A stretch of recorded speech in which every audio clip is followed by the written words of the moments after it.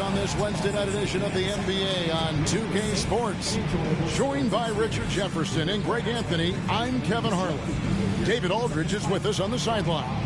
And for a look at how the competition stacks up right now, here's the latest edition of the Power Rankings. They tell a great story.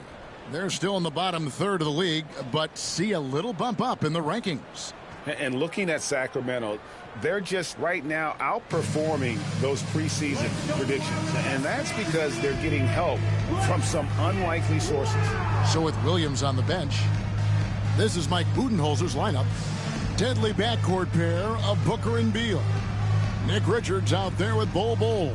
And it's Brooks in at the 3 slot. And for Sacramento, the post pair for him will be Murray and Sabonis. Levine is out there with Malik Monk. And it's DeRozan in at the 3. RJ, kind of a lopsided matchup tonight in some regards, but everyone loves an underdog. Yeah, let's not forget, this is the NBA. Anything can happen, and even lower-ranked teams are elite. We could still have a real contest on our hands tonight. And here we go. Fast break. Booker's got it. Out to Brooks. And the whistle blows. It's going to be on DeMar DeRozan. That's his first foul. Oh, they've got their eyes on him, calling the foul right away.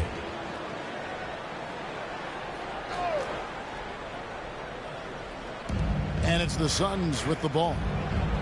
Brooks, the pass to Bol. Back to Brooks for 3. Monk grabs the board. Here's Sacramento. On the wing, DeRozan. Levine against Beal. Shoots. Levine gets the bucket. Obviously, this guy has a talent for scoring. Able to problem solve for whatever the defense tosses at him. Bol kicks to Booker. Phoenix, no good that time either. And the great shooters know when they've got enough opening to go for the 3. I didn't think it was a bad choice on that possession. Now, here's Sabonis. His last outing, we saw him 4 in 22. First personal foul. First team foul.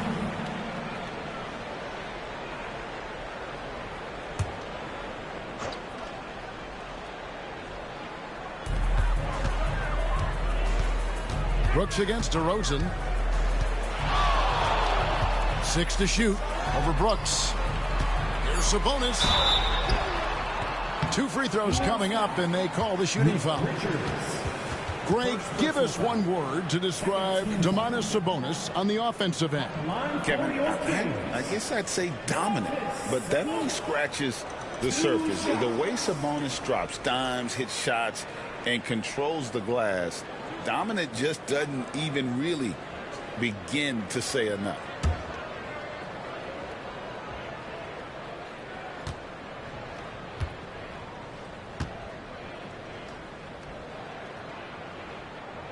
Free throw good. Sabonis. Hey, Greg, one thing that the Kings have had work for them over the last few seasons is their depth. And have made some shrewd moves to fill out their bench. Got great contributions from their 6 through 10 players. It's been a big part of their recent success.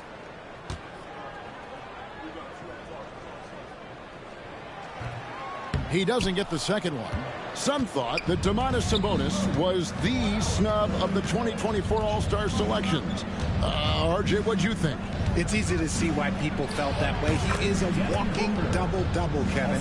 Oftentimes, it's a triple-double. But there's so much talent in the league, even he can get overlooked.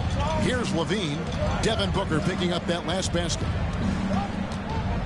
Spins. The 3. And Zach Levine hits from deep. Levine's got 5 now. The belief of Levine, willing to do that in a game, man. Booker up top. And he drops it in from the low post. Well, he is looking confident. Love how they're using him so far. Yeah, when he gets engaged this early in the game, it's bad news for the defense. He can roll this start throughout the rest of the game. Now here's DeRozan. His scoring totals are something to take note of. He's averaging over 19 points a game. Basket is good. He'll get a chance for one more at the line. hard to fathom, but he is really fluid in terms of getting up and down the floor. Bol making himself a capable threat all over the floor. The Suns shooting their first free throw of the night here.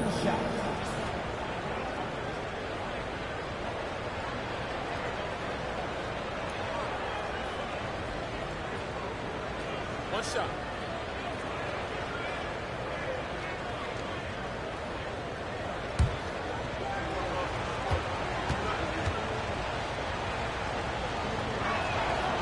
That one misses for Bol. Greg in the process to bring in all their stars. The Suns don't have a lot of ways to add players in the near future. Yeah, they don't control their draft picks for the next few years. That was part of the price for Beal and Durant. They'll have to be very shrewd to add rotation pieces to help them win. And Mike Budenholzer has called a timeout. He's going to have a discussion here on the sideline.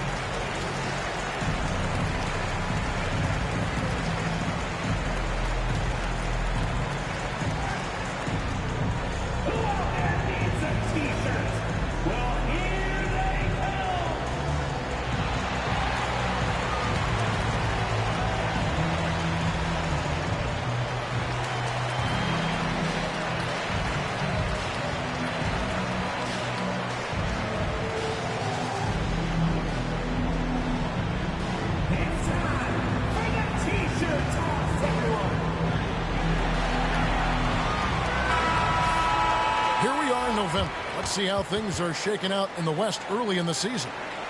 You look at Sacramento, right there in 5th position, middle of the pack in the conference. And, of course, the Suns, not in the same realm right now in terms of their record. And I think for the Suns, they haven't looked anything like the team we thought they'd be this year. Still such a long way to go. They could be in line for a long, tumultuous season. Yeah, I'm not sure this can be written off just as a slow start. I think this might be the team that they are. Now here's DeRozan. Devin Booker missing his last shot. Monk finds Levine. Here's DeRozan. Outside, Sabonis. Levine. Phoenix grabs the miss. Their last encounter was in Phoenix. And guys, they walked into the arena with a certain kind of swagger, and we really saw it play out on the offensive end. And they backed it up with their play, got production from everyone, and they were able to walk the walk on the offensive end. Now here's Brooks. Zach LaVine unable to get his last shot to go. Shoots over DeRozan. Nice shot by Brooks. Inside, outside, mid-range, Brooks has the accuracy to make whatever look he gets work for him. And now we've got some time to check in from the sidelines. You got for us, DA? Guys, I did have a chance to talk with the head coach of the Kings. Now, we spoke about how his team is prepared to try and defend Bradley Beal tonight. Coach said we want to keep the ball out of his hands as much as possible. Make somebody else be the playmaker and scorer. That's our goal. It's a difficult challenge. We'll see if they're successful. Guys? Thank you, David. Here's Booker. There's his 3rd field goal, and now he's made half of his 6 shots. Rate of baskets assisted, it's a stat I really like. It tells the story of how well you are playing team offense. Sabonis kicks to Murray. Pass to Monk. DeRozan surveying the D over Brooks. And the basket by DeRozan. DeRozan has every shot, but that mid-range, yeah, that's his bread and butter. And here's Booker from the arc. Hands it from downtown. Booker's got 9.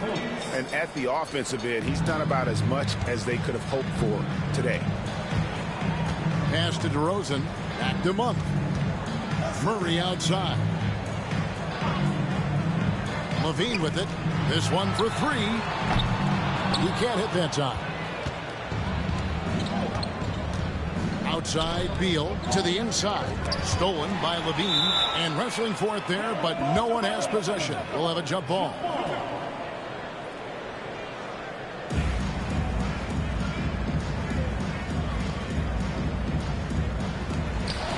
Here's Bull.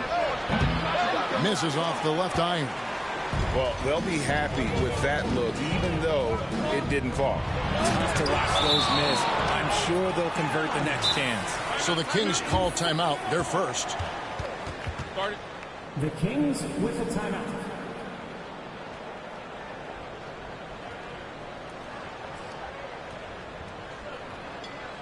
Okay, Sacramento. Time to get loud and make some noise for your 916 crew.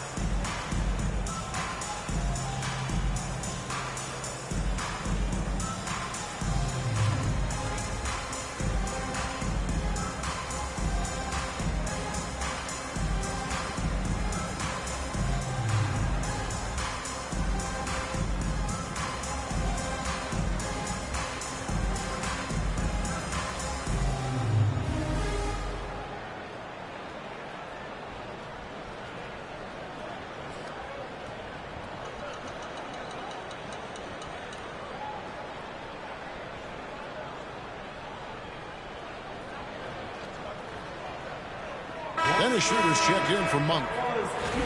And let's check out a breakdown looking at some of the stats for Devin Booker. And guys, how about the surge of offense he's experiencing right now? These last 5 games, he's been a machine at the offensive end.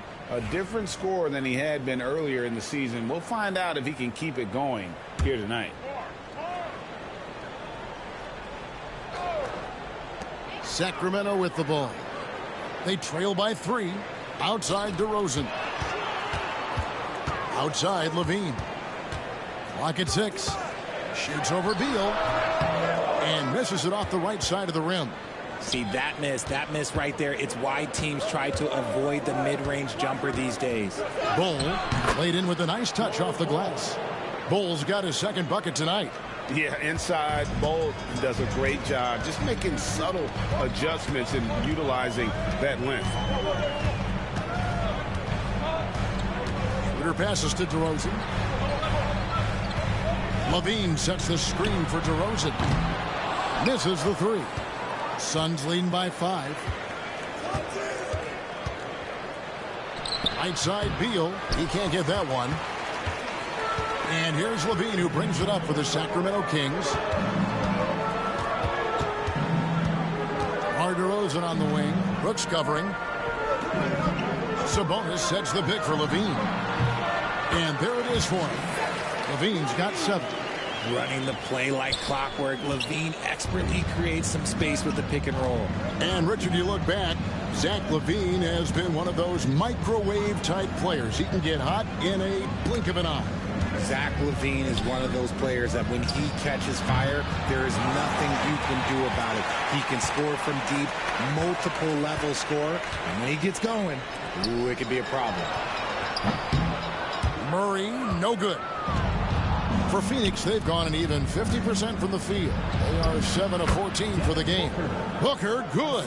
He's looked practically unstoppable this quarter. The defense, yeah, well, they haven't had many answers for him. Here's Murray. Devin Booker picking up that last basket. Lobs it up for Levine. Kicks it out to Schroeder. Here's the 3. Cranes the three-pointer. Showing off those playmaking skills. Levine keeps his head up, makes the easy play. The Suns have gone 8 of 15 from the field, shooting above 50% here tonight. And stolen by Murray. And it's Levine that time on the assist by Schroeder. Levine's got the game tied up here for the Kings. Phoenix has gone just 1 of 4 from three-point range here in the first. He lobs it up.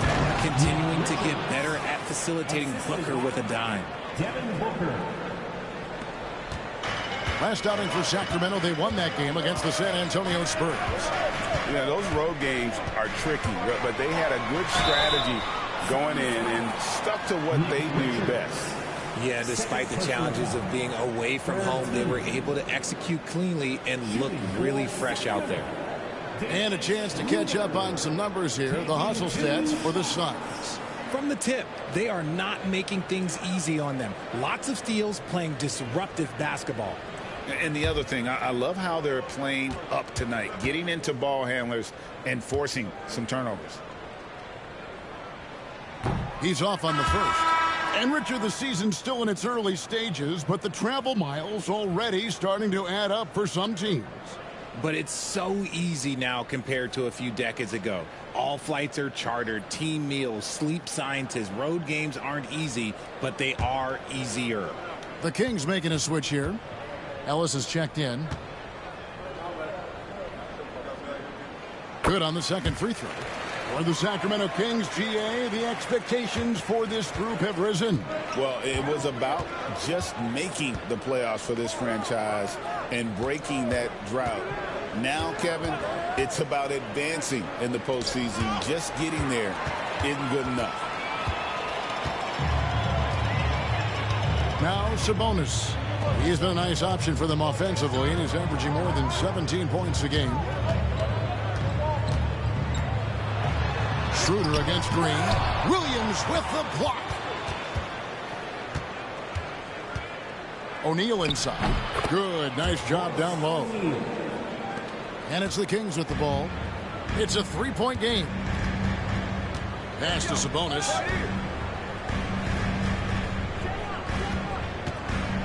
Out of bounds. Phoenix takes possession. While we've got a moment, let's now take a look at the teams that had the most second-chance points on the season. Number one, the Kings. And that's the way they have to play in order to win. They've got rebounders, so they've got to go after those second and third opportunities whenever they can. Catching up on the changes for Sacramento. Lyles checked in for Sabonis. And Levine subbed in for Keegan Murray. Timeout. And Mike Budenholzer is called a timeout. Looking for a breather and maybe just one or two things to talk about.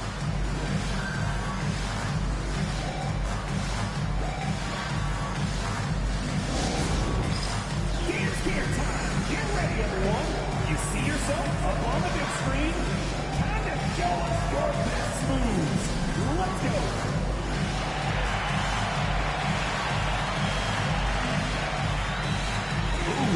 Next.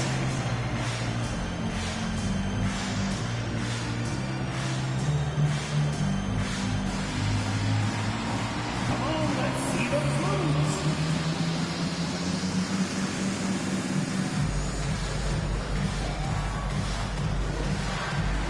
Oh, we have an answer here.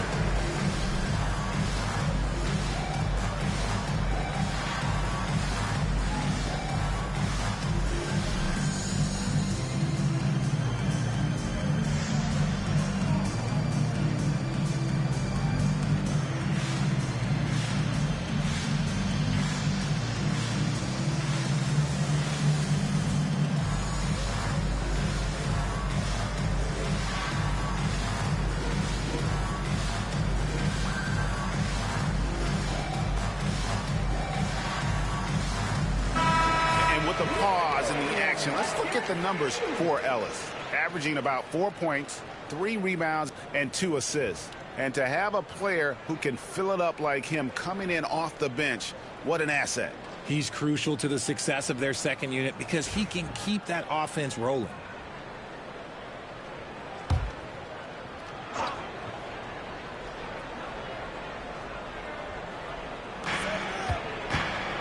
Allen finds Green. Back to Allen. Takes the three. Good. Great play by Green to set it up. And the Suns lead by 6. Ellis, the pass to Lyles.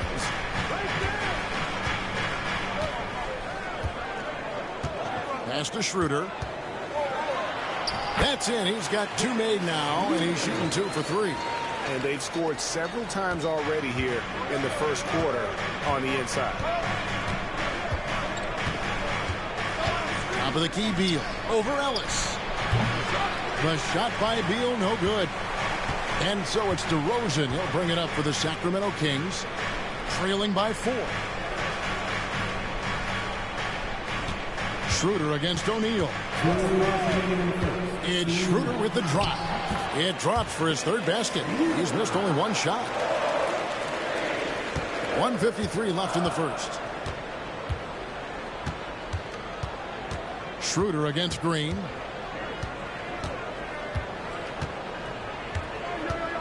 Williams, a screen on Schroeder. Green, bounce pass. And it's Williams throwing it down. It's hard to know what Green is going to do in these sets. He uses that unpredictability pretty much to his advantage, though. Levine against Allen. And the jam by Levine. I'll tell you what, I'm not sure these guys can keep this up. There will be some letdown at some point, but these teams, they are built to score, so... Now, here's Green. What a tremendous game he played against Utah. DeRozan against Williams. And foul on the shot. He'll shoot 2 at the free throw line. Now in the later stages of his career, Greg, DeMar DeRozan continues to be a master from the mid-range.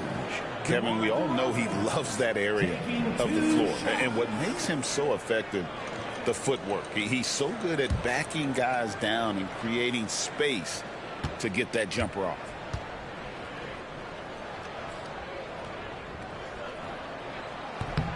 That's good from DeRozan. And with this score of the Suns, you know, Greg, you never know who is going to initiate the offense for him. And that can cause problems at times, Kevin. Can run you into issues keeping the ball moving.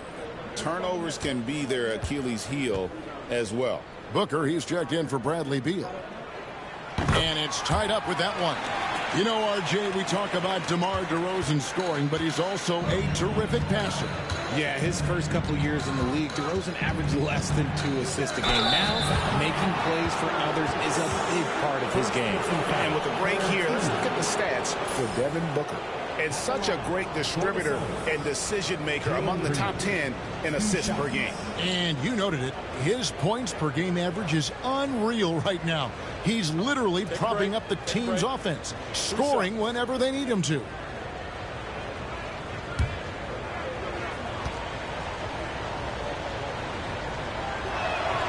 Free throw good, Green. Well, Green is one of those players that always finds a way to create something offensively that gets his team good looks. Jones checked in for Sacramento.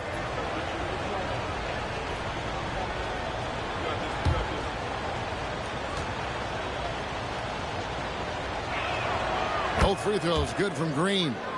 And the Kings, RJ, with back-to-back seasons of 40-plus wins. This is a huge step forward for the Sacramento Kings, Kevin. It had been 16 years since they achieved that feat. But now, with this strong nucleus, there's a lot more optimism in Sacramento, and rightfully so. Now, here's Schroeder. They just worked San Antonio in that last game. Isles passes to Ellis. Shot clock at 2. Rebound by Williams.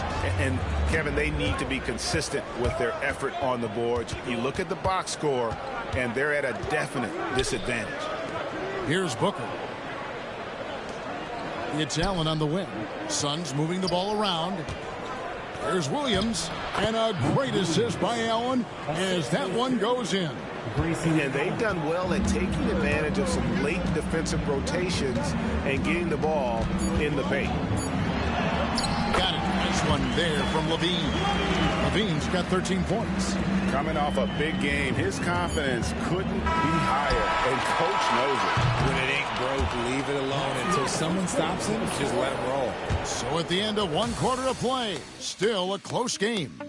The Suns on top. They lead by a bucket. And back with the start of the second quarter in just a moment.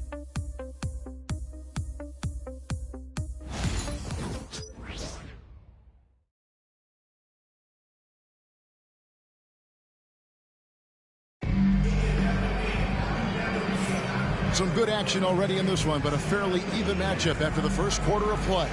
And from what we've seen, guys, from Phoenix, what do you guys see? Just a terrific first quarter, sparked really by their unselfishness. They're playing for one another and focusing on making winning plays. You love to see it.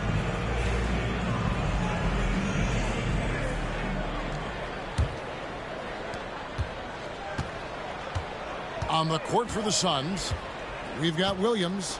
Grayson Allen is out there with Royce O'Neal. Then there's Devin Booker, and it's Green in at the 2-guard.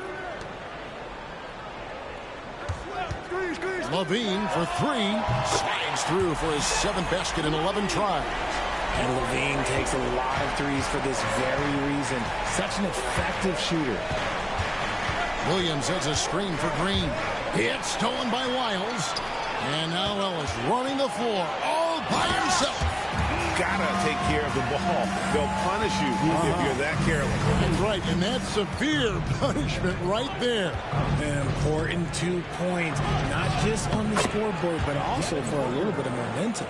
I mean, already hot coming into the game. Is it fair to say he's hotter? And the latest now from our sideline reporter, David Aldridge. David, it's all yours. Take it away.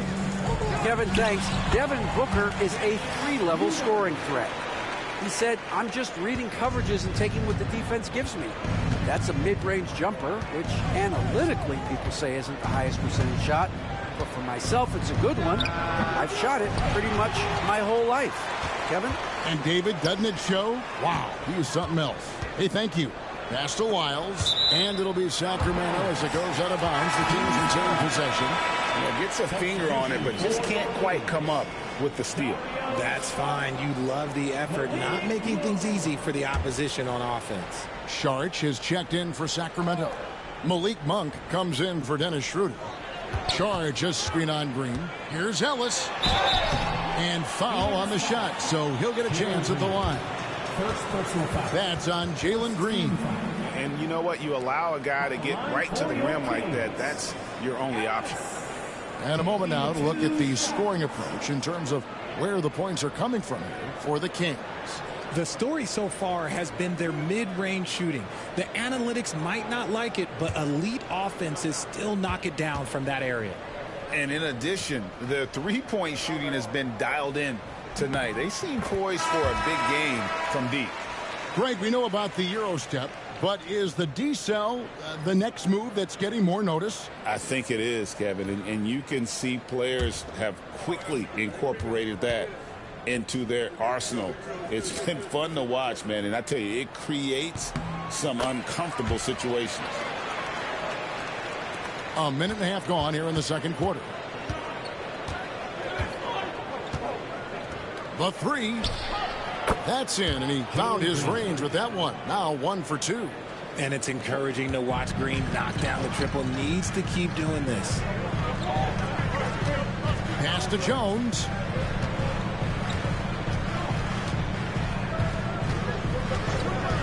And here is Monk. And there's the drive. It's rebounded by O'Neal. I'm not sure what happened there. His family's in the building. I don't know. You have to finish those. Pulls up. Shots good by Green. Green's got 5 points now this quarter. So for Phoenix, their last game a win against Utah. And you've got to love a team that can maintain its composure on the road. Take good shots and knock them down with confidence. They took the air out of the crowd again and again with big shots. They never let the fans become a factor. And the defense to start that play was terrific. I love the fact that they attacked early in the shot clock. Here's Levine, and then Levine with the jam. Check out Levine getting artful at the rim, leaving the defense just completely clueless of how to stop it.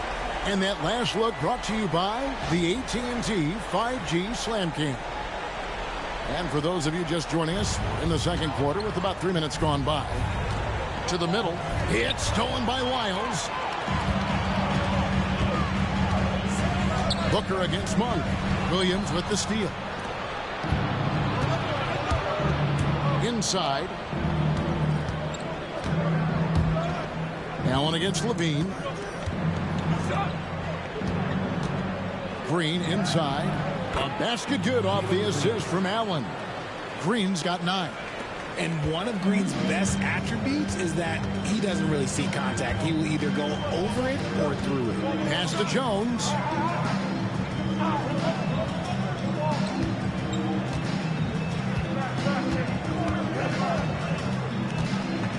Now Ellis. Shot clock at 5. And a miss there on the triple. And they had some botched coverage that turned into no coverage. Here's O'Neal. It's hauled in by Lyles. And so Ellis will bring it up for Sacramento. Pass to Monk.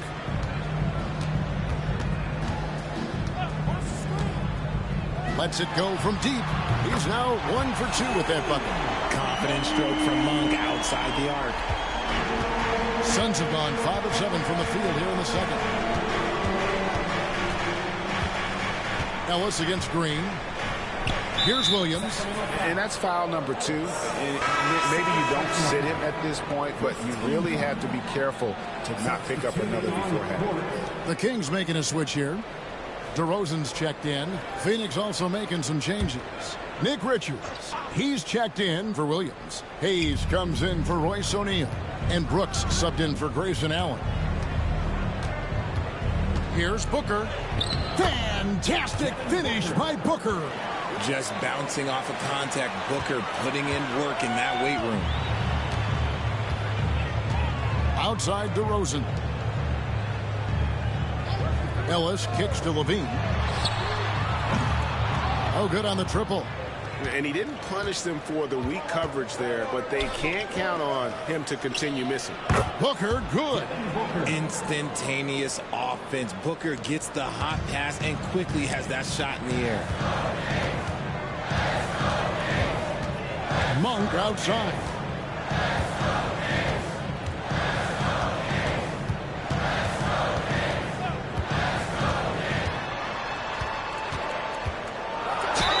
And he gets the basket. Officials blowing the whistle, so a chance at the line for one more.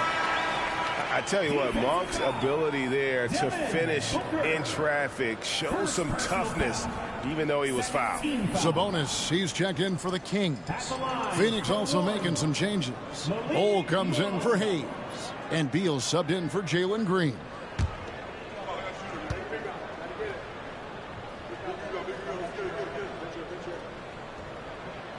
Free throw drops for Monk. With his skill and athleticism, Monk is a very valuable piece in your rotation. Outside, Beal. Suns moving the ball around. Booker with no one around. Again, the miss by Booker. Surprising he didn't bury that, but hey, it happens sometimes. And the All-Star, Devin Booker, an incredible scoring guard. Since the moment he got drafted by the Phoenix Suns, he has been a beacon of consistency. Every single year he gets better. Every single year he adds something to his game. That's why Devin Booker is one of the best guards in this league. Pass to Levine. Teardrop shot. And Ball sends it back. And that massive wingspan coming into play there. Ball uses it to perfection to block shots. The Kings have gone 6 of 10 from the floor here in the second quarter. Now, here's Monk. 6 points for him. Up top to DeRozan. Releases. Again, the miss by the Kings. For Phoenix, they've gone 8 of 12 since the start of the second quarter. That's a really high percentage, hitting around 67%. On the wing, Booker. Monk defending. Outside DeRozan. Monk left side. And he gets the whistle for the 3-second call. And a quick look at how the Suns' schedule is shaping up. On Friday, they'll be matching up with Al Horford and the Oklahoma City Thunder. Then on Sunday, they'll be matching up against Mike Conley and the Minnesota Timberwolves. And looking at the schedule, it isn't ideal in terms of the upcoming games with the amount of quality teams that are going to be playing. but it's also a good chance for you to get some confidence and really see just how good you are. Here's Green. And the call on the shot that sends him to the line. So far, proving he can score in this league. Green drawing more attention from the defense. He's gone 2 for 2 at the line so far. And what a season he's had at the foul line thus far. 86% from the line. Take a break. 2 shots.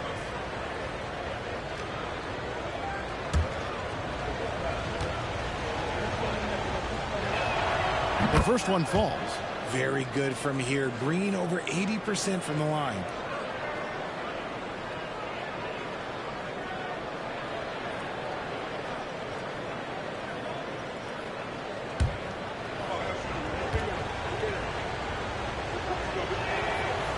Both free throws good from Green. The Kings trail by 4. Ellis outside. In the corner, it's Monk. Schroeder against Green. Sabonis sets the pick for Schroeder to the paint. And the slam dunk by Sabonis. I love watching Sabonis work in screen rolls. Positions himself perfectly in every set. And timeout is called by Mike Budenholzer. This will give him a chance to discuss some potential alterations.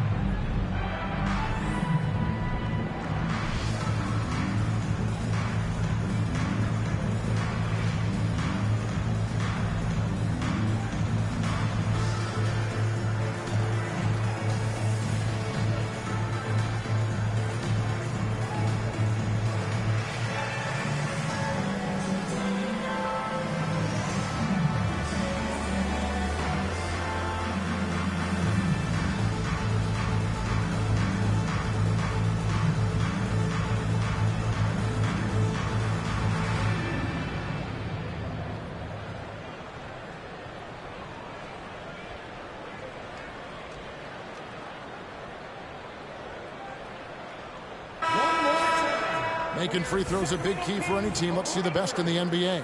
The Suns, number 1. You can't be careless when you play them. I mean, no wasted opportunities at the line. It's a team effort, and they're getting it done.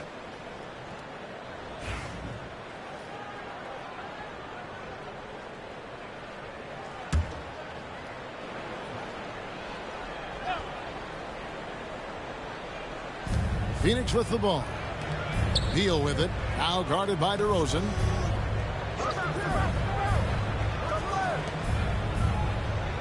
Pass to Beal. Down low. Here's Bol. That's good. And so Beal with the assist. That's now 8 points for Bol. And you see defenses trying to be physical with Bol.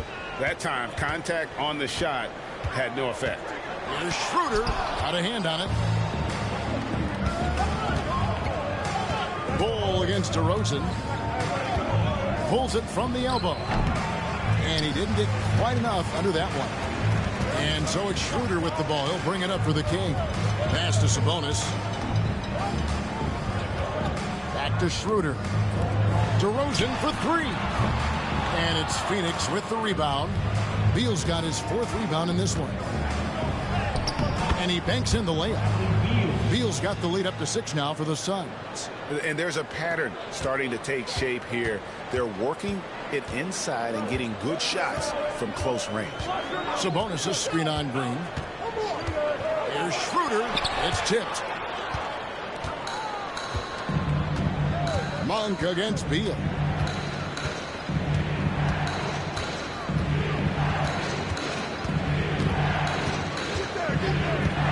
From about 19 feet, and the Suns tack on 2 more. You know, he's had better starts, obviously, but he's shaking it off here in the second. Schroeder passes to Monk. Schroeder against Green. Sabonis' screen on Green to the inside. And the slam dunk by Sabonis. Boy, Sabonis just executes at such a high level. Phoenix leading by 6. And Green now, top of the key. And play stops. Whistle on what looks to be an illegal screen.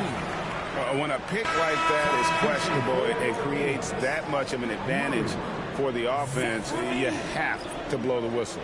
You gotta blow the whistle when it's that obvious. Great call there by the official. Here's what Sacramento's going with right now. Murray comes in for Ellis. And Levine subbed in for Dennis Schroeder. Sabonis sets the pick for Levine. Gets the three-pointer to fall. Now just a three-point Phoenix lead. That's his second triple of the quarter and third of the game. Keep building. Brooks finds Richards. Now here's Green. Suns moving the ball around.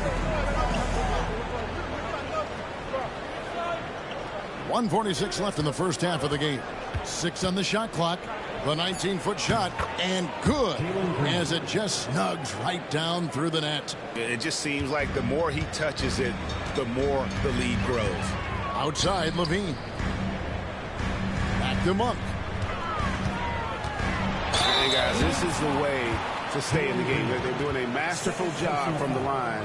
Perfect this quarter. And this is his second trip to the line in the game. And he's putting together a solid year at the free throw line. 79% overall.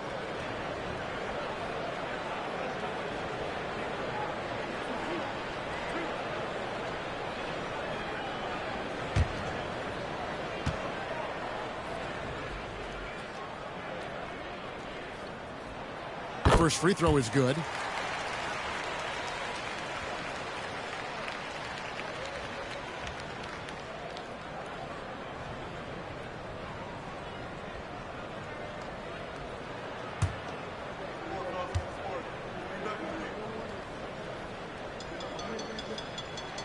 And Monk drops them both. Well, here in the second quarter, he's starting to dial up his aggressiveness as far as working himself to the free throw line. Pass to Bull. Over in the corner, Green. Brooks outside. A three-pointer, no good.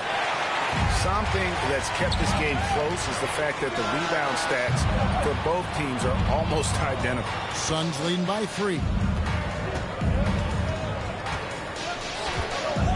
There's 57 seconds left in the first half of basketball. Here's Beal. Plays it up off the glass. Beal's got 6.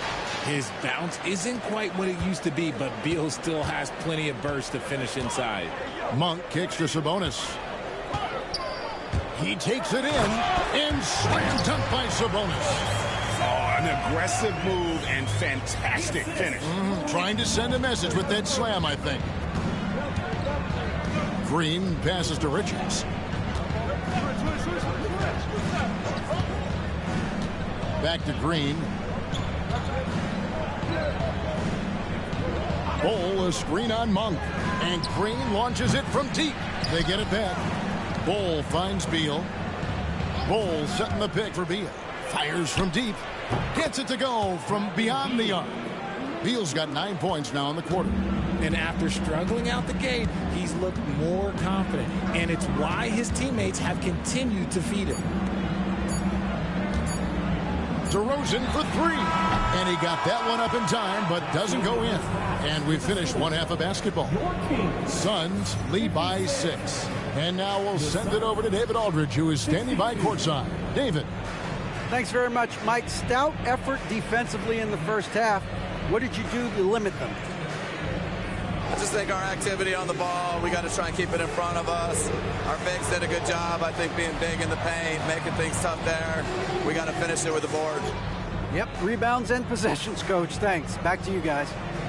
Thank you, David. And we'll be back after halftime as the third quarter gets underway.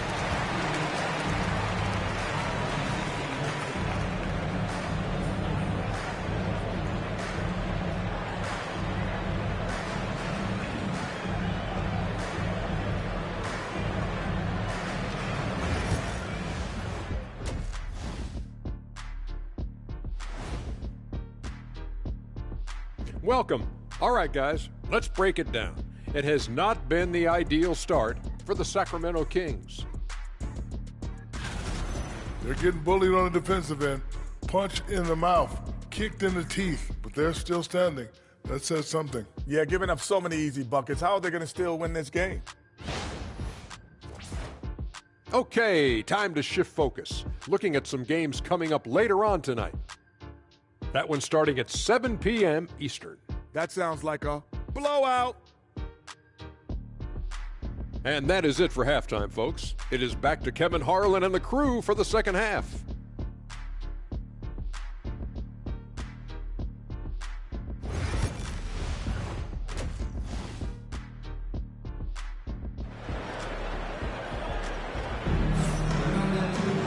We've got second half action for you, and if the next couple quarters are similar to the first, this one could go down to the last possession. You look at Zach LaVine, he's really been playing well. Man, he's been running wild on them through that first half. Absolute dynamite on offense. If they don't change their approach in the second half, let's just say his success will continue.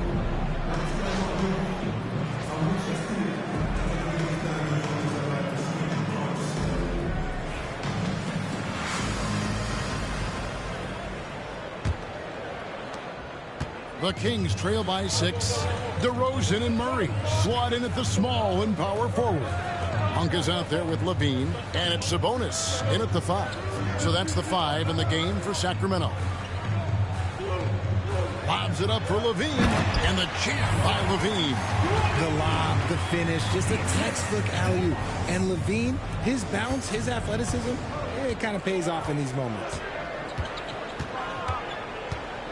Outside, Beal for the 3. Bean with the rebound.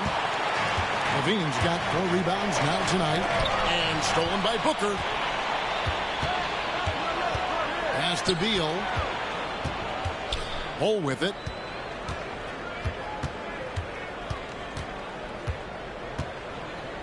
And here's Booker. Shot clock at 6. Back to Bull.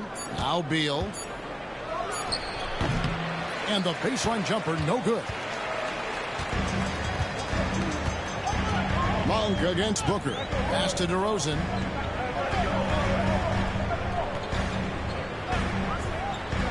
On the wing, LaVine pulls it up. Good. And it's DeRozan picking up the assist. And now it's up to 25 points for Zach LaVine. Booker the pass to Richards.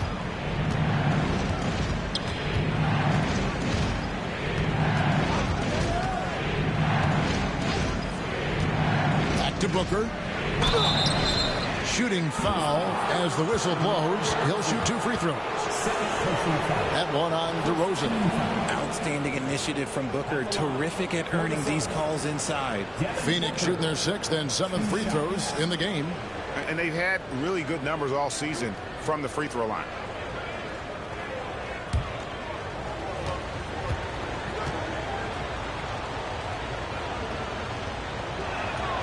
Free throw good, Booker. GA, when we think about Devin Booker's scoring ability, he always has been ahead of the curve. The youngest player ever to score 70 in a game, amongst the youngest to get to 10,000 points. Booker is on a historic scoring pace.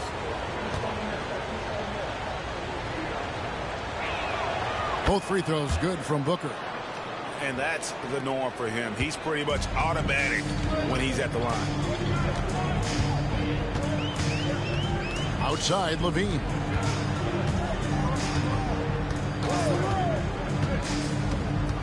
Sabonis' screen on Beal. LaVine wide open. It's good from long range. LaVine's got 28 points for the game. That makes 3 in a row to start the second half. DeRozan against Brooks.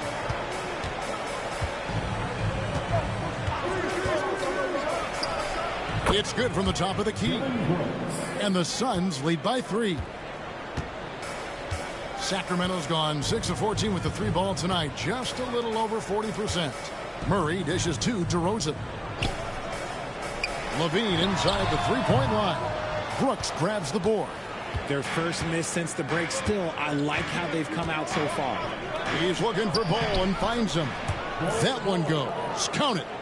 And guys, the D has to show a little more fight on the interior than they did on that trip.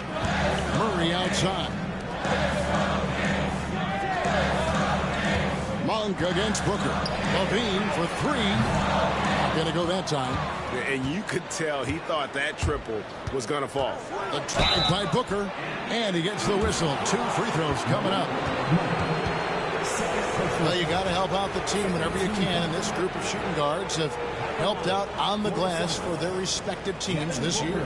Zach LaVine on top. Well, what he may give away in terms of size to some of the big men down low, no doubt he makes up for it with his agility and determination. That's what allows him to be such an outstanding rebounder. Those little things, those hustle plays he makes, those go a long way towards helping the team each and every night.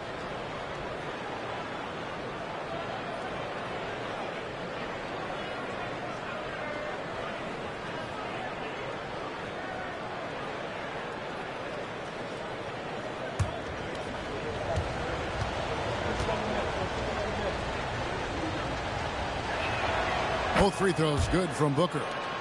This is who you want at the line, and Booker gets himself there a lot. Monk kicks to Sabonis. Pass to Levine. Oh, the lob to DeRozan. Stolen by Brooks. And here we go. Fast break. Brooklyn's got it. And a quick review, looking at some numbers here for Brooks. He's averaging about 7 points a game, 2 assists, and 3 rebounds. Not bad numbers, but for a player of his talent, you have to think he can do more. Yeah, there's no doubt he has been inconsistent, which is unusual for him. But when he turns it back around, boy, you better watch out.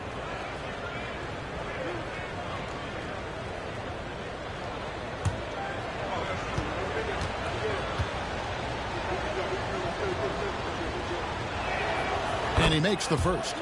When Devin Booker steps on the court, you almost expect 30 or 40-point nights. Booker is that talented.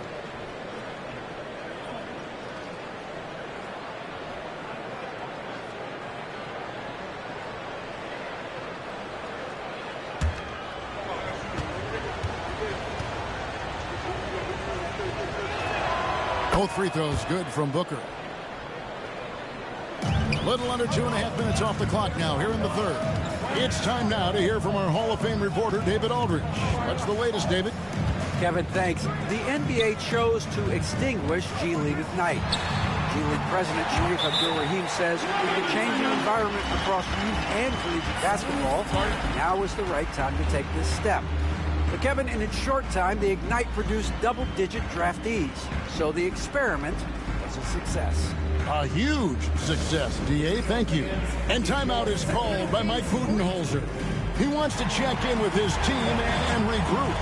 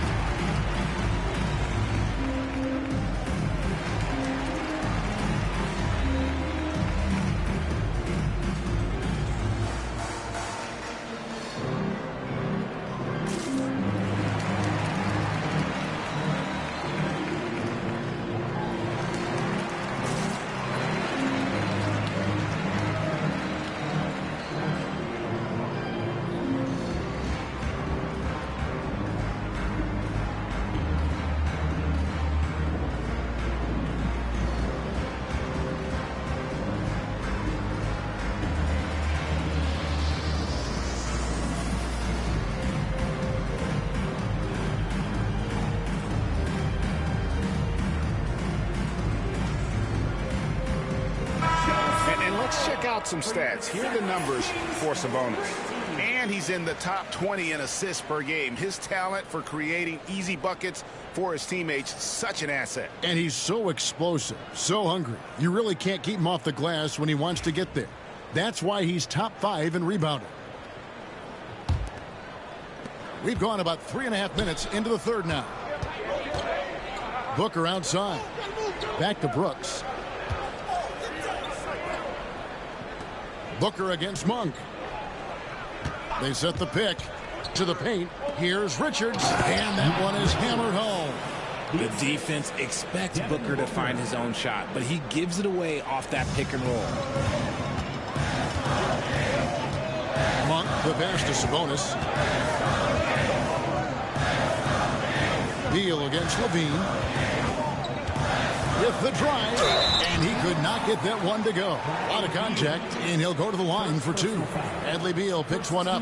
Yes, Levine is a very good three-point shooter, but he prefers driving it. Don't see that in a lot of guards these days. What do you guys think so far about the offensive approach for the Suns? I'm liking the throwback approach. They're making use of the mid-range area and inflicting major damage there. And they're also finding a good deal of their points off turnovers tonight. Seems like every time they come up with an extra possession, they find a way to convert.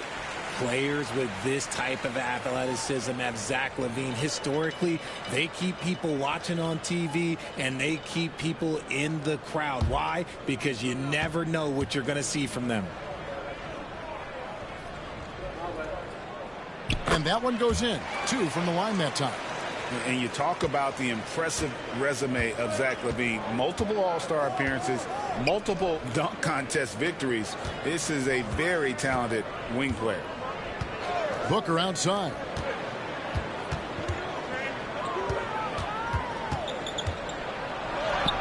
In down low. Booker refuses to be denied. And defensively, they are on their heels every time the ball comes inside.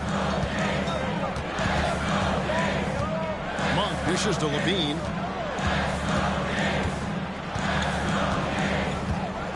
Sabonis' screen on Beal. And with that, the Phoenix lead is cut to just 7 on the basket from Levine. He's doing everything he can. If they want to win, others have to step up and provide some scoring. He lobs up the alley-oop pass, and it's out of bounds. Last touch by Booker. There's one for the low light. Wow. I'm not sure who messed up the pass, but look, somebody did. Royce O'Neal's checked in for Phoenix. Royce O'Neal. And so Monk will bring it up for the Sacramento Kings. Levine, a screen on Booker. Here's Monk. And oh boy, a lot of contact there, but he gets the call and will shoot 2. Second personal foul. 3 trips to the line so far for him in this one. Shooting for Sacramento, Malik Monk. Taking 2 shots. Take a break. Take a break. 2 shots.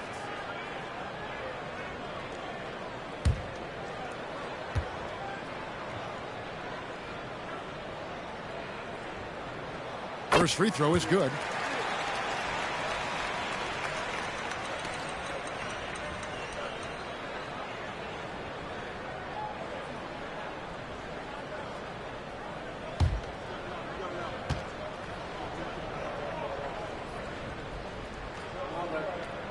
And he makes both free throws. And even though they're down, they are putting on a show at the free throw line. Booker against Monk. Booker looking around. Over Monk. No good from Booker.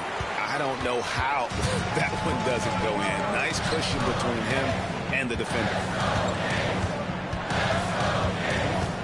Murray against Beal. Murray, the pass to DeRozan. That's in there. Murray with the assist. DeRozan's got 6 points. Tough for a guard to hang in the paint like that, but not DeRozan. And Booker kicks to Brooks. O'Neal outside. Booker against Monk. 5 to shoot. Booker, good. And Booker just dominates in such an effortless fashion. The game comes naturally to him. Hey, RJ, what about Keegan Murray? He made the immediate impact in the NBA as a rookie, setting a record for three-point shots made, and he has continued to build on it. A bit of a surprise as the 4th overall pick in the 2020 draft. Murray was the right fit. Big part of Sacramento ending that 17-year playoff drought. Take a break. Take a break. 2 shots.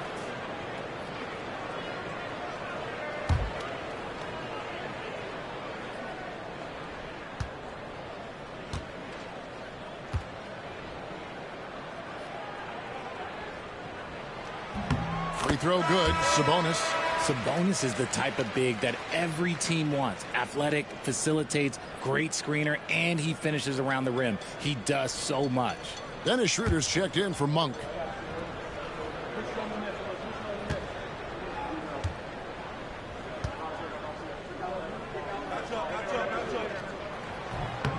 And Sabonis drops them both.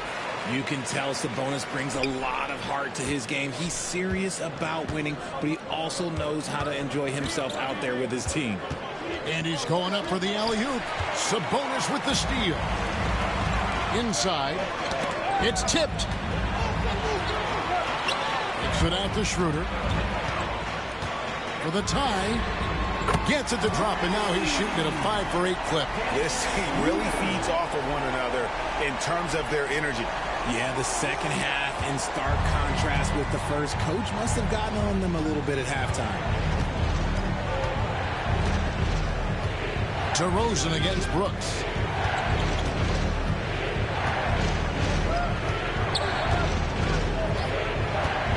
Takes a 3. Rebound collected by Levine. Levine's got 6 rebounds now in the game. And Dennis Schroeder hits the whistle that time. That'll be his second foul of the game. Really just a great play to sacrifice his body and take the charge. Here's Richards. Good. A nice assist from Booker. Booker's got 3 assists now in this one. Unsurprisingly savvy pass by Booker, setting another guy up for success instead of forcing a shot. Screen by Sabonis. And he makes the bucket, gets the whistle, and now a 3-point play chance here for him. Pick works well there. Not much resistance from the D. Yeah, that just comes down to a lack of effort. The defender has to do a better job fighting through the screen. The Suns making a switch here. Williams is checked in. Shooting for Sacramento, shooting 1. One shot.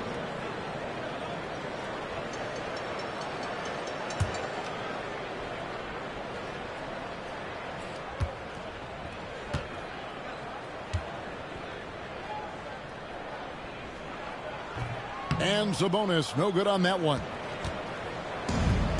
Phoenix has gone 0-2 from deep to start things here in the second half. Williams sets a screen for Brooks. Traps in the tray. Brooks has got 5 points now this quarter. Oh, spacing the floor. Brooks is comfortable shooting it from deep. Sabonis sets the pick for DeRozan. Driving to the basket. And that one clearly a foul. Gets the whistle and 2 shots coming up. That's on Mark Williams. These are his 3rd and 4th free throw attempts of the game. DeMar DeRozan taking 2 shots. Shooting 2.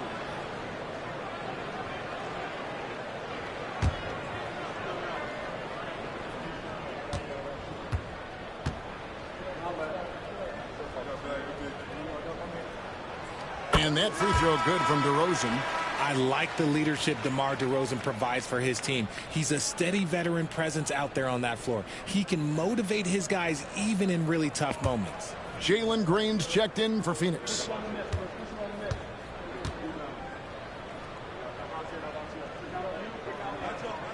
Both free throws good from DeRozan. And I like the aggressiveness of DeMar DeRozan's game. He's constantly testing the defense, looking for any weakness he can exploit to get a bucket. And so it's DeRozan. He'll bring it up for the Sacramento Kings. And it's Schroeder missing. The Suns leading. And here's Brooks. 7 points in the game. Williams sets a screen for Green. No good with the triple. Sacramento's gone outside a lot tonight. 17 times, in fact. 7 of 17. Here's Murray. And trying for the go-ahead basket. It doesn't go in. Phoenix has gone into a slump here from three-point range, shooting just 1 of 5 here in the third. Well, Richard, during his Washington days, Bradley Beal averaged 30 a game in back-to-back seasons. Beal is such a strong guard, so not only can he beat you with his shooting stroke, but he can also play some bully ball.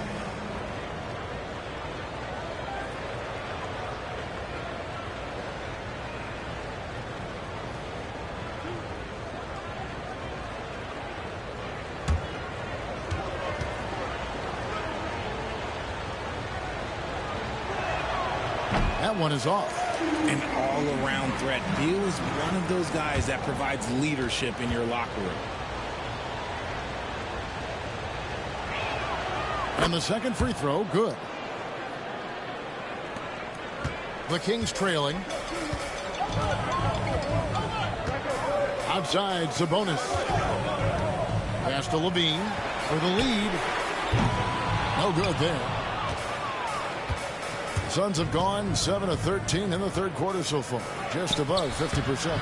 They grabbed their own miss. Shots good by Green. Making things happen amongst those trees. Green, he's pretty relentless. Kings have gone 8 of 13 on shot attempts to begin the second half. Outside, Levine. Shoots over Beal, and the shot is good. The Phoenix lead has been cut down to just 2 points in the bucket from Levine. Oh, man, he's feeling it this quarter. They should be looking to get him going every trip down the floor. Beal up top. It's good. With that basket, he's now 5 for 9. Powering through contact. Beal with the strong finish. DeRozan passes to Schroeder. 2 minutes remaining in the third. 2 minutes. Outside, Levine. To the middle. And the shot is good. The Phoenix lead has been cut down to just 2 points in the bucket from Schroeder. It's almost like he had a bird's eye view of the court. DeRozan always knows where his teammates are. Williams, a screen on Schroeder. And the wide open shot from Green. Green missing again. You know, some people could say he's struggling on offense this period. I like to think of more of drowning. Just can't seem to find his confidence. Murray finds Sabonis. Murray against O'Neal. Just 5 on the clock. Sabonis sets the pick for DeRozan. And no good. Had a chance to take the lead there. Phoenix has gotten 1 of 6 three-pointers to drop since coming out of the locker room at halftime. Whoa, look out! Look out! Wow, okay, I see you. If that doesn't belong in the dunk contest, then I don't know what was. That is an impressive finish there by Green. Nice angle on that replay with the AT&T 5G Slam Cam. Brooks against DeRozan. Murray surveying the D. It's stolen by Green. And up the court come the Suns on the break. And Green slams it in. I know you're not going to believe it, but yes, that was strong defense by Green. And then because of that effort, he takes it all the way himself. Back to Schroeder. Murray outside. On the wing, Levine. Clock at 6.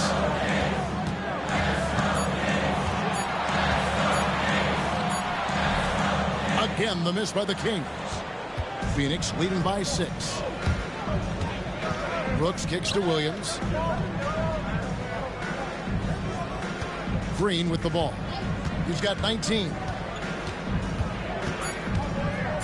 Williams sets a screen for Green. Oh, and he nails it just in time. One eye on the rim, one on the clock. What a play. Boy, that was close. Got it in just in the nick of time. And so it's Devin Booker making highlights for Phoenix. A terrific quarter for him. And now he has a total of 27 points. Shouldn't take him long to get up over 30. We've got more in store for you right after this.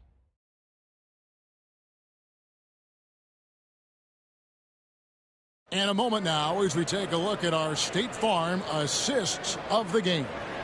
And I'm glad this was the pick because I love this pass. Such a great dish. That's what I call court vision.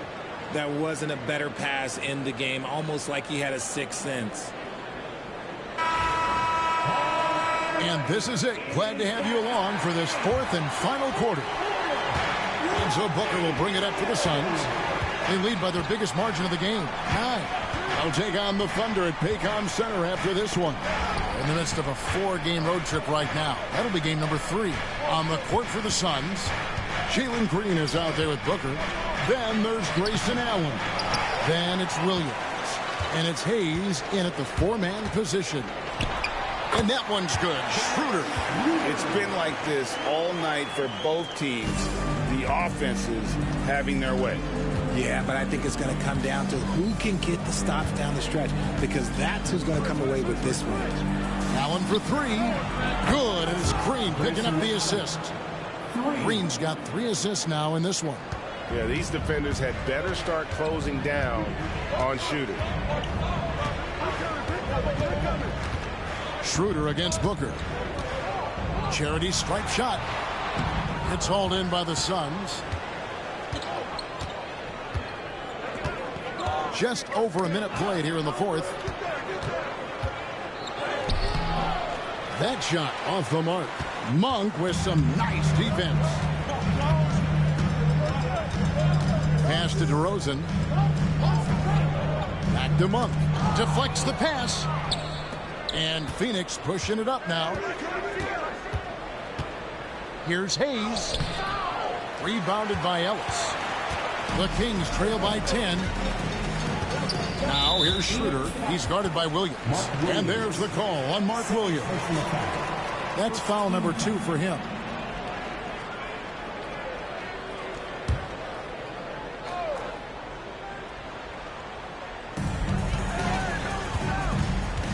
Ellis surveying the D.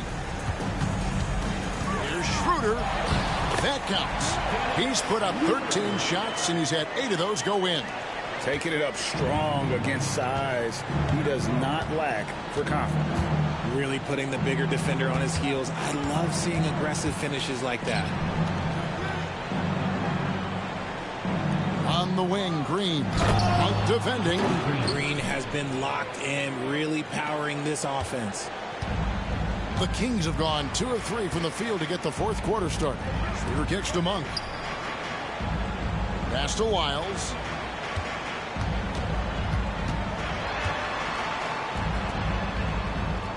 Back to Monk. Just 5 to shoot. Some nice ball movement here by the Kings. Here's Schroeder. And it's off from 3-point range. Phoenix leading by 10. Hayes the pass to Booker. What balance by Booker right there. And we've kind of come to expect this performance from Booker every night. His scoring is just that consistent. Miles a screen on Booker. In the corner, it's Monk. Fires the 3. And that's out of bounds. Sacramento will retain possession. Keegan Murray's checked in for Dennis Schroeder. Dylan Brooks, he's checked in for the Suns.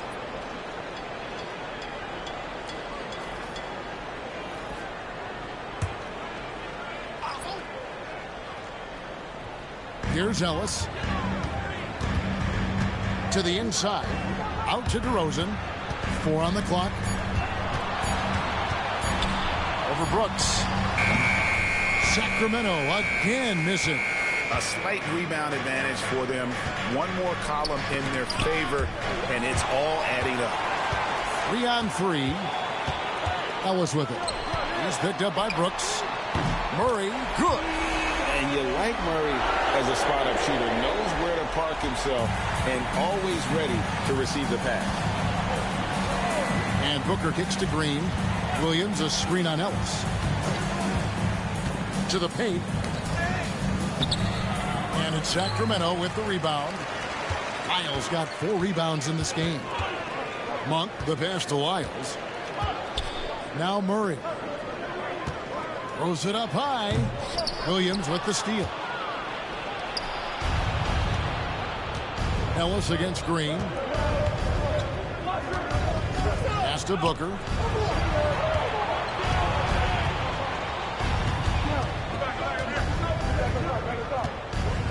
Down to 5 on the shot clock. And Devin Booker in the paint. Booker showing some power. And it's the Kings with the ball. Here's DeRozan.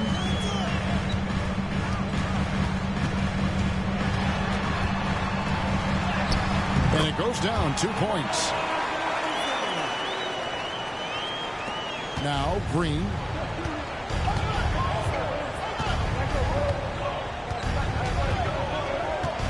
Top of the key, Booker. Back to Green and taken away by Ellis. And here we go. Here's Murray. Good D by Booker. And you got to give credit to the D for never giving up on the play and doing just enough to bother him at the rim. And there's the foul. It's on Keegan Murray. That is his first foul of the game. Dennis Schroeder's checked in for Sacramento. Phoenix also making some changes. Nick Richards, he's checked in for Mark Williams. And Beal subbed in for Green. Beal, the pass to Brooks. Here's Hayes. Beal deciding where to go with it. 5 on the clock. Looking for Richards and gets it there. Oh, and here we go. Ellis has got it. The fast break chance. And Ellis throws it down. And at the other end, Murray showing some great instincts, turning defense into offense. Booker the pass to Hayes. Back to Booker. Pass to Brooks. It's Beal on the wing. Monk defending. Shoots. And yep, finally drops after rolling around the rim. And the Suns lead by 9. And so Ellis will bring it up for the Sacramento Kings. Now Murray.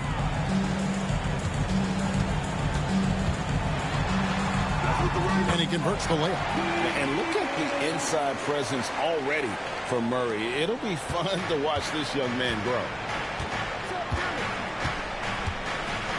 Ellis against Brooks. Pass to Beal from past the arc. That drops and it comes off an assist from Brooks. Brooks has got his 3rd assist on the night. Sacramento's gone 1 of 3 from outside the arc since we've reached the 4th quarter. Shooter kicks to Monk. Now here's DeRozan. Ellis with it. From downtown. Connects from 3-point range.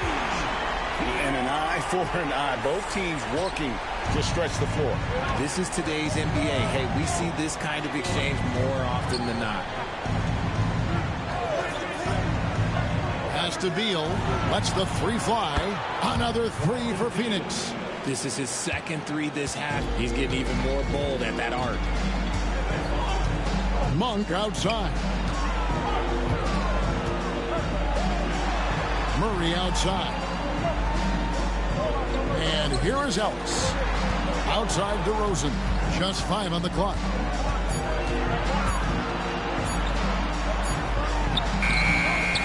It's rebounded by Hayes.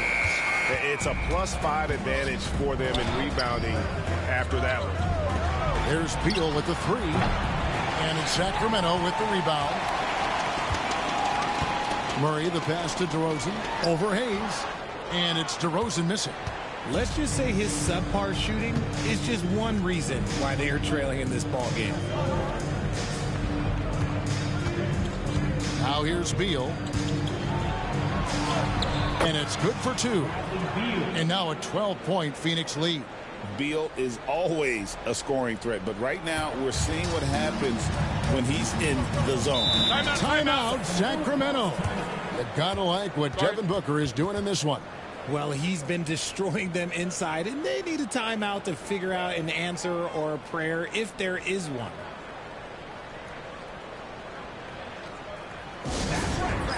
Your 916 crew.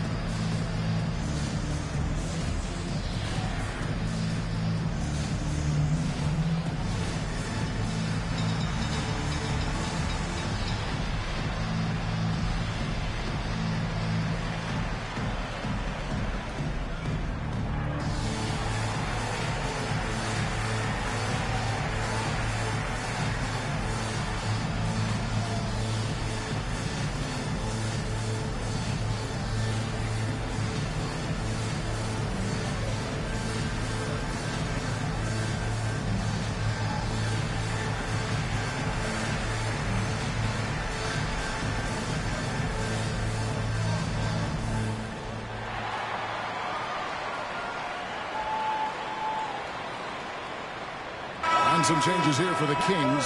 Sabonis, he's checked in for Ellis. And Levine subbed in for Dennis Schroeder. And a change for the Suns. Bol, he's checked in for Hayes. Time now to turn to our sideline reporter, David Aldridge. David. Hey, Kevin. Well, I was able to listen in with what the Kings head coach said to his team. He was not pleased. He said, you guys look dead out there. Told them they've got to play with more activity. And then he said, this is not going to cut it. I have to see who's going to step it up. Guys. Thank you, David. And he has started to turn it on now after that slow start. Suns leading by 10. And here's Booker. It's good. Booker's got 16 here in the second half. He's been dominant all game long. Nobody on the floor can stop him. And look, let's just say he knows it. There's the lob to Sabonis. Hammers the alley-oop through. Look at Sabonis showing off that athleticism. And it's the Suns with the ball. Booker outside. To the right side.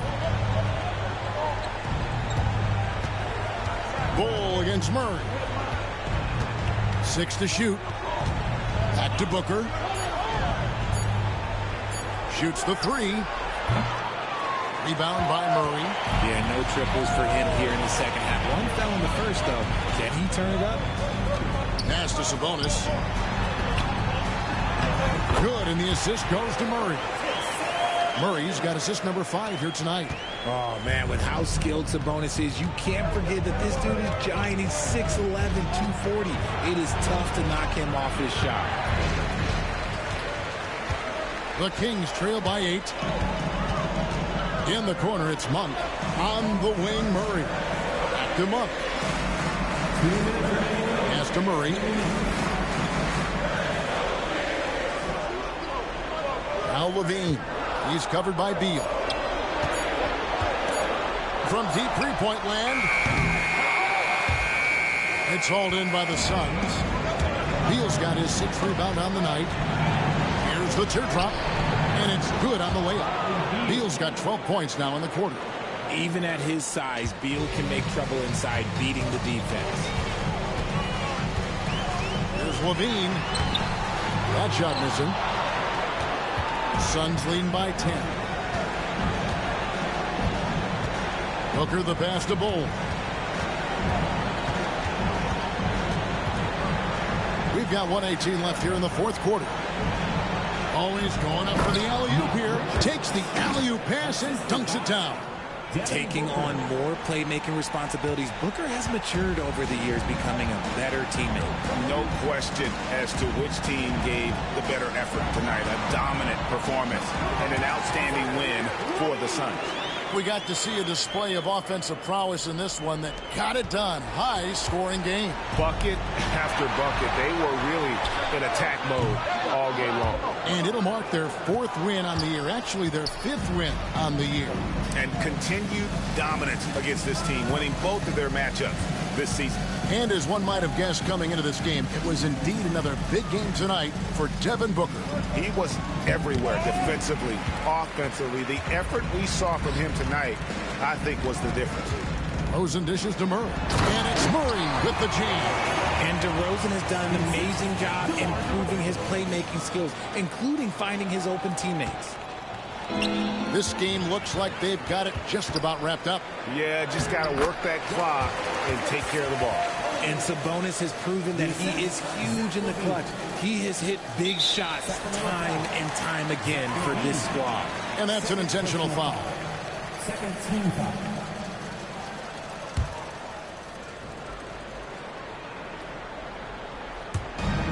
And now they decide to foul intentionally. Malik Monk. 3rd personal foul. 3rd team. At the line for the Suns, Devin Booker. 2 shots.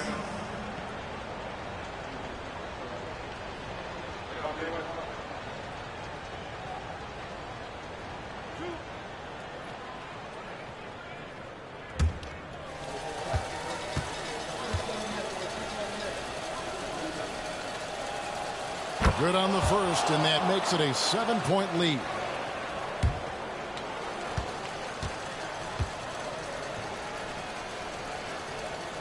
So he gets them both, and it's an 8-point game. And so Levine will bring it up now for the Sacramento Kings. The rebound by Richards. Booker with it.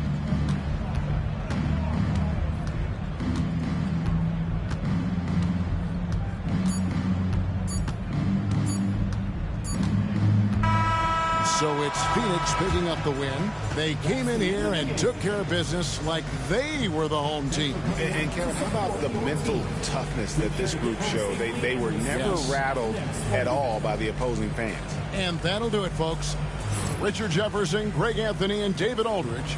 This is Kevin Harlan thanking you for watching tonight's game on 2K Sports. And now our player of the game, Devin Booker.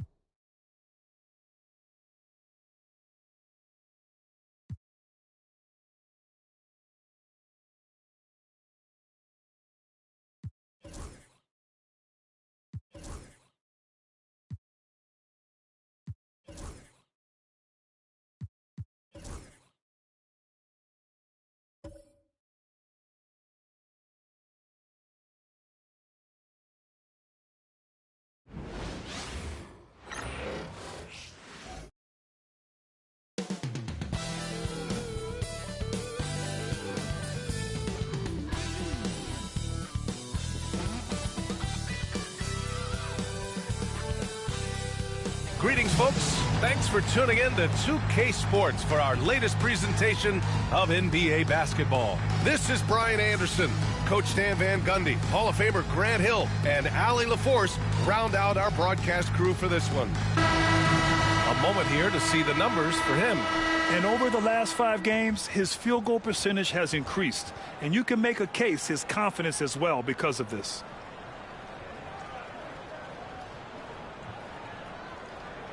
And now Dallas' starting group. Najee Marshall is out there with Davis. Then it's Kyrie Irving. Then it's Thompson. And it's Lively in at the 5. And for the Jazz, they've got Collier, Walker Kessler out there with Lauri Markkanen. And it's Bailey in at the 3. Well, Coach, we're still very early in the NBA season. When you were coaching, what was your focus around this time? Early in the season, Brian, really in the entire season, but especially early, you just want to try to be getting better every single night, making the corrections from one night to the next, and just keep growing as a team. Here's Marshall. Here's Thompson. And the first shot of the night for him, no good.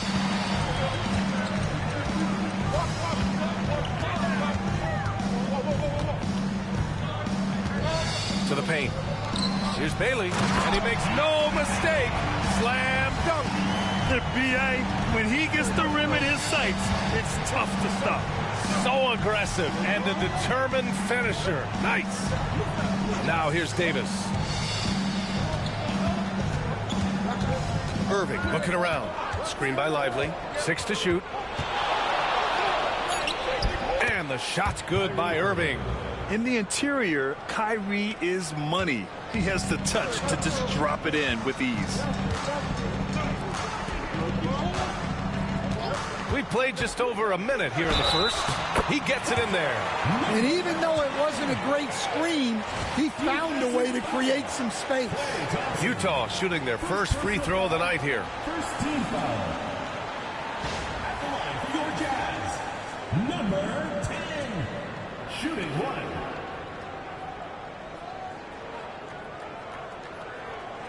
One shot.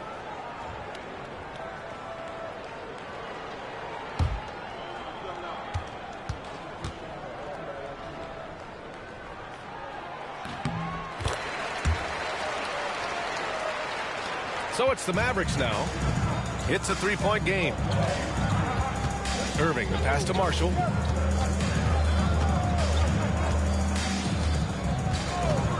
Back to Irving.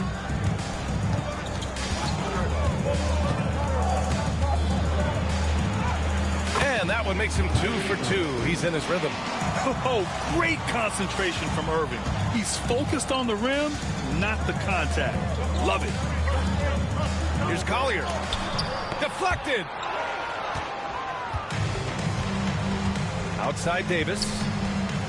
The steal. And they're on the run. Shot's good by Collier. Great recognition. Understanding that that one is all him. Yeah, beating everyone up the floor and finishes off the break. Now here's Thompson. His last outing, we saw him score 13.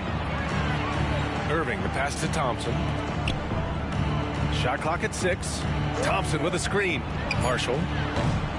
The three-pointer off the mark. The Jazz have gone 3 of 4. Off to a nice start. Well, Coach Lowry Markkinen, it's been an interesting study to watch his game continue to improve every year. Yeah, it certainly has, Brian. You know, he was a complimentary player for quite a while, and then finally has developed into a primary offensive threat, and he has thrived. It's good. Yeah, between his length and touch, Davis is the perfect interior player. About 3 minutes gone here in the first quarter. Pass to Collier. Shoots over Thompson. Collier, no good. Mavericks trail by 3. A chance here to catch up with Allie from the sideline. Will Hardy gave me a few minutes to catch up with him. And the point of emphasis in the game plan against Anthony Davis was to simply be more physical inside. Coach said we have to force him outside the paint and make him shoot those mid to long range shots. Sounds like they're willing to give up the outside shot to keep Davis from dominating the paint. Allie, thank you. Here's Davis. And good. Coming on the assist by Irving. Yeah, they don't come much easier than that. Irving always putting the ball right on the money. And we've got a timeout called by Will Hardy. He's going to gather the troops and talk it over.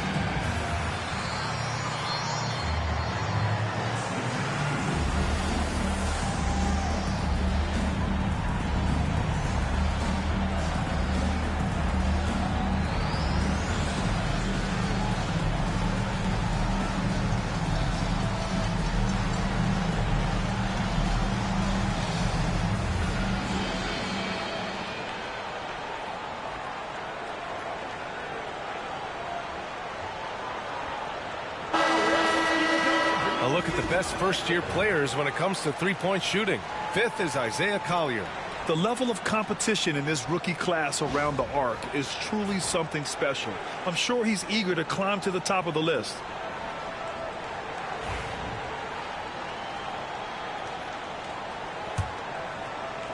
And it's Utah with the ball. Oh, poked away. It's stolen by Lively. Pass to Thompson. Outside Irving. Thompson with a screen. Launches it from deep. And Kyrie Irving with the 3. Irving's got 7. For Utah, they've gone 4 of 6 in the first quarter. Here's Collier, defended by Thompson.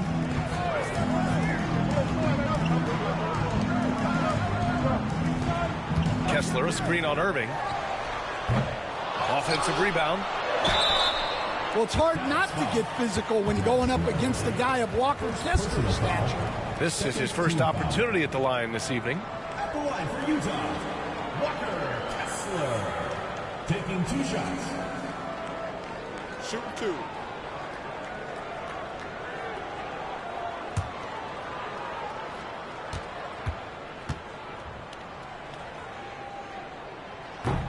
That free throw good from Kessler. Well, where Kessler is elite is on the boards, and he's an excellent rim protector. Those two things alone will earn you minutes.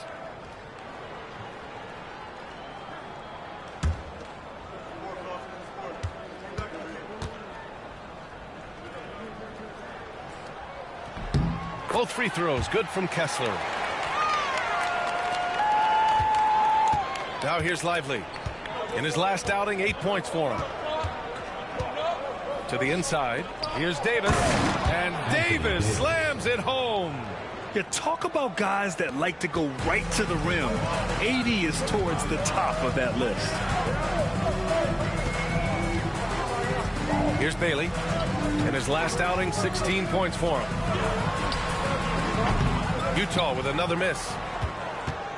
The Mavericks leading. Thompson passes to Lively. Outside Irving.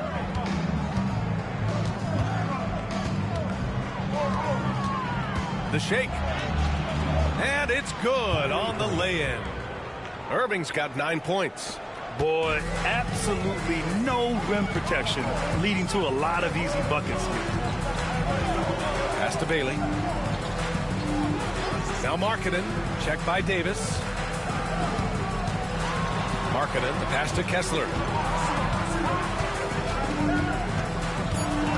To the middle. Here's Bailey. Klay Thompson pulls down the board. And Dallas with possession. They're on an 11-2 run.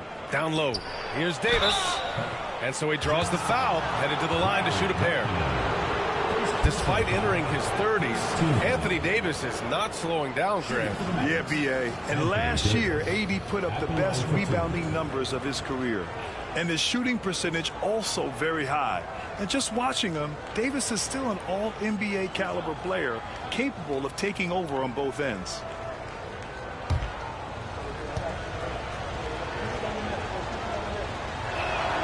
First one falls for him.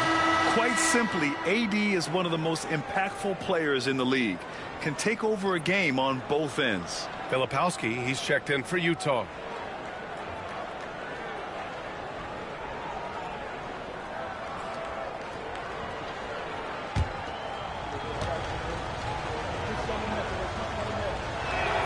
Both free throws good from Davis. And he's shown a great touch at the line. They've tested the big guy, but he's come through. Pass to Filipowski.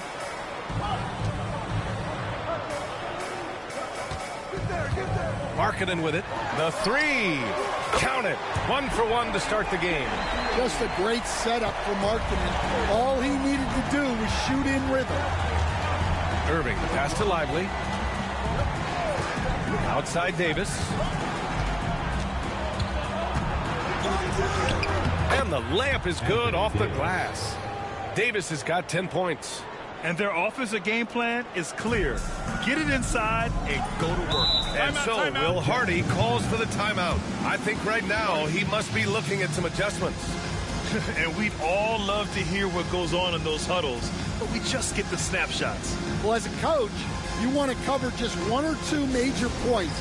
That way guys can absorb it and go out and execute.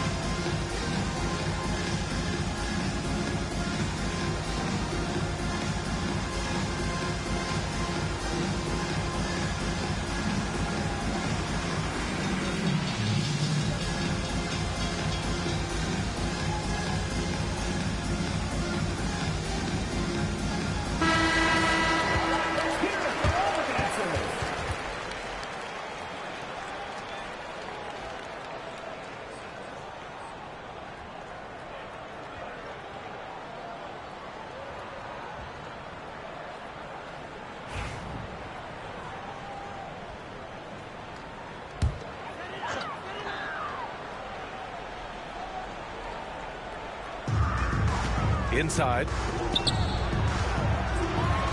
Here's Markkanen. Good setup. Led him to the rack perfectly for the layup. Markkanen's gotten his second bucket on the night.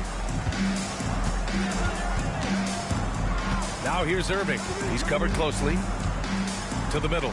Here's Marshall. And he caught that pass in full stride on his way to the big slam. Great setup by Irving. Just a tremendous playmaker. Markkanen with a screen on Irving. Pass to Markkanen. And for a scorer as prolific as Markkanen, he doesn't need the ball in his hands too often. So many of his scores come off assists. So just a great sense of when to get into space and become available. And a look now at how the offensive approach has been going here so far for the Mavericks. Well, I like how they're going right at the defense, creating high-quality looks with that penetration. And I've also liked how they've attacked the opposition off of turnovers. I mean, just making them pay for every mistake out there. Just so many things Markkanen can do to help your team on both sides.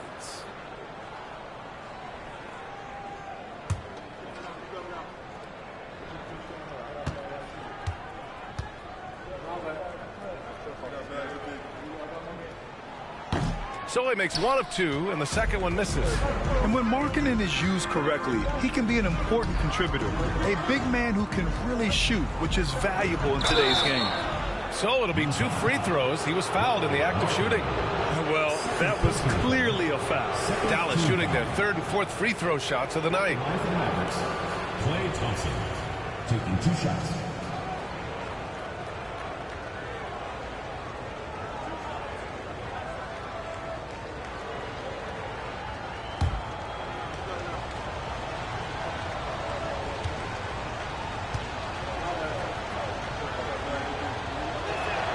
That free throw is good from Thompson. They're one of the greatest shooters ever. Thompson's confidence is what makes him so dangerous. Utah making a switch here. George is checked in. Russell's checked in for Dallas.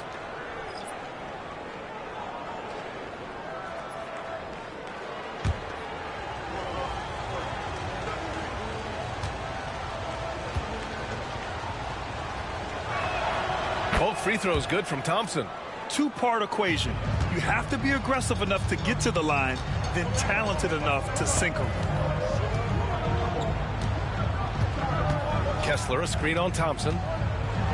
Pass to Kessler.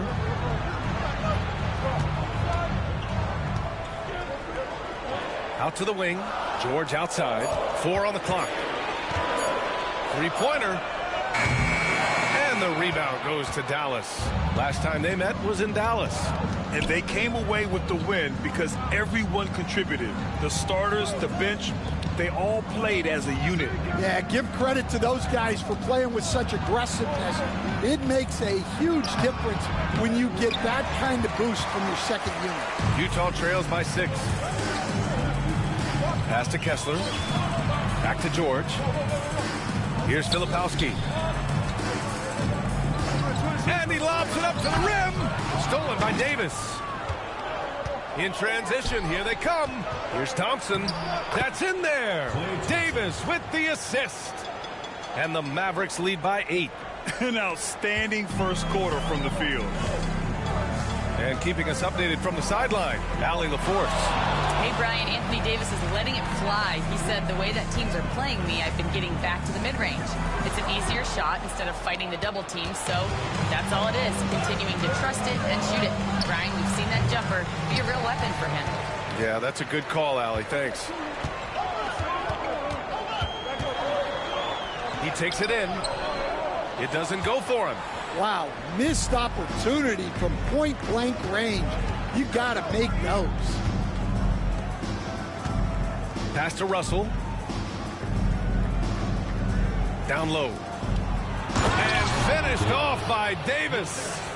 They're not wasting any time putting their stamp on this game. What a start. Yeah, but you can't let up at all. They've got a chance to put this game away early, and they should take it. Now here's Kessler. He's been productive, averaging just over 7 points a game. Just 5 on the clock. To the paint. Stolen by Russell.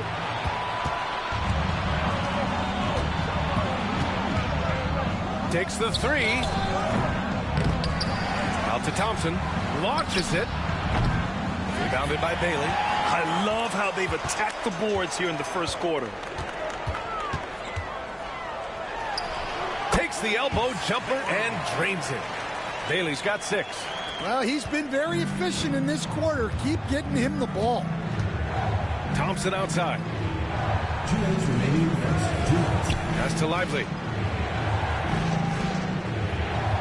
Here's Marshall.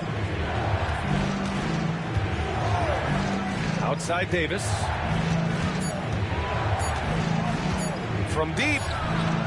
Sinks it. What range from downtown. He's got 15. Well, he's had it going offensively, helping them build this lead. Pass to Filipowski.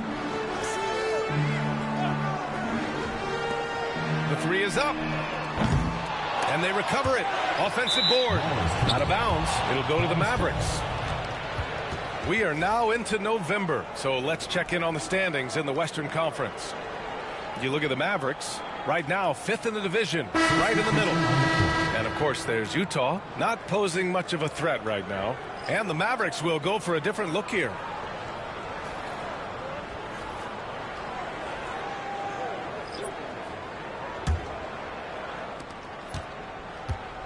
And so it's Irving who brings up the ball for Dallas. They lead by 11, fresh off a win against the Warriors. Yeah, they were able to execute offensively in a hostile environment, which led to a lot of high percentage shots. Well, and it's one thing to get the shots you want. It's another to make them. They've got good scorers on this team. And it's blocked. Dallas leading by 11. Washington passes to Russell. Back to Washington. And that's good. His first bucket of the game. And they're behind right now because they're failing to play quality defense. It's that simple. The Jazz have gone 7 of 16 so far. Pass to Collier. Here's Hendricks. He's guarded by Washington. Now George. Now here's Anderson. Shot clock at 5. And Gafford with the block. And they'll turn it over. Couldn't get the shot off. A shot clock violation.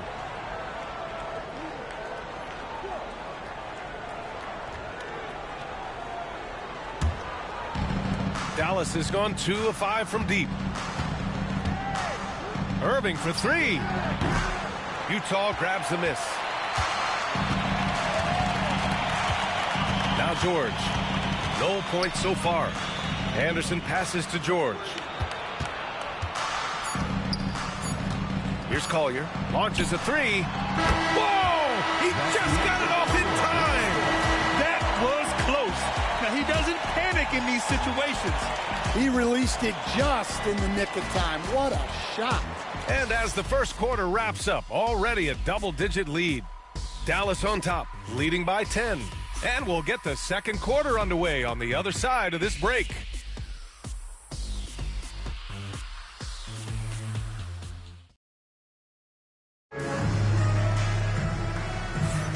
And if you're just tuning in, we've got a wide margin on the scoreboard, but plenty of time left for a comeback. And let's quickly break down the game we've seen from the Mavericks.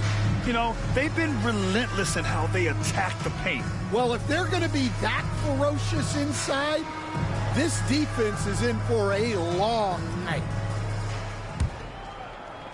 And it's Utah with the ball. They couldn't put the pieces together, losing that last matchup with Phoenix. And it was an awful game defensively. They lost the individual matchups, and the help was slow to rotate. And being slow on your rotations is a killer. There's not a team in the league that won't punish you for that. Collier is out there with Keontae George. Then it's Filipowski. Then there's Kyle Anderson. And it's Hendricks in at the 3, the small forward. On the court for Dallas here in the second. We've got P.J. Washington, Kyrie Irving out there with D'Angelo Russell. Then it's Daniel Gafford. Here's Irving. Sinks it from just inside the baseline. Irving's got 11 points. Well, Grant, with players getting bigger and more athletic, do you support moving the restricted area out? Yeah, B.A., I would. We've seen a lot of injuries when defenders slide underneath elevated players on the drive. So cutting down that risk makes a lot of sense. Here's Hendricks. Still no points. The three, Collier. Another three for Utah. The defense gave him a little space, and he took advantage. Outside Irving. Gafford to screen. Irving, the pass to Gafford. And the dunk by Gafford. Yeah, coming off the pick, Kyrie makes the unselfish play. And just about a minute and a half has passed here in the second quarter. Anderson drives. Oh, plenty of contact on that shot. Officials call the foul, and he'll take 2 free throws now. First trip to the free throw line for him in this one. For 2, Kyle Anderson.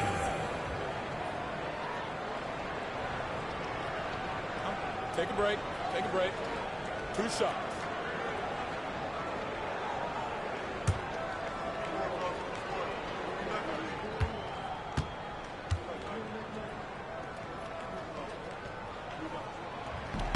The free throw drops for Anderson. Well, a player like Anderson will always have a role because he's a glue guy who can do a little of everything, and he doesn't need the ball to make an impact.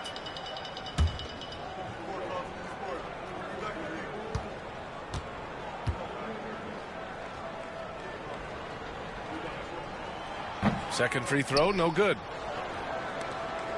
The Mavericks lead by 8. Russell from outside fires in the triple. Russell's gotten himself on the board with a 3 there. So crafty off the dribble. Russell stops on a dime and gets the separation he needs. George outside. Pass to Hendricks. Here's Collier. 6 on the shot clock. The 3. Gafford grabs the miss. Dallas has gotten 3 of their 7 threes to find the net in this matchup. Well, that one should be in his wheelhouse, but just off the mark. George with it. Gafford picks him up. Deflects the pass. And a fast break now. The Mavericks on the run. Oh, he drains it. His 6th make in 9 tries so far. An opportunistic player in the open floor. Once Irving sees a chance to score, he jumps on it. Grant, we all know how good Kyrie Irving is, but he's especially lethal in the fourth quarter. And his clutch moments go far beyond his series winner in the 2016 finals. He thrives in high-pressure moments and has done so his whole career. And so Will Hardy calls for the timeout, a moment to rest and confer on the game plan.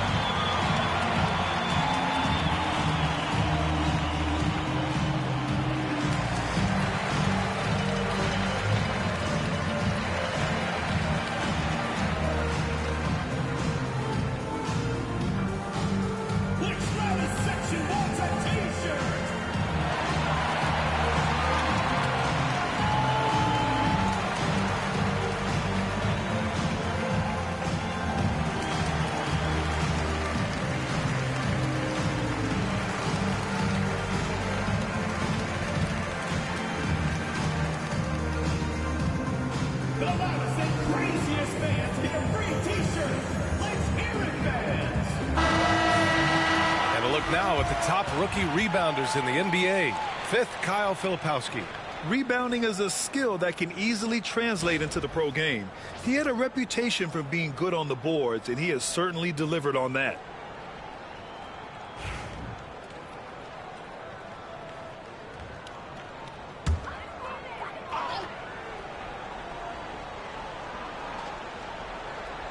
Here in quarter 2, we've played a little over 2.5 minutes now. Pass to Collier. Here's Hendricks. He's guarded by Washington from 12 feet. And Hendricks gets it to go. Hendricks has gotten his first bucket of the night. And so it's Russell who brings up the ball for the Mavs. They'll face the Spurs at home after this one.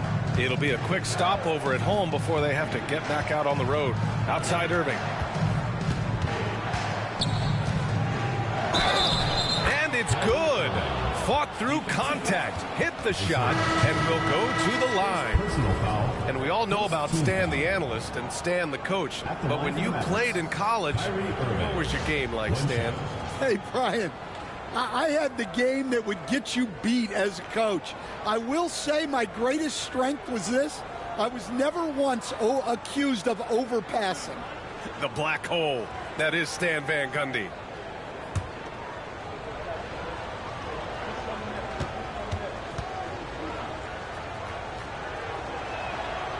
And in terms of raw talent, Kyrie Irving is a step up from a lot of other guys. He just has an innate ability to create things out on the floor and make tricky shots. Pass to Sensabaugh. Shoots over Thompson. Shot's good by Sensabaugh. Here in the second quarter, just under 3.5 minutes played. Anderson covers. The three from Thompson. The rebound by Filipowski. And this is exactly who you want taking that shot. He just missed it. Anderson can't get it to go. Dallas leading by 12. Washington outside. Here's the pick. Utah grabs the miss. And it didn't register as an official block, but he did everything you want in disrupting that shot. Well, you know, sometimes the most pivotal plays don't always go on the stat sheet. Now here's Anderson. And the foul is called. He missed it, so he's got a couple of free throws coming his way. That's on Derek Lively. Well, Anderson is a talented player. No wonder the D was playing so tight. And he'll take his third and fourth free throws of the night.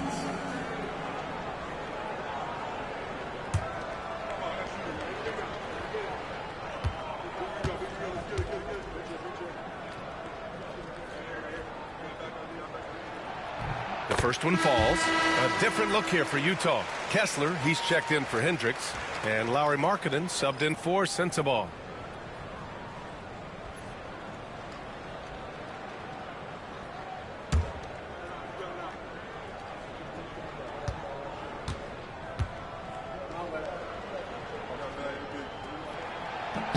And Anderson drops them both.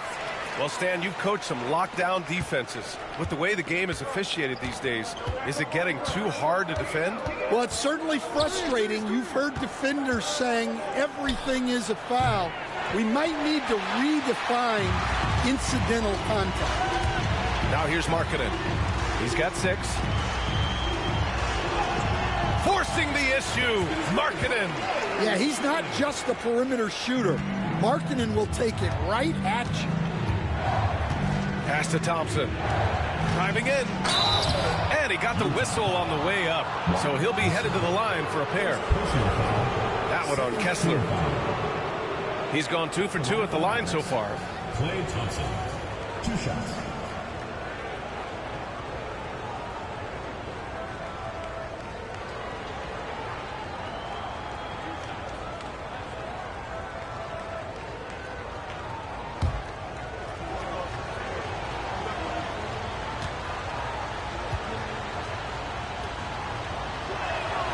And he drops the first.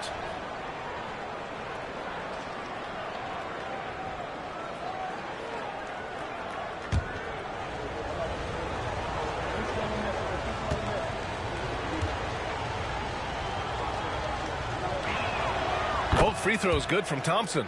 0 wasted trips. They're doing their job at the line. George against Irving. Pass to Filipowski. Fader on the way. And the rebound goes to Dallas. They've led by as many as 14. Thompson with it. Picked up by Markkanen. Here's Lively. Washington outside. Irving for three. It falls again. He's now 8 for 12 from the floor. A huge part of Kyrie's game. He's so good at capitalizing from outside. Pass to Markkanen. George, a screen on Lively. Markkanen for three. Washington grabs the miss. The Mavericks lead by 13.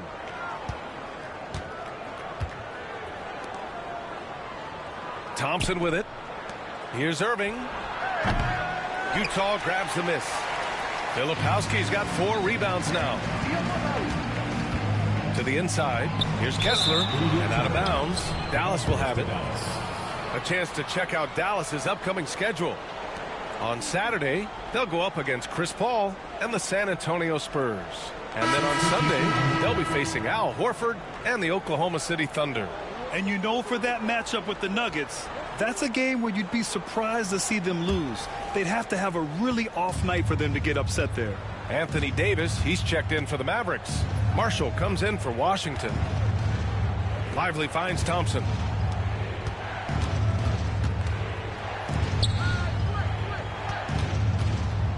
Here's Irving. And he was fouled while in the act of shooting, so he'll take 2 free throws. Just incredibly crafty on the offensive end. Irving keeps his defender uneasy all game long. And he's gone 1 for 1 in the game so far at the line.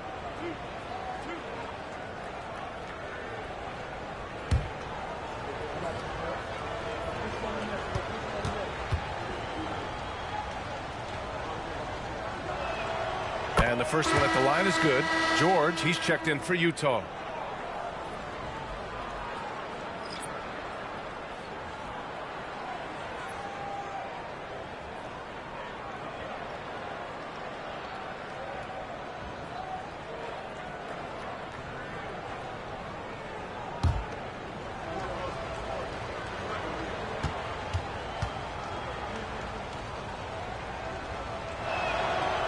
Good on the second, so he makes them both.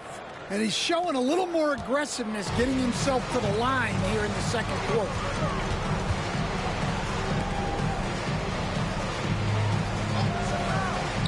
Markkanen outside. Pass to Bailey. Down low. Down to 5 on the shot clock. And that one's good. 5 points in the game. They're punishing those late defensive rotations, getting good looks inside throughout the half. Irving against George. Lively with a screen on George. Irving. Cash. He's 9 for 14 in the game. Well, they just need to keep getting him the ball. He has been terrific this quarter. George against Irving. Pass to Bailey. Kessler a screen. Shoots from 12. And the rebound goes to the Mavericks. Thompson outside. Irving fires from way outside. No good with the triple. Utah trails by 15. And from the sideline, let's catch up with Allie. Well, guys, drawing charges is an art. The Warriors' Brandon Podziemski led the league last season, and he said, I'm not going to jump with anybody at the rim and block them. This is another form of rim protection. And Brian, while some have labeled them dangerous and called for charges to be taken out of the game, they remain a winning play. Yeah, that's a good point, Alan. Thanks. Wow. Amazing stuff with the defender glued to him. Irving, the pass to Lively. Outside Davis. Misses the 3. Utah has gone 1 for 3 from downtown here in the second. The 16th pick in last year's draft, Keontae George was thrown right into the fire his rookie season, Stan. Yeah, down the stretch, he was basically handed the keys to the offense at the point guard position. He may take some lumps, but his talent level is evident. Take a break. Take a break. 2 shots.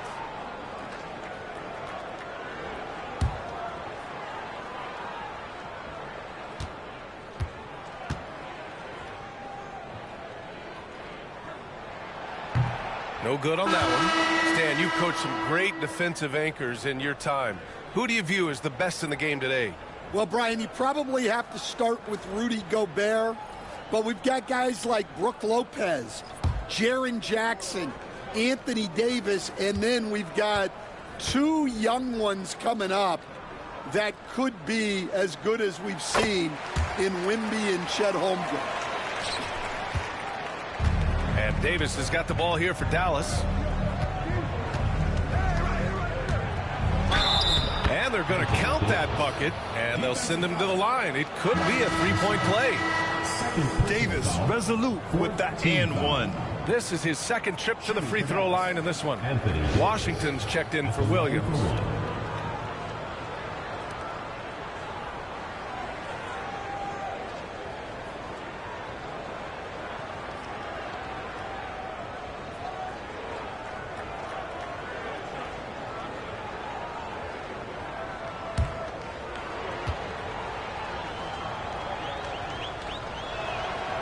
That free throw good from Davis. Utah trails by 15.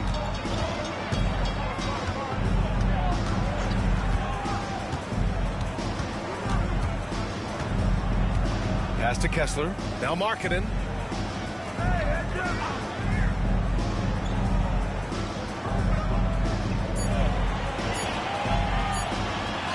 Blocked! And up the court they come. The Mavericks on the break. Washington with the ball. No points yet. Here's Marshall. Fades.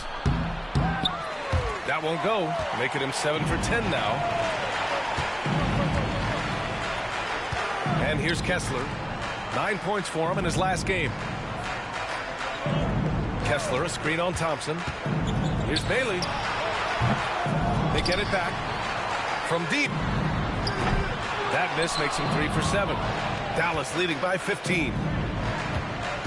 And he's going for the lob. It's tipped. And here comes the break. Ball's going up the court.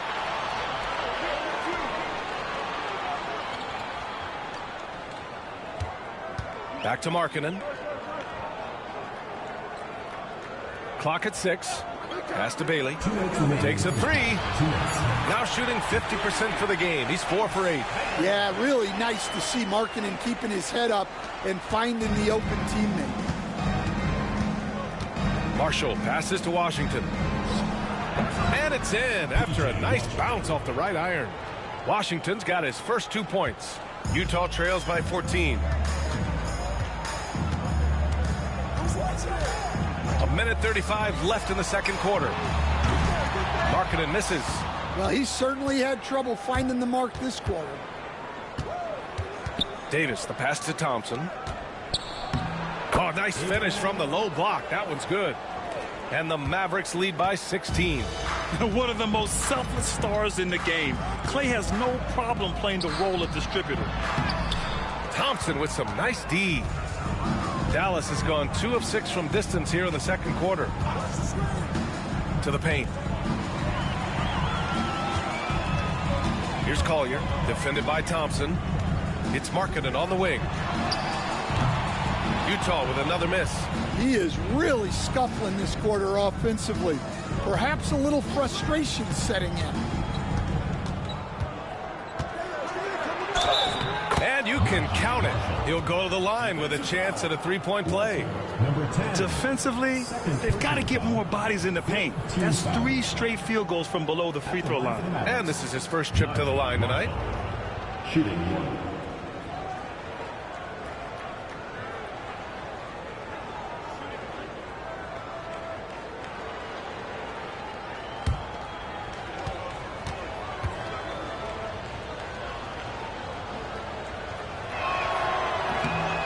Misses. Utah trails by 18. Here's Collier. Oh, an amazing finish with a hand right in his face. Collier's got 7 now in this quarter. Dallas shooting about 58% so far in the second. 8-second difference between the shot clock and game clock. Thompson outside. Davis finds Thompson. Washington with the ball. Dallas needs to get off a shot. Drills it from deep. He's got 7. And just executing at a high level. I mean, taking what the defense allows and putting in the work. Yeah, come on. They're just having their way out there and continuing to press the advantage. And so it's Dallas out in front by 19 going into the break. Really mucking it up on defense. Active hands, multiple efforts, forcing turnovers. We'll be back in a moment.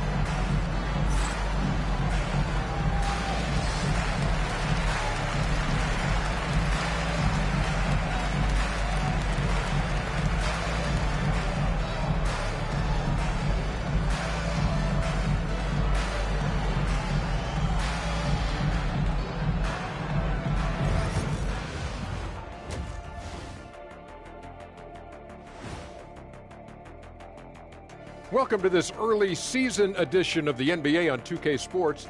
Before we analyze that first half, we get to check out the power rankings. I'm sure neither of you paid attention to the power rankings back in your day. Yeah, I always just assumed we were number 1 already. Anything else was a total impossibility. Well, I got news for you, big fella. You weren't always number 1. Huh? Ernie, you hear that? Some kind of voice. Must be my imagination. Must be your imagination that you were number 1, too. I still hear it, Ernie. Changing focus now to the tough first half for Utah.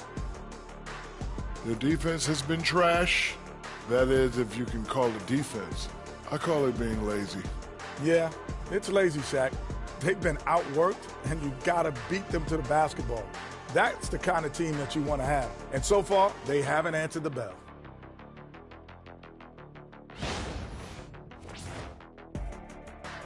And that is going to do it for us. Let's get back to some second half action with Brian Anderson and company.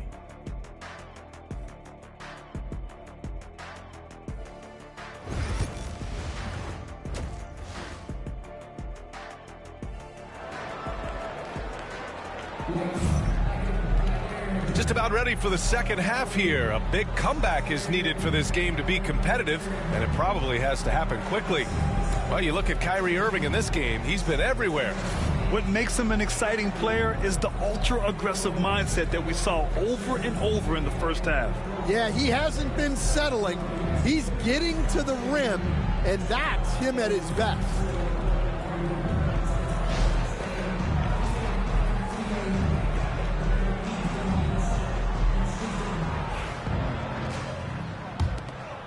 Here's Collier.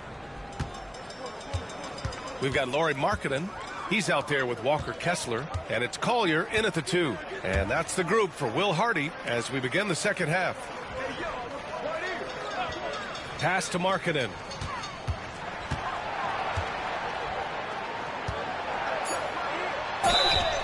Oh, and he got fouled on his way up. He'll head to the line to shoot 2. Personal foul. It goes on Kyrie Irving. At the line for Utah, number 10. 2 shots.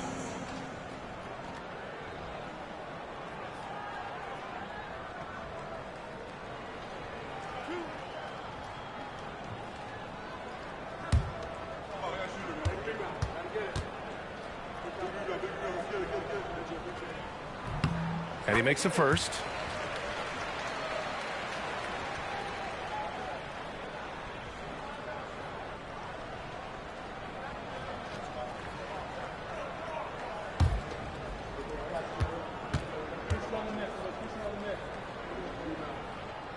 So he gets them both. Here's Irving. Pass to Lively. Here's Marshall. The floater. And he's going to the line for 2. The official saw contact while he was going up. Team foul. And these will be his second and third shots at the line here. Marshall taking 2 shots. Take a break. Take a break. 2 shots.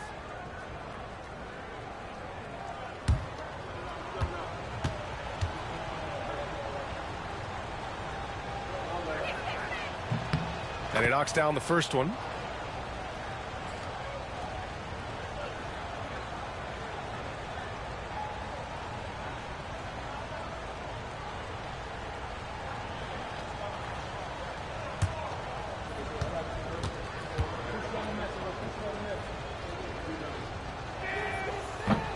He's perfect from the line this time. Utah trails by 19. Pass to Collier.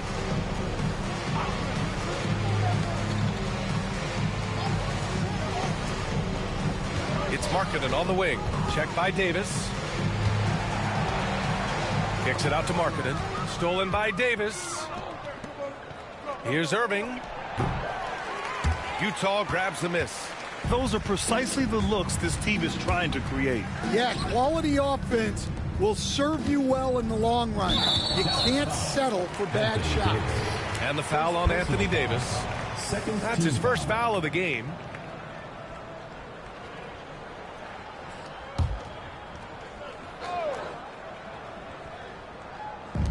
A little over a minute gone here in the second half. Here's Bailey. He's got 9. 5 to shoot.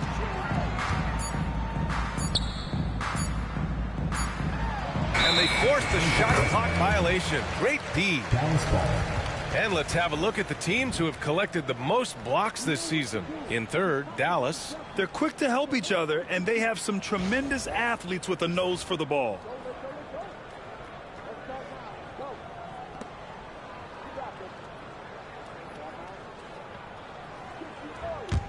The Mavericks lead by 19. Thompson outside. Davis from long range. Rebounded by Bailey. Well, that's a shot the defense felt like they could live with, and it worked out for them that time. And he banks in the layup. Bailey's got 11 points. Yeah, he makes it look so easy out there. The game comes naturally to him. Irving, the pass to Marshall. Back to Irving. Into the third. 2 minutes in now. Stolen by Kessler. In transition. The putback. Great positioning on the putback. Well, Kessler to the rescue, using his size to win the rebound, and then quickly going on the attack himself. Thompson finds Davis.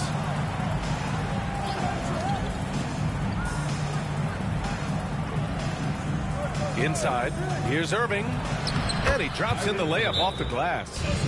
Irving's got 25 points. And he was dominant in their last outing, and the same thing here tonight. He is in a terrific groove right now. Yeah, for sure. He is just oozing confidence. Thinks every shot is going in. They should just keep running sets for him. And so Will Hardy calls for the timeout. We might see him looking to make some tweaks to the strategy here.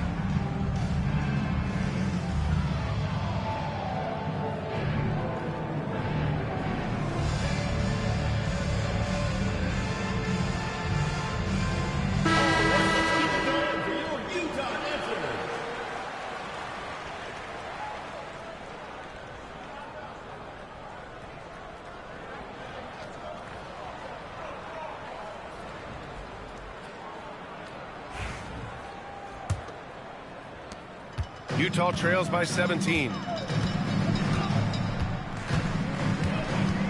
A little over 2.5 minutes off the clock in this final half of play. To the middle. Here's Kessler. And finished off by Kessler.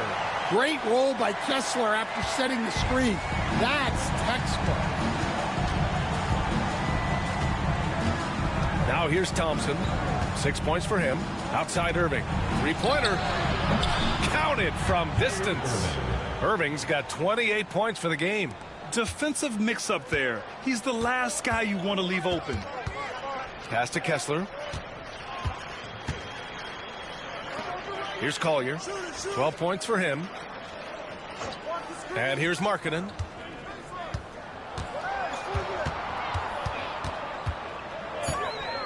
Here's Collier. Let's go with a three. And the whistle blows. It's going to be on Lauri Markkanen. That's his third foul so far. Yeah, they've come out of the break confidently. 4 of their first 5 here to start the second half. Dallas leading by 15. Outside Irving. Fires from the line. It's hauled in by Collier. For Utah, they've gotten 4 of their first 5 shots to go since the break. Markkanen outside. Kessler, a screen on Davis. Markkanen, the pass to Kessler. Now Irving. 28 points for him. Outside Davis. There's a screen by Marshall. Back to Irving for 3. Utah grabs the miss. Markkanen's got 4 rebounds in the game. And he was fouled in the act of shooting. Opportunity for a 3-point play here. Well, they're behind, but it's certainly not because of him. He's doing everything he can. He just needs more help from his teammates.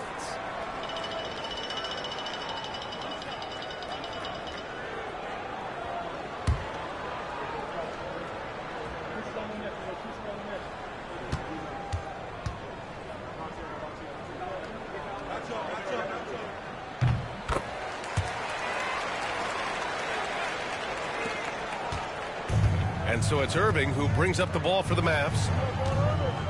Outside Davis. Back to Irving. That's in there. Davis with the assist. Davis has got 3 assists tonight. Utah trails by 14. Pass to Bailey.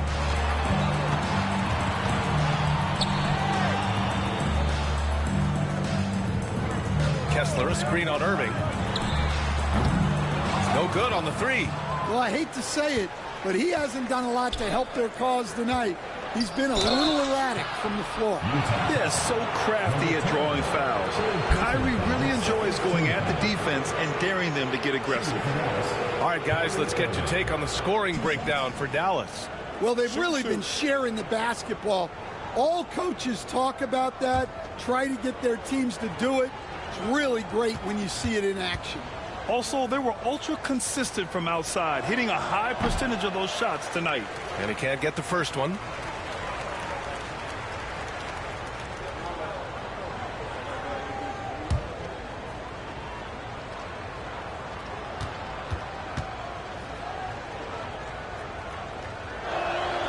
And he's good on the second. And it's Utah with the ball. Down by 15. Markkanen outside.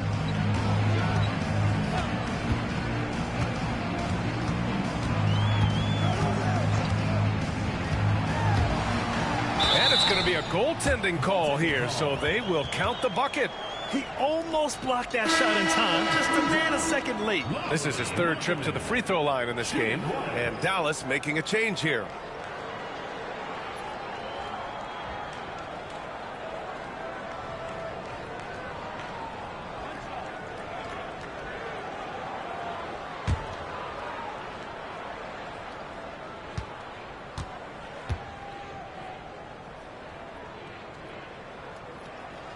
That's good for Markkanen.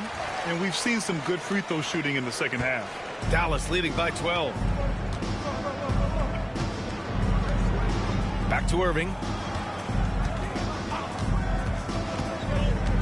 Pass to Davis.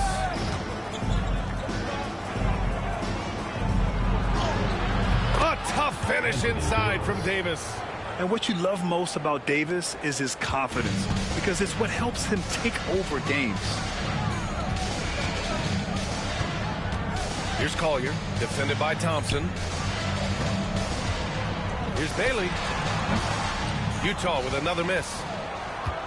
Dallas is gone only 1 of 3 from deep here in the third. Irving, the pass to Davis. The 3 from Thompson. That's in there. Davis with the assist. Davis has got his 4th assist with that last one. Utah trails by 17. Markkanen outside. It's stolen by Irving. And up the court they come. The Mavericks on the break. And Irving powers it home. Man, from one end to the other, Kyrie defending and scoring, really the total package. Markkanen looking it over. They need this. Rebound collected by Anthony Davis. Davis has got his 7th rebound of the game with that last one. Pass to Washington. Now here's Irving. He's covered by Kessler. Davis with a screen on Kessler to the inside. And Davis with the basket on the assist by Irving. Irving's got 4 assists in the game. The Jazz have gotten 6 of 10 shots to fall in this third quarter. Down low. Tipped. And it's out of bounds. Still Utah's ball. And now it's time to check the rookie leaderboard and see which first-year players are leading their class in assists. The 4th spot held by Isaiah Collier. The league got a big infusion of talented passers this year, and he's up there with the best of them. And as time goes, his court vision is only going to get better.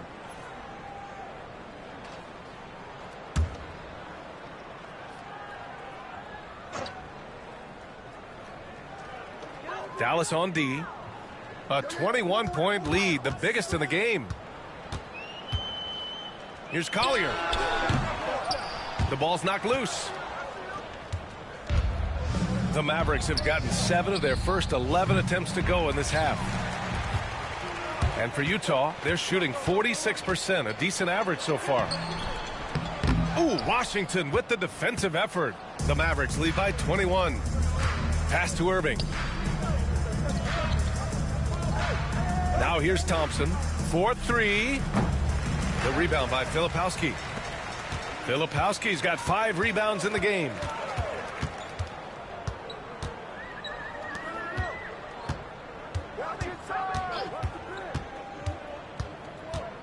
Here's Bailey.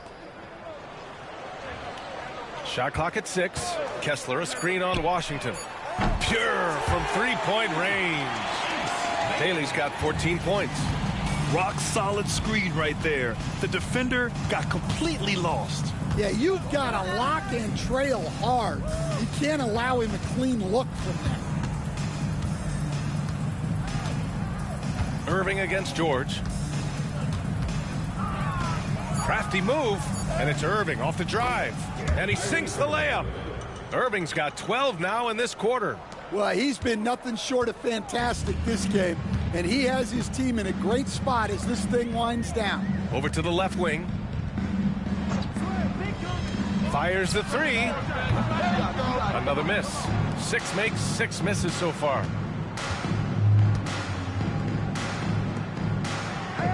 There's the triple.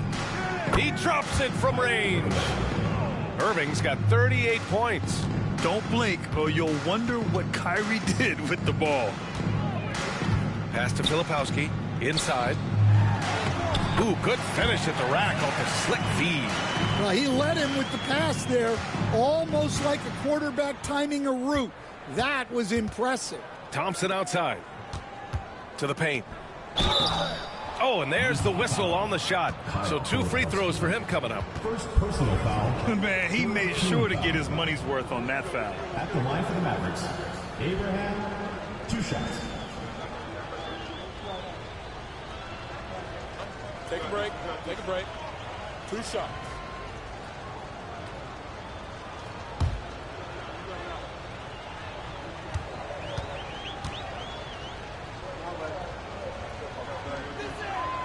First free throw is good. And Dallas making a change here. Gafford's checked in.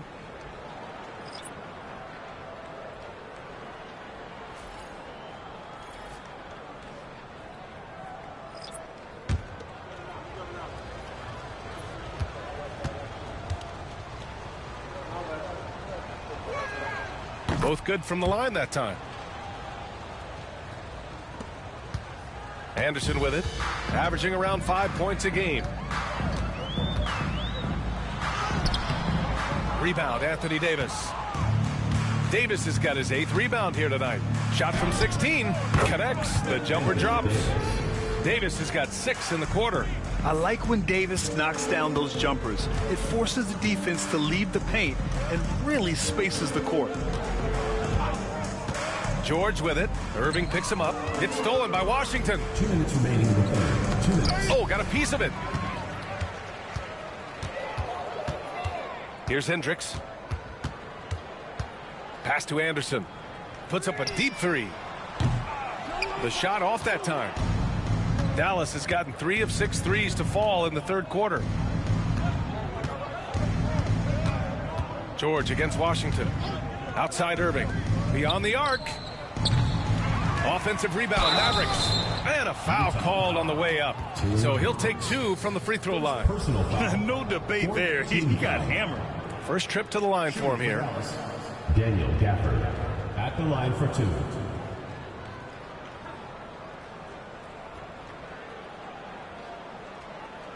Take a break. Take a break. 2 shots.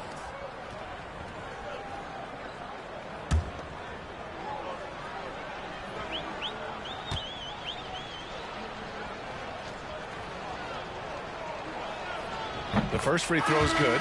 Sensible is checked in for Bailey.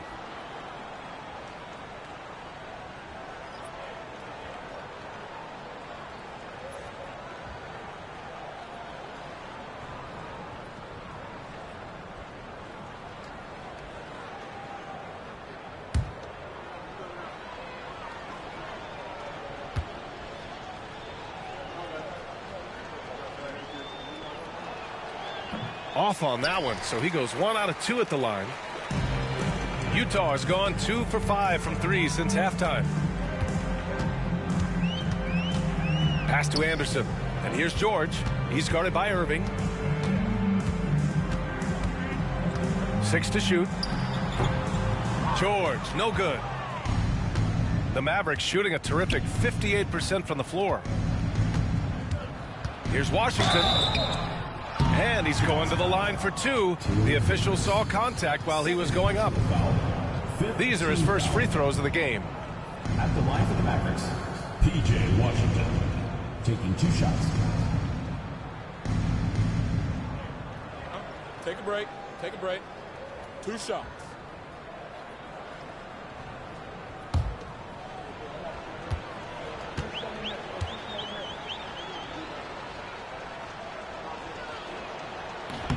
And that one falls for Washington.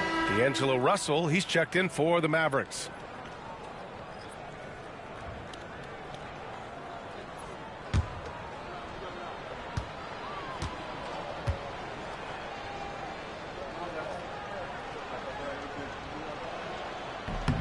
That's also good, so he hits both free throws.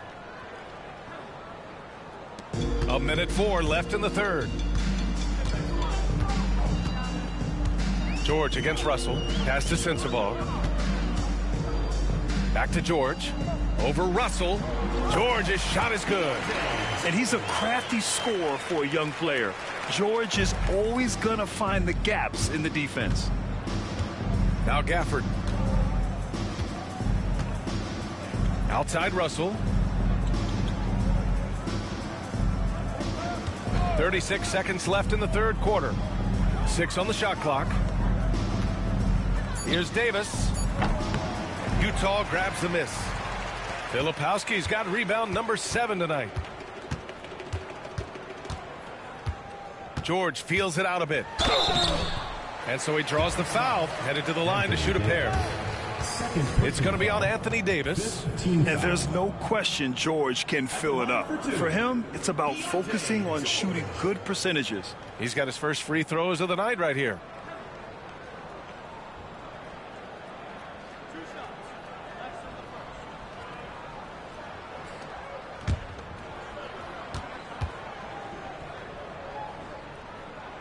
And he drops the first. An intriguing young talent. George's upside as a scorer is especially enticing.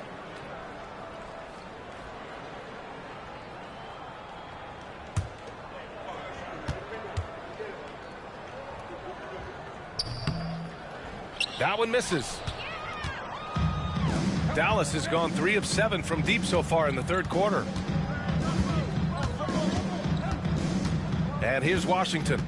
Checking his stats, he's scoring around 9.5 points per game. Here's Russell. That one a little long. Kyrie Irving has been on display for Dallas. Hit a couple from downtown this quarter. And more NBA action on 2K Sports. Coming your way right after this.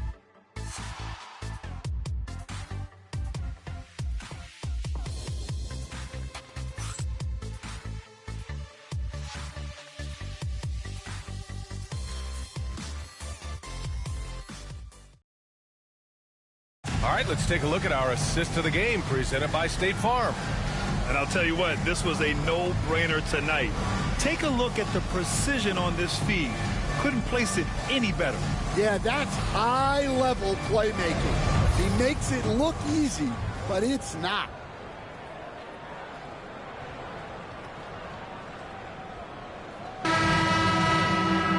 And 1 quarter to go in a game that, to this point, has not been an evenly fought contest. On the floor for Dallas starting the fourth quarter. They've got Daniel Gafford. D'Angelo Russell is out there with Kyrie Irving.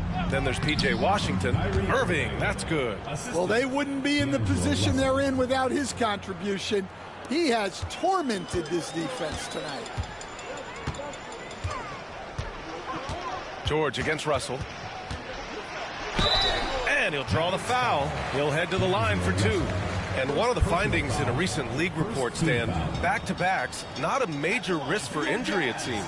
Well, you know, Brian, I had a player that I greatly respected tell me that his preference would be to play 41 back-to-backs during the year because then you get 2 days off in between games. That really what was harder was playing every other day and never getting a break of a couple of days. So, look, you have to play through a lot of different situations and things, but I think back-to-backs are certainly overestimated.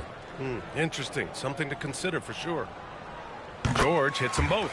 If they want to come away with the victory, they just need to keep knocking down those free throws. Now here's Irving. Outside Russell. Now Irving. That shot's good. Russell making the play. Russell's got his 4th assist in this one. George with it. Fourth quarter just getting started. 1 minute in the books. Pass to Anderson.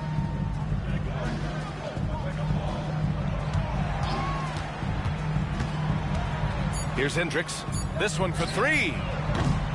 Washington grabs the miss. Finding space on the perimeter, but he couldn't capitalize. Down low. Here's Gafford. The layup off target. The Jazz shooting at about 44% so far. George outside. Pass to Hendricks. Well, Grant, we've heard some out there say dynasties are dead. And these days, there are a lot of teams contending for titles. Well, the NBA is happy to see all the competition. But, you know, this league has been defined over the decades by dynasties. We'll see if their epitaph has been written. At the line for Utah, Kyle Anderson. 2 shots.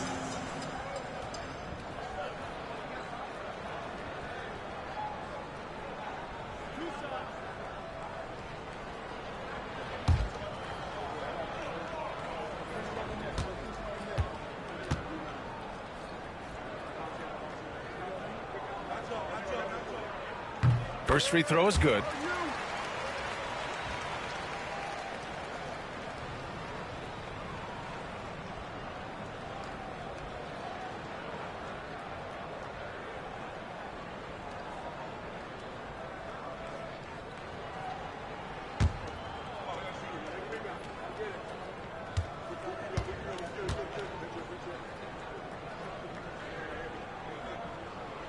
And Anderson drops them both. Here's Russell.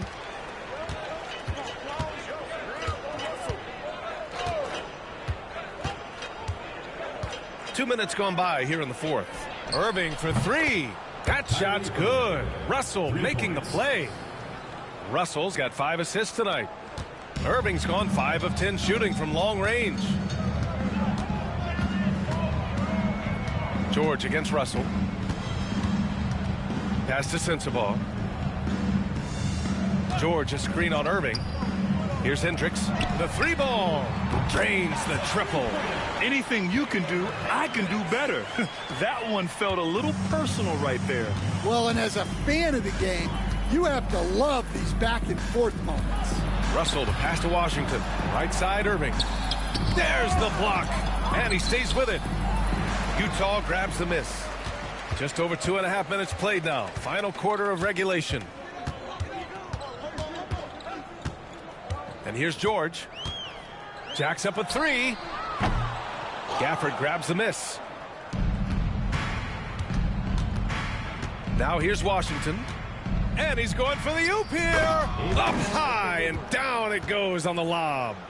Just flawless timing right there. Right? The dish, the catch, the flush, the whole thing was perfect. Pass to Sensabaugh. All right, Grant, do you feel the non-superstars are making the money they should? Well, B.A., it's a topic in every CBA negotiation. But I think we're trending in the right direction. But it seems like there's always more work to be done. Man, the defender really went after him. P.J. Washington, 2 shots.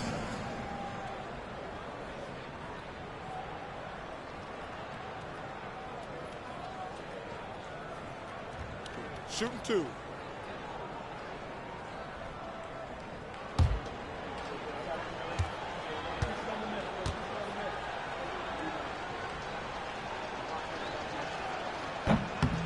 And that one falls for Washington. Utah making a switch here. Markkanen's checked in. And Dallas also making a switch. Klay Thompson, he's checked in for Russell.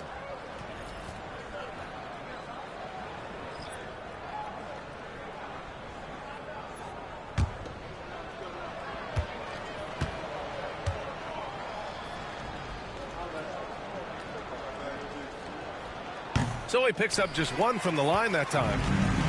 The Jazz have gotten just 1 shot to fall out of 3 attempts in the fourth. Irving for 3. Utah grabs the miss. Markkanen's got his 5th rebound in this one. Irving against George. Pass to Anderson. Inside. Here's Markkanen. Played it in with a nice touch off the window. And the craftiness that Markkanen shows around the rim makes him tough to deal with. Irving against George.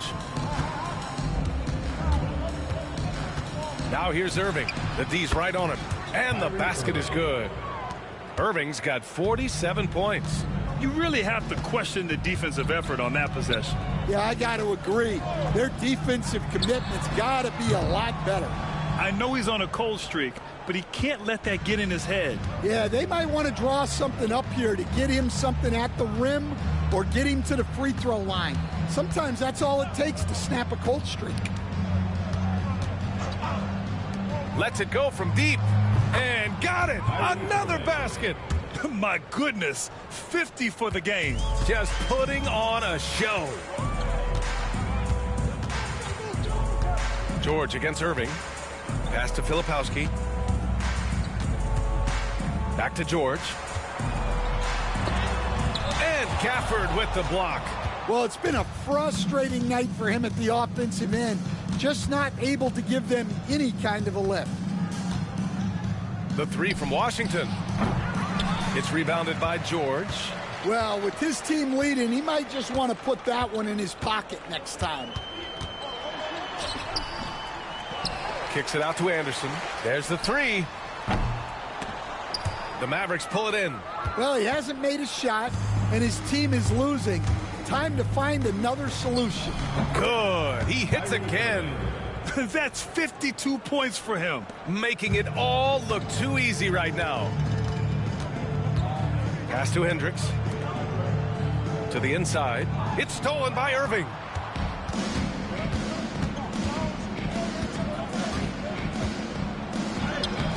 And he can't get that one. Nice D from Anderson. Utah has gone 1 for 5 shooting from the arc here in the fourth. To end the run. And he buries that one. Back rim and in. Well, as a scorer, that's where Anderson likes to operate. He has a lot of tricks in there. Back to Thompson. Ooh, the lead pass was in the perfect spot to set up the layup. And he gives up some size inside, but makes a great adjustment on the finish. Yeah, you got to love that kind of effort. Getting in there and fighting through the defense. George passes to Filipowski. Irving against George. 6 to shoot. Pass to Markkanen. Fires for 3. It's good. He's 6 for 12 from the floor. Yeah, look, you know Markkanen has this kind of range. That defense has got to get out on him. Thompson, a screen on George. Irving for 3. It's rebounded by Hendricks. For Utah, they've gone 4 for 10 in the fourth. Markkanen outside. And play stops. A whistle there on what looks like an illegal screen. They've gotten pretty sloppy with the ball here in the second half. Well, the league has put an emphasis to crack down on illegal screens. Yeah, and yet we still see it a lot. It's a tough thing to police. Russell's checked in for the Mavericks. Outside Irving. All right, Stan, what's one rule you'd change if you could be commissioner for a day? Well, first thing I want to know, Brian, if I get to be commissioner for the day, for that day, do I get Adam Silver's salary? 100%. Brian, I'd get rid of all the replays. All the replays. No more reviews. Human factor. No reviews, no challenges. Let's play the game and keep the flow of the game going. Kessler with a bucket. Well, you know, this is where Kessler mostly looks to score. Great work inside. Pass to Russell. They set a pick. Top of the key. The rebound by Markkanen. Markkanen's got 6 rebounds now in the game. Here's Bailey. Over Washington. And it's off the back of the rim. No good. And stolen by Markkanen.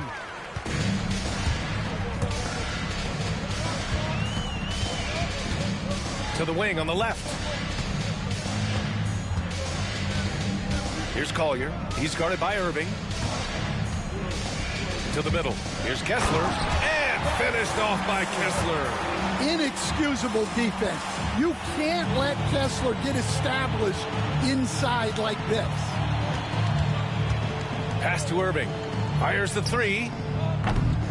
Rebounded by Bailey. Bailey's got 4 rebounds now. Coach, what's the challenge of NBA travel like? Well, look, all of us in the NBA just have to come clean on this. We travel on first-class charters. We're taken care of as well as you can possibly be taken care of. It's just that there's a lot of travel in an NBA season, and if you're on the coast, you probably feel it a little bit more even than the teams in the middle of the country. And I'll tell you what, I mean, slowing down Irving is a team effort. And to this point, they're failing to slow his roll.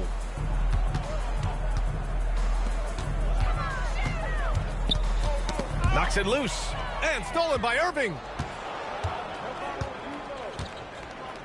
Russell deciding where to go with it. Washington left side. Pass to Irving. 2 minutes remaining in the game. 2 minutes. It's guarded by Markkanen. Irving goes in, and he gets that one. Irving's got 59 points. Has there been a better finisher than Kyrie? I'm not sure I've even seen one. He's just unreal at the rim. Markkanen with it. And he was fouled while in the act of shooting, so he'll take 2 free throws. Personal foul. 3rd team foul. At the line for 2, Lauri Markkanen.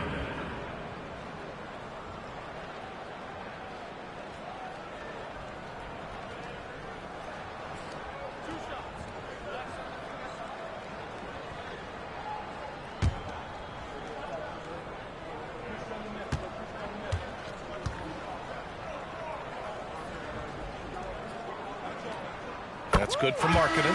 You know, Grant, we've seen career performances in the play-in tournament, but the stats don't count for regular season or the playoffs. You know, that's crazy, B.A. So let's just count them as playoff stats. It used to be only 3 rounds instead of 4, so there is a precedent to adding more games to the official postseason. He's off on the second. Every point matters in a game like this. We should remember that missed free throw when it's all said and done. Exum outside, and stolen by Markkanen. And let's face it, this one was never really in question. They came out with purpose and just overwhelmed the opposition. A great win for the Mavericks. And the disparity in the talent was obvious by the end. Sometimes you just don't have enough ammunition to compete. Yeah, B.A., just a total beatdown. And the next time these teams meet, I can't imagine it'll be any different. And this will give them their 7th win of the year. And with just 1 game left to play between them, they've captured the first 2 meetings of the year. And when you look at the game, the one thing that helped fuel this team to victory was the efficiency for Kyrie Irving. And how about his defense in this one?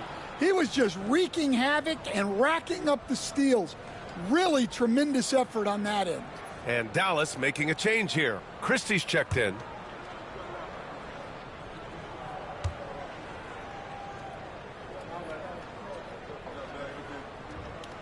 And the second free throw is good. 1:27 left in the 4th. Outside Irving. Stan, there are lots of loud arenas in the NBA. What was the toughest place for you to win? Well, Brian, it was against whoever had the best players on the other side.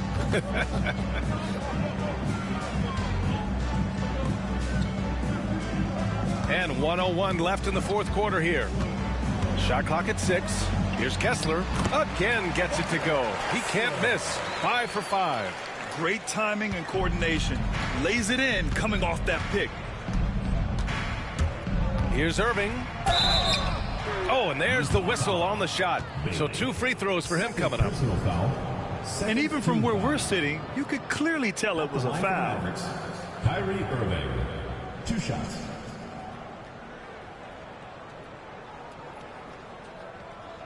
Shooting 2.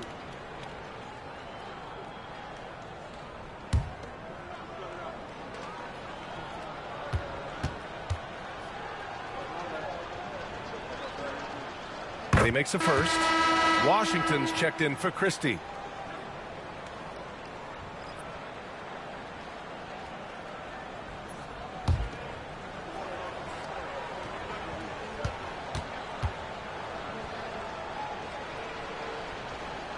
Both free throws good from Irving. There's 47 seconds left in the final quarter.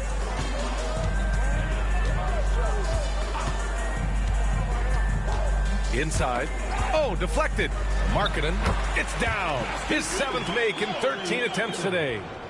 One positive takeaway, at least they're finally showing signs of life out there. Yeah, a loss stings a little less if you at least feel like you put up a fight, but only a little less. Gafford up top. He's covered by Kessler. Gafford passes to Washington. Exum with it. And they're on the break. Here's Collier. Oh, and makes it with the kiss.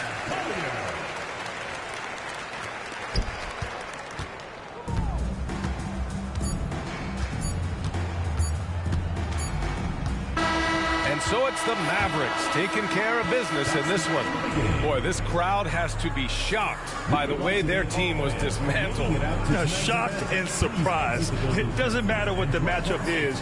You never expect a road team to just waltz in and cruise to the type of victory like we saw tonight. And now let's check in with Allie LaForce with the player of the game. Allie. Kyrie, the offense was clicking tonight. Can you talk about the impact of ball movement on your success? It's very important. When we trust each other like that on both ends of the floor, especially offensively, it makes it easier for all of us to be aggressive, and I think that we did a great job of that tonight. We just got to keep it going. Fans deserve us to move up in these standings, man. We got some work to do. We got some work to do. This team is as deep as it gets. They're all willing to put the work in, guys. All right, Allie, thank you. And that'll wrap it up, folks.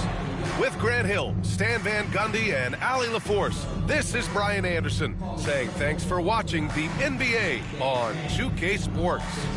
And now, time for our player of the game, Kyrie Irving.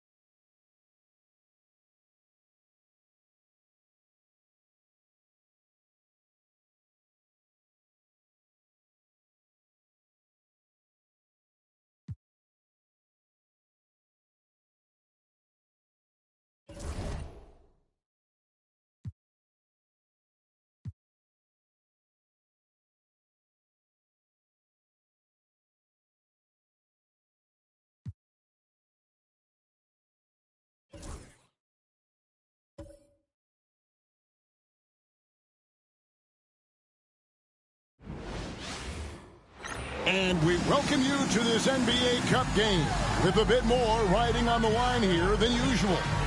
With Doris Burke, Greg Anthony, and Hall of Famer David Aldridge, I'm Kevin Harlan. And our special guest at the broadcast table for this one, the celebrated Shams Charania.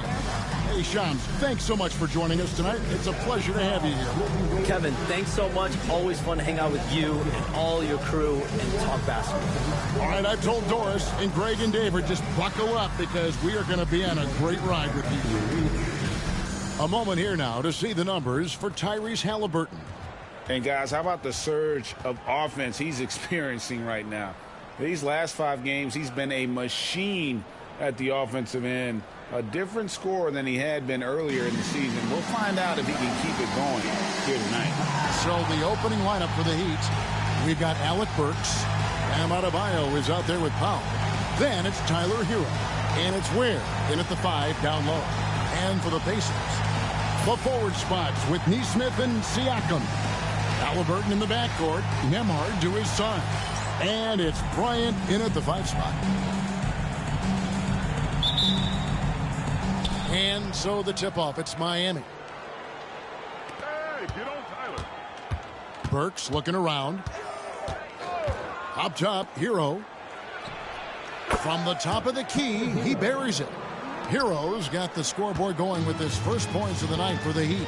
Shams, when you look at last season, what a step forward for the Pacers. Going into the in-season tournament championship, making the Eastern Conference Finals. They really checked so many boxes last season. And Pacers sources tell me they're ahead of schedule under Rick Carlisle. They went from 25 wins in his first season to 47 wins last season and the Eastern Conference Finals in just his 3rd season at the helm. The biggest reason to me for their turnaround and someone that the Pacers love as their franchise cornerstone, Tyrese Halliburton. He gives the Pacers an elite talent that they've lacked since Paul George. So look at Tyrese Halliburton, Pascal Siakam for this next run of Pacers greats. Boy, you've named some terrific players and guys that are very impactful. And Adebayo throws it down. And this is too easy for Adebayo. Once he's close to the rim, he is going to damage it. Outside, Bryant. Inside. Outside for Halliburton.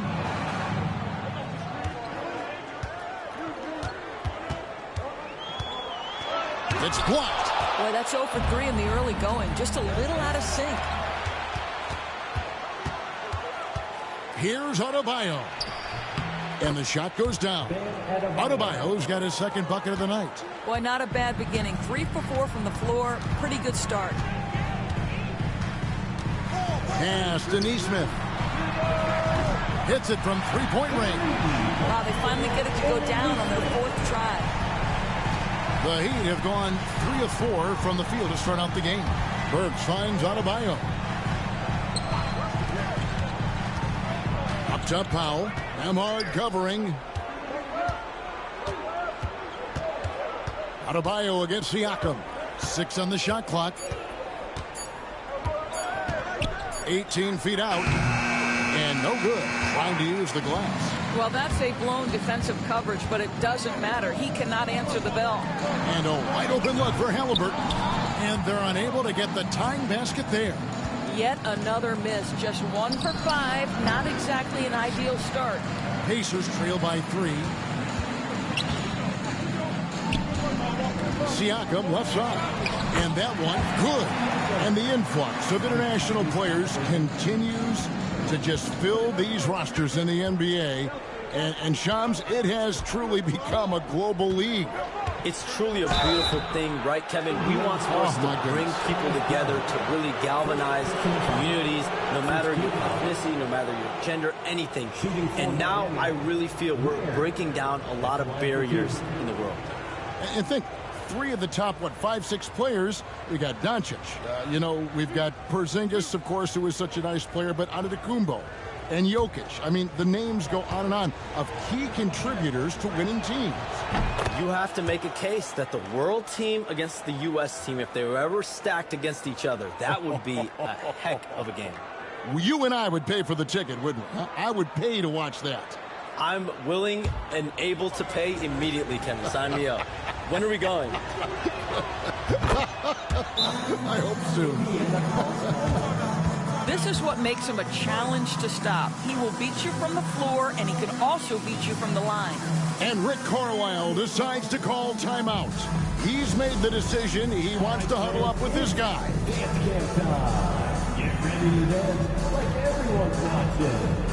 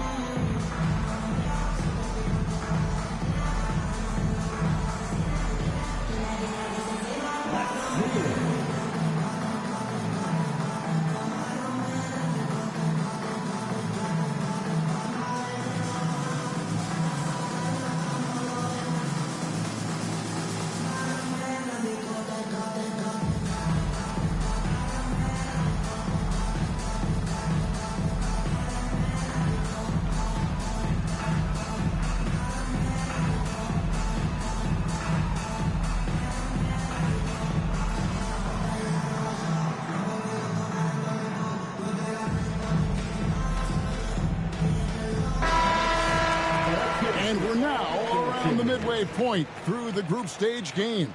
So let's check out the NBA Cup standings.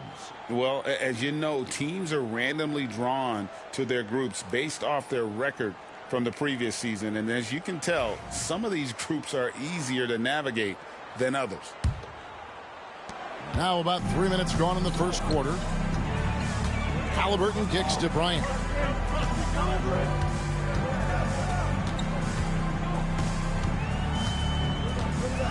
expansion is coming, Shams. Is the league ready, in your estimation, for some more cities and new teams? The NBA seems to be ready. I think I'm ready. Kevin, are you ready? Because the last expansion was, 20 years ago? That's the longest wait for this league since it began. And so I think Adam Silver and this league are going to take their time and really figure out exactly where they want to expand to. But the question is, Kevin, are you ready? I am always ready. I know the league is looking even overseas or even maybe south of the border for a possible new entrant. But the league has got so much talent on the bottom half of these rosters. I definitely think it's time. And there's a great appetite, a great desire for a lot of these cities, not only in the States, but also abroad, like you said, to go bring in an NBA team to their city and bring some of the talent, the marquee names to their city. Oh, it'll be terrific. He misses the free throw. And Hero, one of those guys in the league that can nail free throws with his eyes closed. Toppin, he's checked in for the Pacers.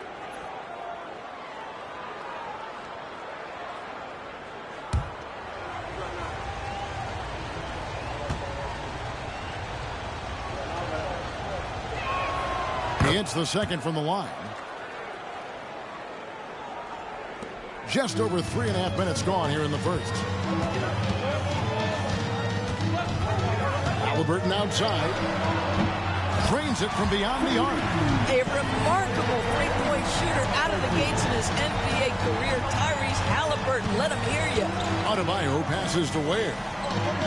That's tipped. The ball goes out of bounds. Last touch by Siakam. Let's bring up the 2K leaderboard to see the best up-tempo teams in the league.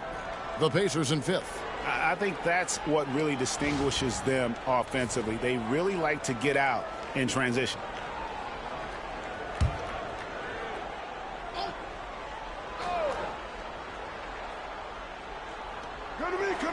And here are the Heat now. They trail by 1. Floats it up for Adebayo. Oh, a nice defensive play to disrupt the alley-oop. Here's Nesmith. Burks pulls it in. And so it's Burks bringing it up now for Miami. This game coming after a loss against the Pistons. Rough game defensively. I mean, they lost a lot of the individual matchups, and the help was slow to rotate. I'll tell you this, if you're going to allow your opponent to make that many shots, you have got to be as solid on the offensive end, and clearly they were not. A nice shot by Halliburton. And as the salary cap looks set to rise significantly, Shams, any major effects that you can anticipate? It won't be like the year the Warriors signed KD. They're going to smooth the cap numbers, and it's not going to spike quite the same. But these numbers will continue to get eye-popping when you think about player salary, and you have to keep in mind luxury tax and the new second apron that came into play with the collective bargaining agreement. That will play a part in how teams build, not putting yourself in a restrictive position to continue to build winning organizations. A lot of moving parts to contend with, but boy, a lot on the horizon. This is his first chance at the line tonight. Take a break. Take a break. 2 shots.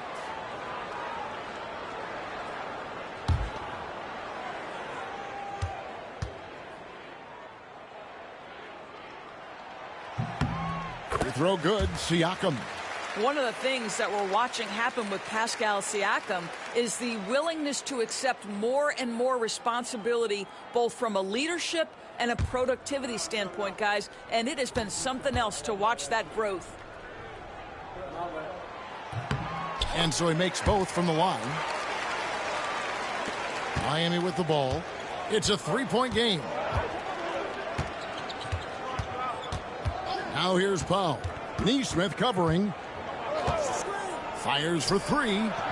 And that's good. Norman Powell for 3. Powell can really shoot it from 3. That's a great possession for this team. And so it's Rick Carlisle here calling timeout. He wants to talk to his guys. Every timeout, a chance to review the lineups, matchups, or call a play. And the guys get a little bit of a break, mentally, physically, just recharge here quickly. There can only be one, and they're getting set. Let's stop for fans.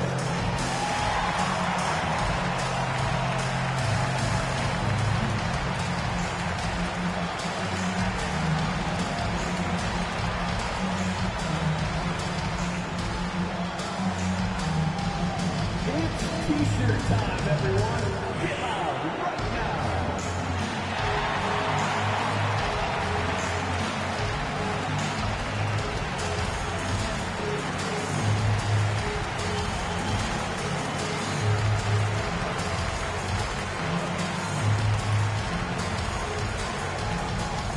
All right, who wants a free T-shirt?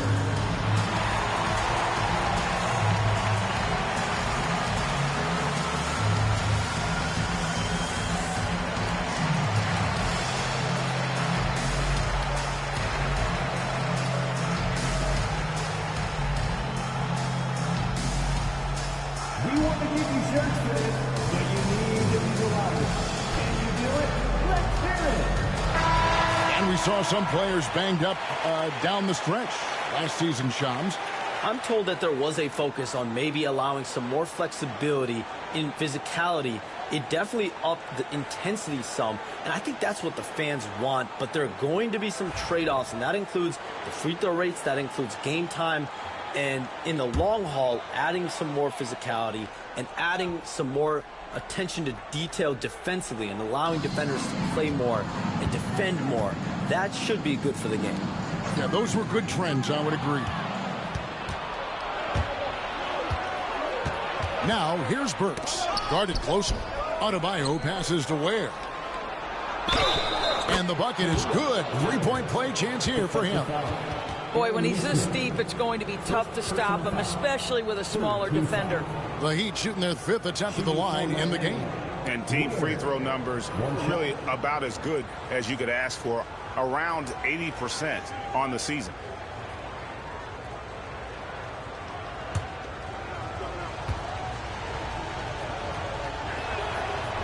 On the free throw, no good. Looking at the last game for the Indiana Pacers, it was a loss to Orlando. Well, when you're facing a team that's feeding off the crowd's energy, you have to bring your A game, and they didn't do that defensively. One thing you know, Greg, is you've got to pack your defense in the suitcase if you're going to win on the road, and they simply did not bring it. Now, here's Toppin. Following the miss by Bam Adebayo. Nembhard, the pass to Nesmith. Buries the long-range jumper. Nesmith has got a pair of threes now in the first quarter for the Pacers. And here's Hero. He'll bring it up for the Heat. They trail by 1. This their first chance this season playing the Pacers. Up and in, off to an efficient start. 2 for 3 from the field. Taking back the lead once more. Give these teams credit. Man, they are battling. Neither team willing to give an inch, and neither able to seize the momentum. This has been a fascinating one to watch. Now, here is Halliburton. 5 points in the game. Shot clock at 6. Again, Indiana. Well, you love to see guys willing to exploit the mid-range. If that's what the defender concedes, go ahead and take it. Burks a screen on Halliburton. Here's Hero. And another basket for Miami. And things can get so intense when NBA rumors start flying, Shams. You know that. The teams are just kind of holding on sometimes for dear life. What is it like when you break a major NBA story like you've done numerous times? It's like when your heart skips a beat, Kevin. It's like when you feel like you are in such a rush and there's a surge of excitement that hits every particle of your body.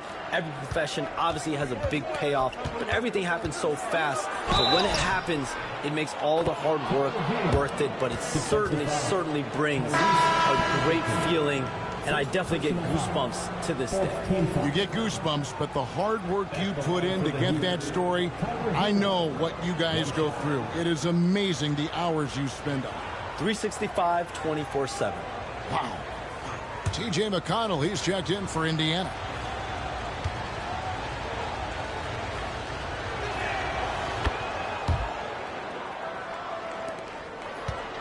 Pacers trail by 4. Here's Siakam. And that'll be 2 free throws coming up. Officials on the call with the foul. Boy, Pascal Siakam can put a ton of pressure on the defense. This guy has a physicality that you love. 2 shots. Shooting 2.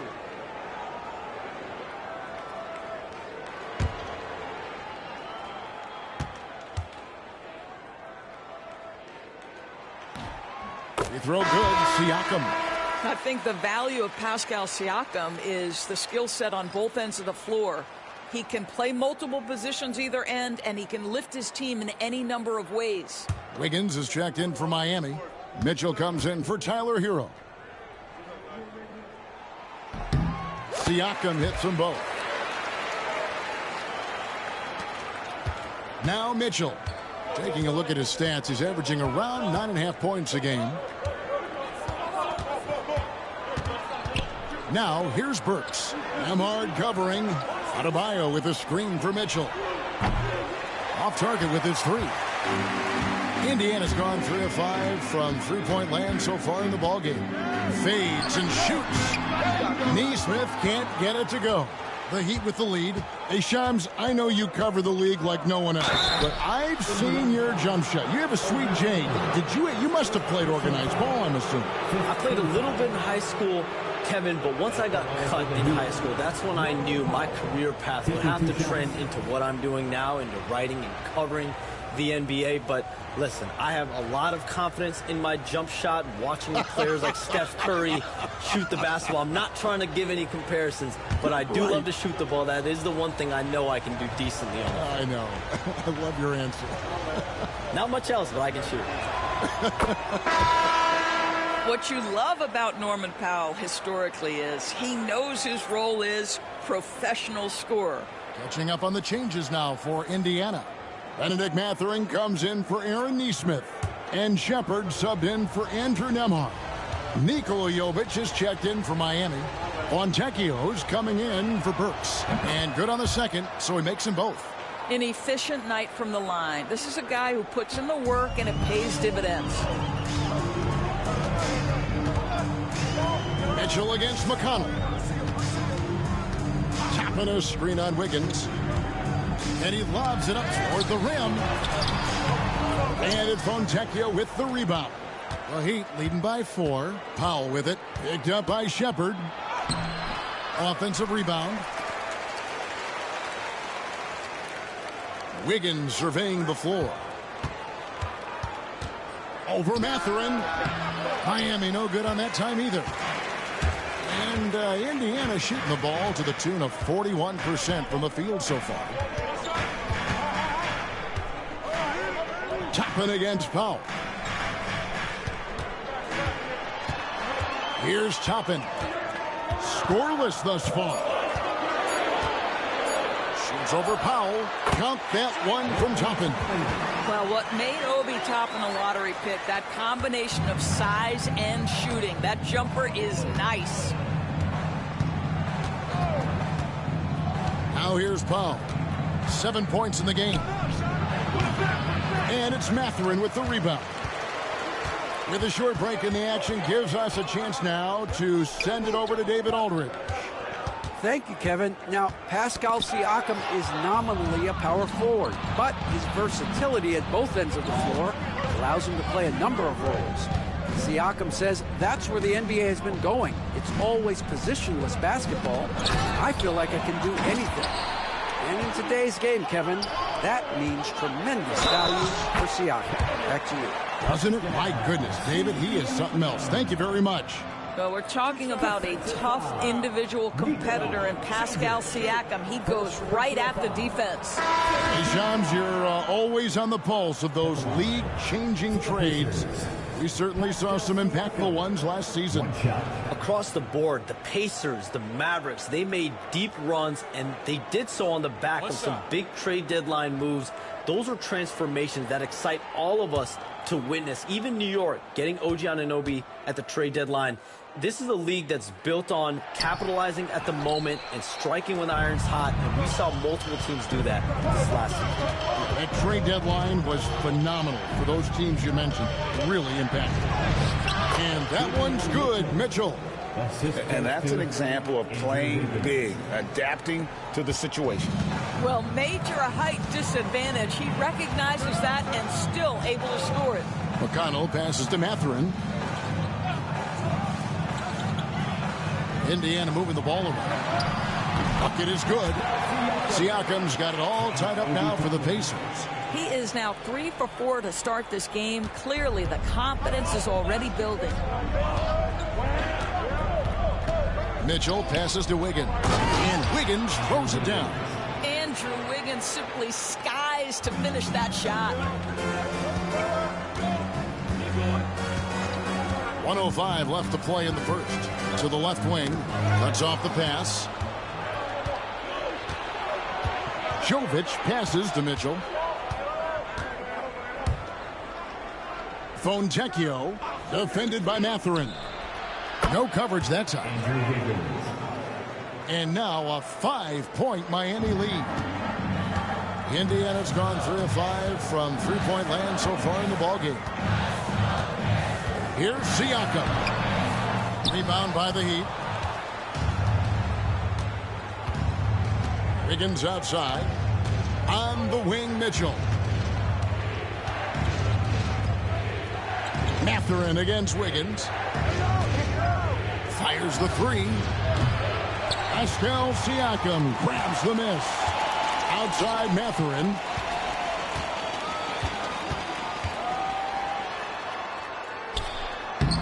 Buries it down low. I mean, if the defender is going to play off like that, you know what's going to happen. There are going to be points put on the board. Rejected by Walker, and it's out of bounds. The Heat able to retain possession here.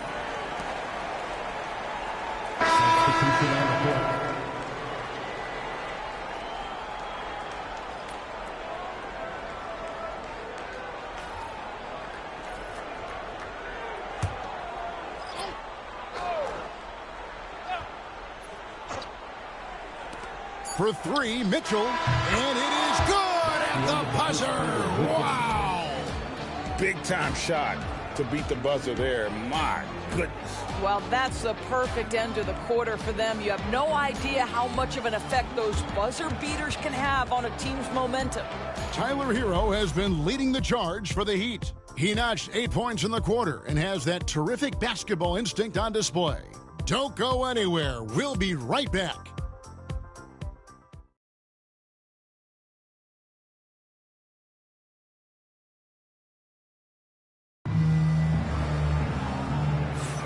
And hope you've enjoyed the broadcast so far, halfway through the first half in this one. In a moment now to quickly take a look at the offensive approach for the Heat. How about the ball movement so far? I mean, the unselfishness, everyone here just playing for one another, and that can be infectious. I think let's give them credit as well for the job they've done getting to the free throw line. It's been a huge factor for them. And here's Halliburton. He'll bring it up for the Pacers. 6-point game. Toppin is out there with Isaiah Jackson. Then there's Benedict Mathurin. Then there's Tyrese Halliburton. And it's McConnell in at the point guard position. So that's the group out there for Indiana. Out of bounds, Indiana takes possession.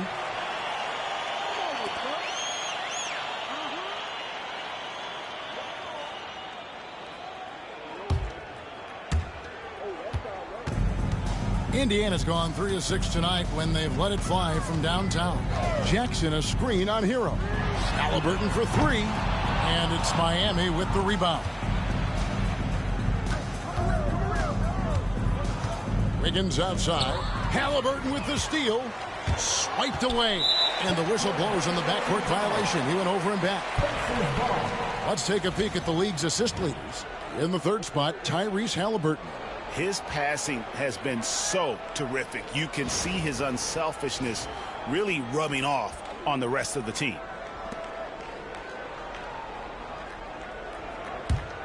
Here's McConnell. Nothing on the board. Outside Jackson. Jackson a screen on Hero. Halliburton for 3. It's rebounded by Jovic. Well, that's just inconsistency from him, and it's happened all night, and it hasn't helped their cause. Mitchell finds Fontecchio. Over in the corner, Hero. Buries it from three-point range. Hero's got 11 points. Their third three-pointer in a row. Pacers trail by 9. Halliburton outside. Three-pointer. Andrew Wiggins pulls it in. Boy, a really tough quarter for this guy. Just struggling to make shots right now. Pass to Mitchell. Here's Jovic. Outside, Hero. Now, Wiggins. Shot clock at 5. Wiggins. Goes up again. Rebounded by Jackson. I'll tell you, it has not been this guy's best night, but the teammates have been there to pick up the slack. Love it. McConnell passes to Jackson. Down low. Here's Toppin. That's his second shot and his second basket. He's 2 for 2. Listen, the painted area is where Obi Toppin can be so dangerous. The athleticism and the tools he has. Look out. Hero against Halliburton. Outside, Hero. And good that time. Hero's got the lead up to 9 now for the Heat. Well, they're winning largely because of this guy's play. He has been sensational. And Rick Carlisle decides to call timeout. He wants to regroup and go over the strategy.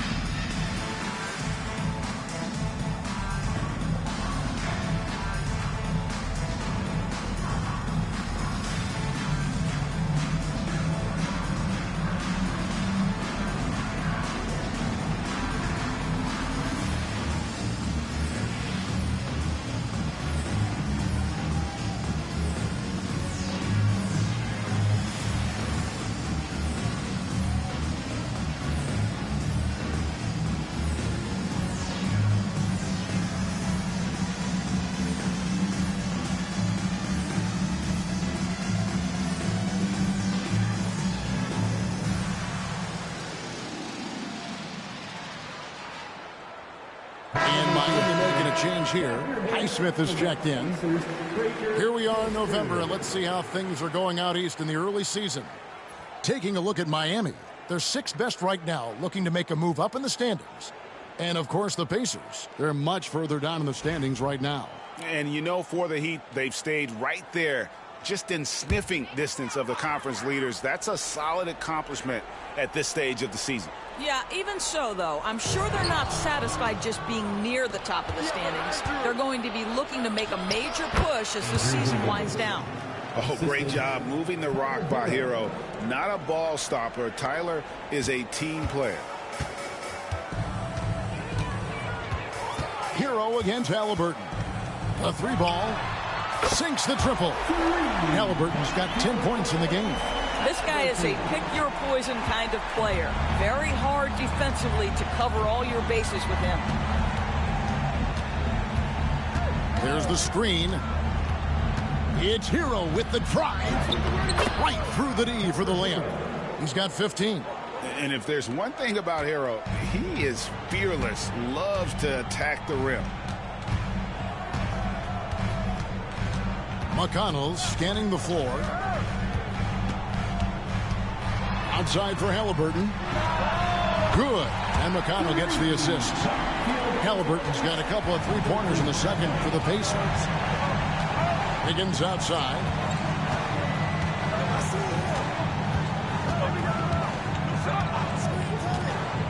Pass to Highsmith. Inside. Here's Hero. Excellent defense there from Halliburton. Pacers trail by 7. There's the three. Miami grabs the miss. They've led by as many as 11 points. Highsmith the pass to Hero. Ring shot on the way. Hero can't get that one to fall. The Pacers have gone 3 of 8 from the field since the beginning of the second quarter. Halliburton passes to McConnell. Now here's Toppin. Covered by Wiggins. Toppin against Wiggins. Here's McConnell. And that one no good to start him off on the night.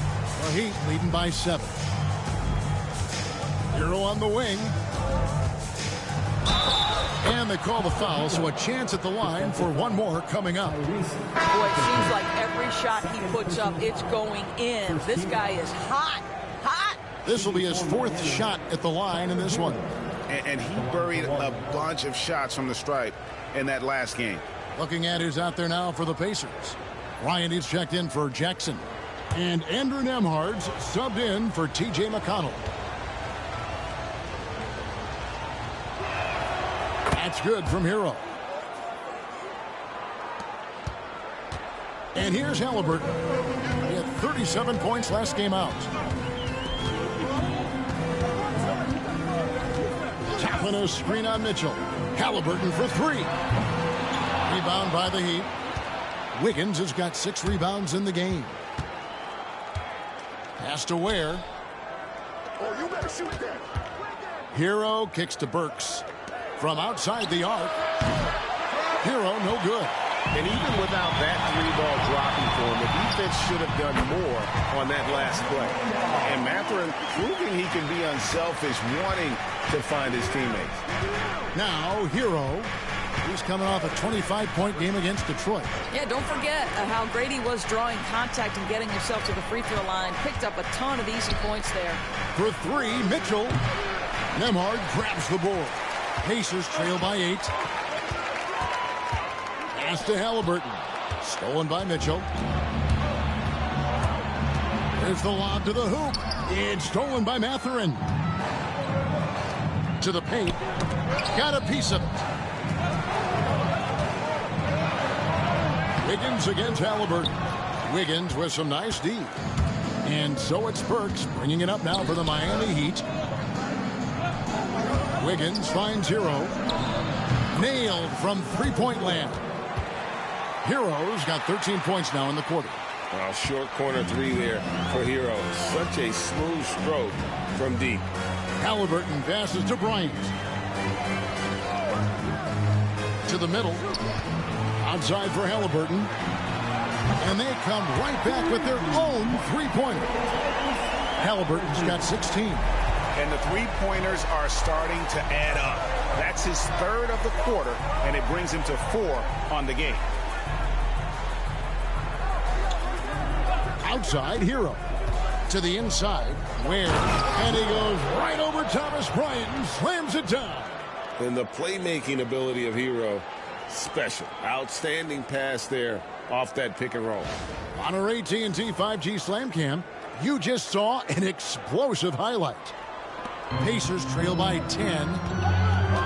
Halliburton passes to Nembhard. They set the pick. Out to the right wing. In the corner, it's Bryant.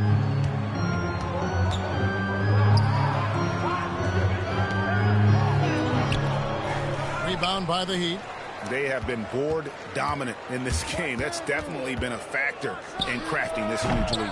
And it's Wiggins missing. Boy, the wheels have definitely fallen off in this quarter. He cannot buy one.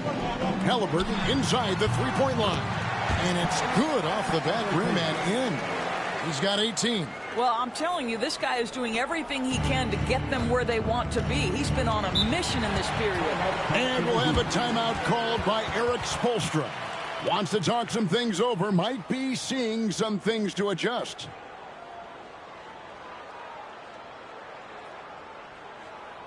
Close around and clap your hands. Here they are, your Indiana Pacers.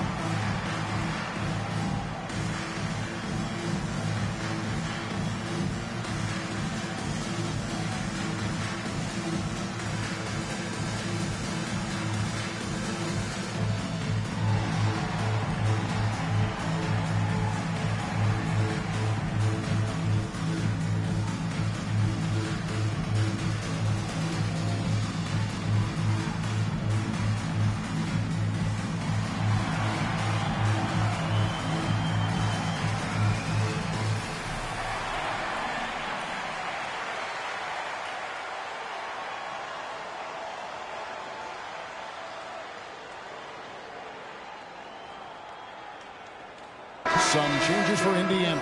Siakam is checked in for Toppin. Neesmith comes in for Benedict Mathurin. And it's T.J. McConnell in for Halliburton. The Heat also changing it up. Adebayo is checked in for Wiggins. And it's Powell in for Hero.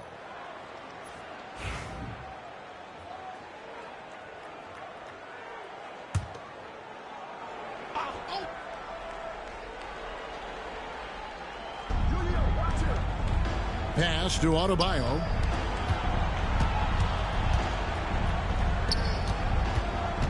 Powell kicks to Adebayo.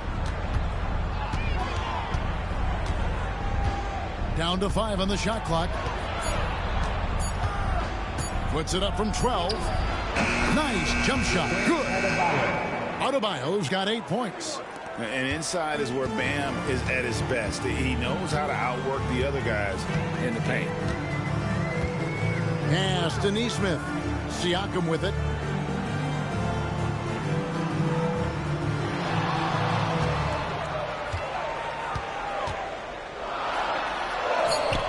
He can't get that one to fall. Great D that time from Adebayo. Just a solid performance on the interior. The rebounding has been off the charts. A shot by Burks. Nobody around. A three-pointer off the mark. Pacers trail by 10. Here's Siakam. Rebound by the Heat. Ware's got 5 rebounds tonight. And with an update from the sidelines, let's check in with David Aldridge. Hey, Kevin, we all know about what Heat culture means. Bam Adebayo says we share the ball, play together, and we know where the shots are going to come from. We're just blessed to have a team like this. Everybody buys in, everybody competes, and everybody wants to get the job done. Kevin, back to you. They've got great chemistry. Thanks, David. A nice shot by Neesmith. Yeah, and there it is again. On a lot of their possessions this first half, they've established great inside position. Mitchell with it. 5 points in the game. Has to Ware. Lets it go with the three. And the rebound goes to the Pacers. Neesmith has got his 4th rebound in this one. And we haven't seen them be quite as aggressive driving the basketball, settling far too much for jumpers. Now, here's McConnell. He has yet to score over Mitchell. And he gets that one to go off the front iron. Well, it doesn't get much easier than that. Even a decent shooter is going to make that with no pressure. Pass to Adebayo. 14 feet away. Makes the bucket. Now he's got 5 field goals. 5 for 8 in the game. From about the extent of Adebayo's range, just far enough to keep the D honest. Shams, I am so sorry our time has run out. It has been great having you here with us. We appreciate your time so much and hope we do it again soon. Thanks, Kevin. Anytime. You know, when I'm not on my phone, I'm here to talk to you and talk hoops with you anytime of the day. Oh, I love it. Thank you so much again. ADB, wasn't that terrific talking to Shams? He is as plugged into everything around the NBA as anyone you could hope to meet. A guy who's really in the know, and as somebody who prides themselves on doing research, boy, you have got to respect the legwork and the dedication he brings to the table. Siakam passes to McConnell. Indiana moving the ball around. Nembhard's shot is good. Nembhard's got his second basket. The Heat leading by 6. Adebayo kicks to Mitchell, and there's the foul. It'll go on T.J. McConnell. That's his first foul. Second team foul.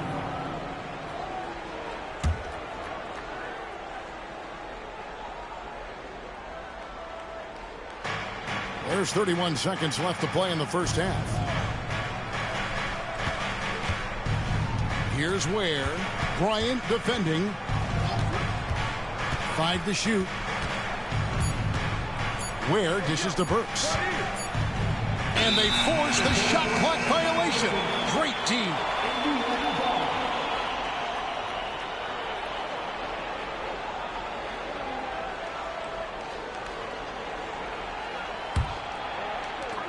We've got 13 seconds left now here in the second. Pass to Neesmith.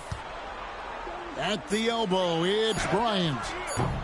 1 second left. And he hits the buzzer beater. And give him credit. Good awareness of the time remaining. And to me, the way you end quarters impacts how you end the game. It can go a long way between a W or an L. Tyler Hero has been leading the charge for the Miami Heat. It's been an excellent game for him offensively. He's got 21 points and counting. And a chance now to send it over to David Aldridge, standing by courtside. David. Kevin, thank you. Andrew, the energy and effort were apparent throughout that first half. How were you able to do it? We had a good practice, working hard, really putting things together. Keep doing it, we can come out with a W. Hey, thanks for your time. We appreciate it. Back to you, Kevin. Thank you, David, for that interview, and we'll see you back here after the break for third quarter basketball.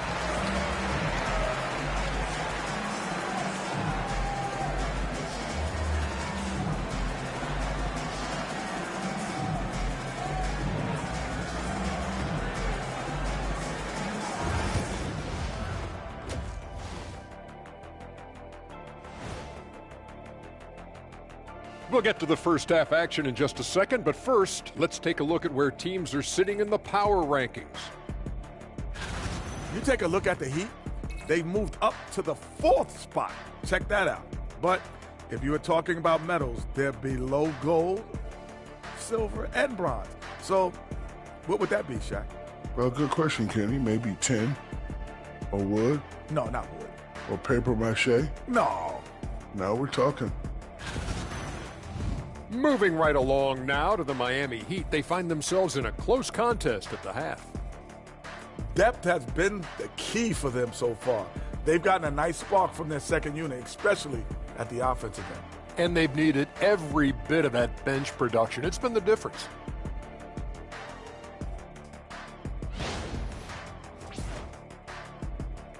And that concludes halftime. Now time to send it over to Kevin Harlan as the game's about to resume.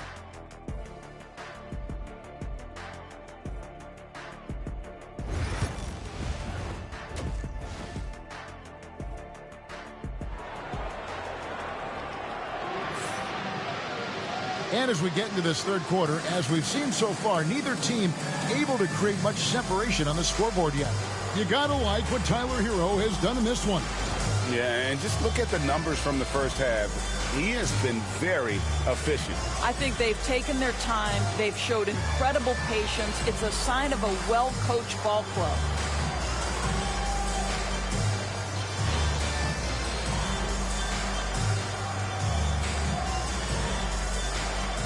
Greg, you've been a part of some great contending teams over the years, but what's it like being on a team at the bottom of the standings with not a lot of hope for the regular season? Well, Kevin, no one likes losing, but it can certainly take a toll. But it can also allow you to play more freely when you know you're bad and you're not having to deal with the pressure of expectations.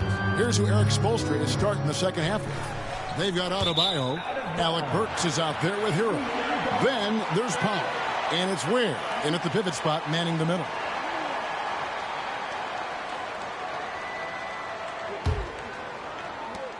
Pacers trail by 4. Now Halliburton. It's hauled in by Hero. It's all about the defense right there. Without that level of activity, he probably scores it. Here's Burks. Takes it off the glass. Burks has got his team on the board first here in the second half for the Heat. And they continue to control the glass. Neesmith finds Siakam. Pass to Halliburton.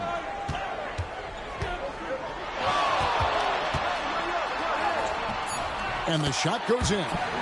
Halliburton's got 20 points. Well, that's not an easy finish. Defensive, excellent contest. Halliburton looks like he's bottled up but comes away with a bucket. Adebayo passes to Burks.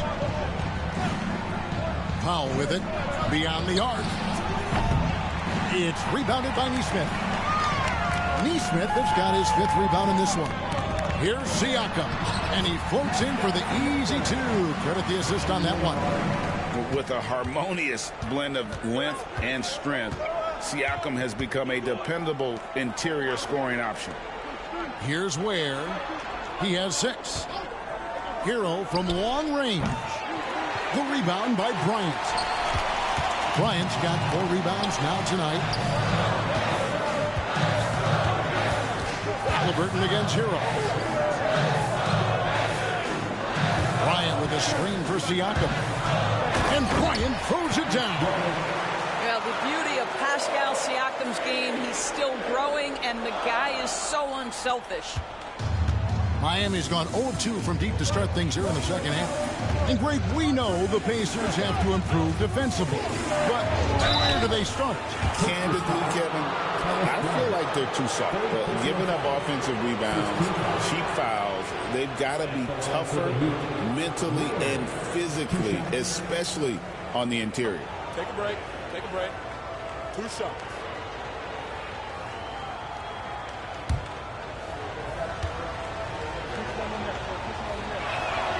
And the first one drops. And Dwayne Wade is the first Heat player to be honored with a statue.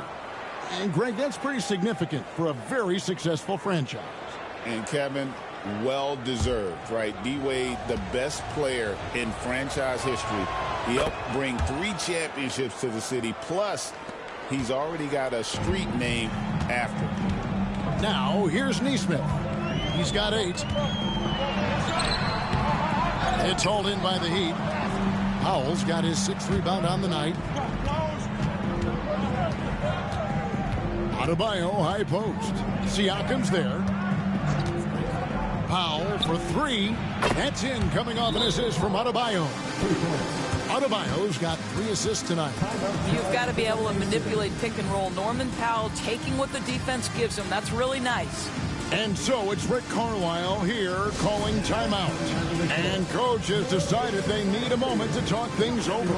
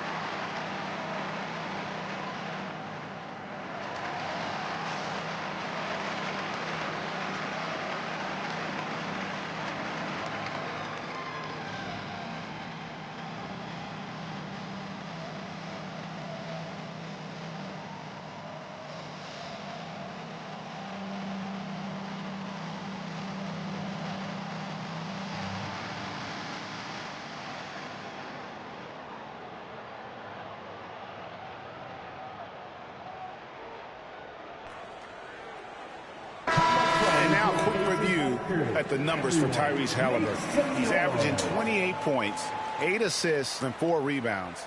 And what an impact he makes for them on that offensive end. Right. He can do a little bit of everything for this team, and it shows when you look at the scoreboard.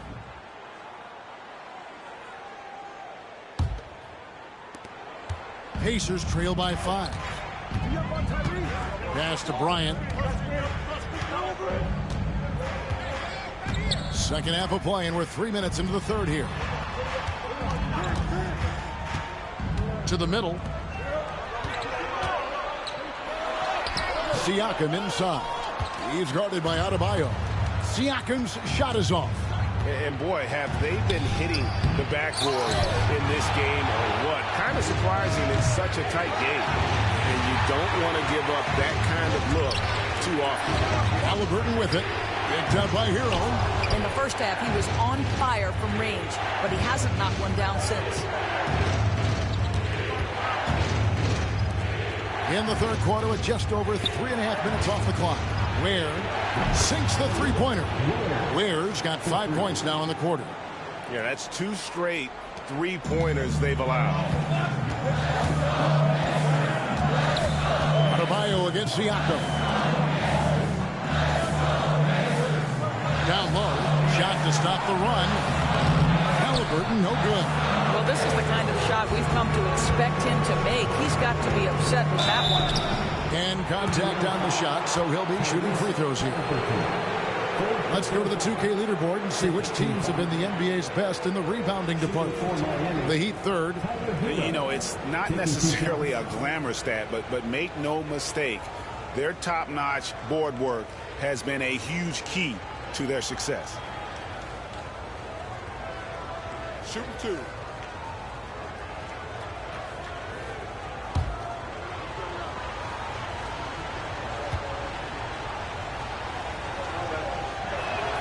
And the first one at the line is good. On the Pacers' doors last season, trading for Pascal Siakam to complement this hungry team. And, Kevin, it's important in a couple of ways. First of all, he's a 2-time All-Star who's got a championship pedigree. The other part of this is Indiana is an equal opportunity offense, so they want to share the basketball. But Pascal brings individual playmaking and shot making, and sometimes that's a must-have in this league. And Eric Spoelstra, the head coach of the Miami Heat, receiving a record 8-year, $120 million extension. They got some big dough. Is it ever? And remains coaching for the only NBA franchise he's ever worked for. Already one of the most tenured head coaches in the association, and that figures to continue for a while. This is a guy with size and range. You cannot let Pascal Siakam get those kinds of looks from deep. Here's Powell. Drills the elbow jumper. 12 points now in the game for Norman Powell. Oh, great ball movement there. And Halliburton's got the ball here for the Indiana Pacers. They trail by 9 points. Bryant passes to Halliburton. And he uses the glass on the layup. Halliburton's got 22 points. And there's a pattern starting to take shape here. They're working it inside and getting good shots from close range. Adebayo passes to Hero. Now Powell. Three-pointer. And Tyler Hero hits from deep. He's got 26. Yeah, great outside shooting, really fueling this run. Halliburton kicks to Siakam. To the paint. And Siakam throws it down. Boy, you can see how big this guy plays inside. Siakam, tremendous vertical. Pass to Ware. Now, here's Burks. He's guarded closely. Here's Adebayo. Second shot opportunity, and it's good on the way in. Adebayo's got 12 points in the game. And a big lead for them on both the scoreboard and the backboard thus far. Siakam, a screen on Burks. Here's Nembhard. His three-pointers off the mark. And here are the Heat now. They're on a 17-7 run. And the call on the shot sends him to the line. Impeccable from the line since halftime. And guys, let's get your take on the scoring breakdown for the Heat. And they're playing beautiful basketball right now, racking up the assists by playing so unselfishly, just finding the open man. I think the other thing we're seeing tonight is the floor spacing of this team. Boy, they are shooting the cover off the basketball all game. First one falls for him. Alec Burks continuing to develop into a dependable scorer. He's got great size for a two-guard. The Pacers making a change here. Mathurin's checked in. Wiggins is checked in for the Heat.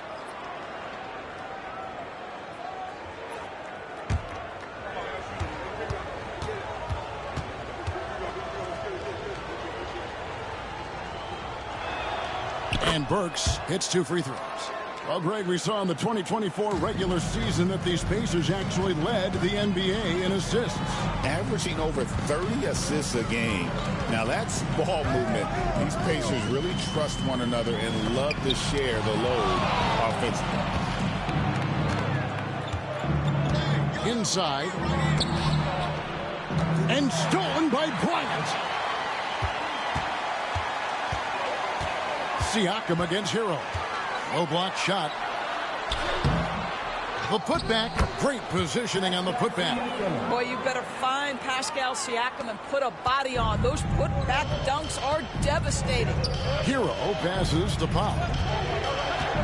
Now Wiggins.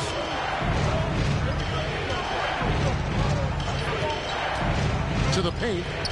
Oh! And that one is stuffed right through. How about the big guy attacking the rim? The throwdowns are loud and emphatic. Awesome display of athleticism captured by our AT&T 5G Slam Cam. Halliburton for 3. Wiggins with the rebound. Wiggins has got rebound number 8 here tonight in the game. Pass to Hero. Over Halliburton, and good. Got the friendly bounce off the right side of the rim. Hero's got 7 now in this quarter. How many times have we seen a possession like that from them today? Ending with a basket, coming off a pretty pass. Here's Bryant. 6 points for him. Here's Halliburton. Left side, Mathurin. That falls. Nice feed that time from Halliburton. Halliburton's got his 4th assist with that last one here tonight. Wiggins outside. Now the Pacers moving it up. Here's Nembhard. There's the killer two-handed slam. Well, if you don't take care of the ball, fellas, that's what can happen. Absolutely, Greg. That makes the turnover even more painful. At the end of the day, though, it's 2 points. Don't hang your heads. Let's get refocused and play with more patience. Pacers trail by 9. Here's Siakam. And a lot of contact on that one, so he'll shoot 2 here. Greg, in January 2024, Pascal Siakam was traded out of Toronto. And he came into the league an older player from a mid-major school. The Raptors did a lot to help Siakam, turning him into an all-NBA caliber player.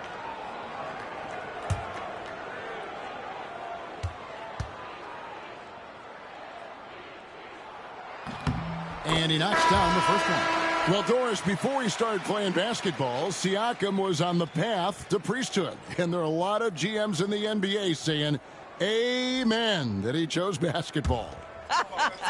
Kevin, this young man actually attended a seminary and didn't pick up a basketball until he was 16. But even with that, he's built himself into an all-star and a champion. An incredible journey. Now, here's Mitchell. He's got 5 in low. And that'll be 2 free throws coming up. Officials on the call with the foul. Second personal foul. Fourth team foul. It's his first trip to the line. For the Heat, Davion Mitchell. 2 shots.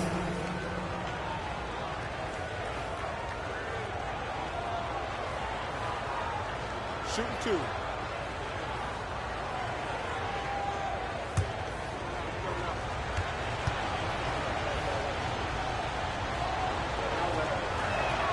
First free throw is good.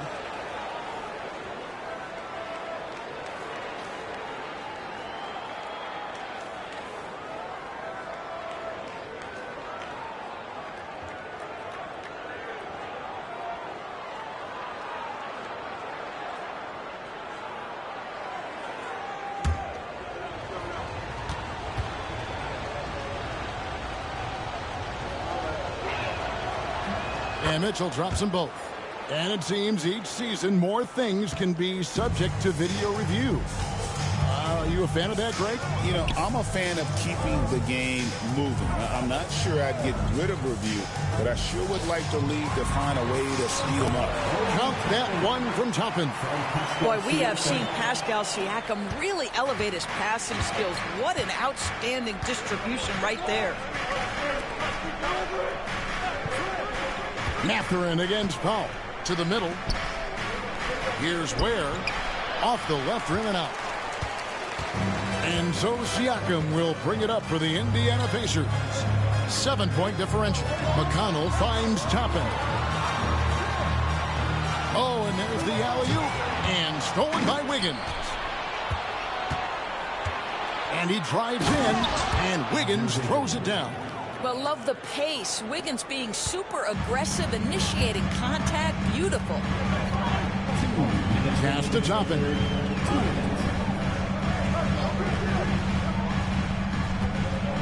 Now, here's Siakam. Now, Nembhard. 6 to shoot. An easy 2 points on the layup. Nembhard's got 4 points now in the quarter. How good is that? I mean, he can make a defender look foolish at times. Mitchell looking it over. Pass to Ware. It's deflected. The ball goes out of bounds. Last touch by Siakam. And a moment here to look at some of the stats for Norman Powell. Getting around 12 points a game, 3 rebounds, and 2 assists. Not his best production, and I expect him to break through and get back on track soon. I think he's been pressing a little bit too much. He just needs to relax and let the game come to him. Now, here's Mitchell. He has 7, just 5 to shoot. Lets it go from 11. He gets that one. Mitchell's got his 3rd bucket of the night.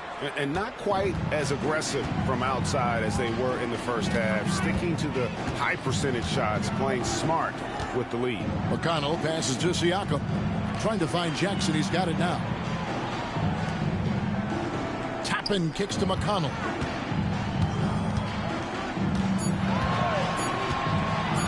Over Mitchell. The shot by McConnell, no good. And they have built their advantage on the scoreboard here by doing all the little things. Here's Powell. And 2 free throws coming up. Unable to get that one to go with all the contact. It's going to be on Isaiah Jackson. See, the athleticism of Norman Powell is a problem. This guy understands how to get defenders committed to him. He'll take his third and fourth free throw shots of the game right here. And his free throws are falling at a rate of only about 72% on the season. Not terrible, but listen, you obviously would expect him to do better.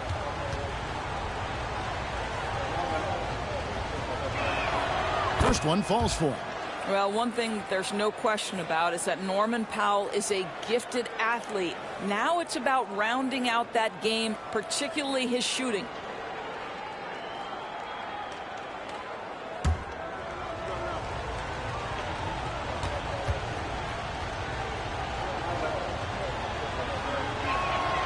And so Powell nails both of them. Pacers trail by 11. McConnell passes to Jackson.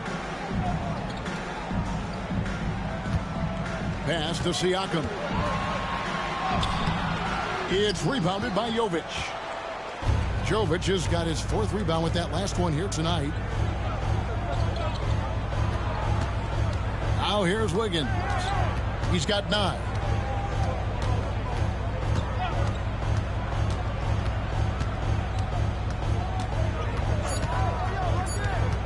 There's the triple.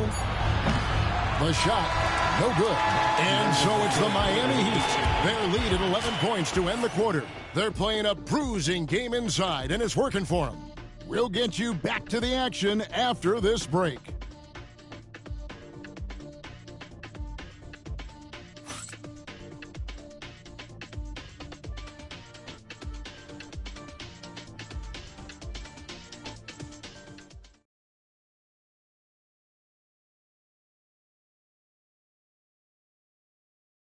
And a quick look now at the State Farm assist of the game. And I'm glad this was the pick because I love this pass. Such a great dish. That's what I call court vision. Well, making the game easy for your teammates. All about putting them in a position to score. That's pretty.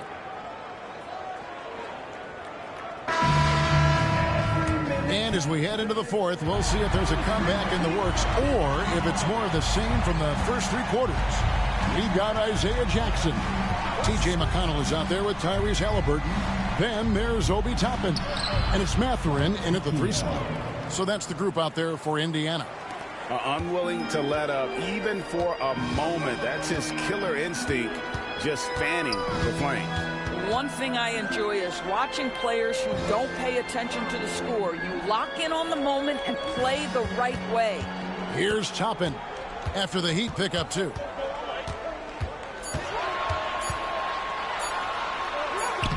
Solid play in the low block, and that one's good. You know, one thing that has stood out tonight is his scoring. You know, he's kept attacking even when they've been trailing. Hero on the wing.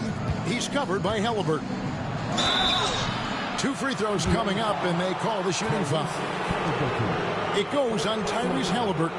And tenacious play there from Hero in the paint, refusing to let the foul hold back his shot.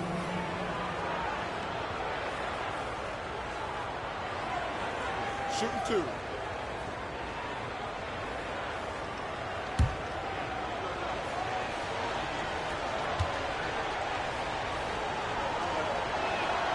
And the first one at the line is good.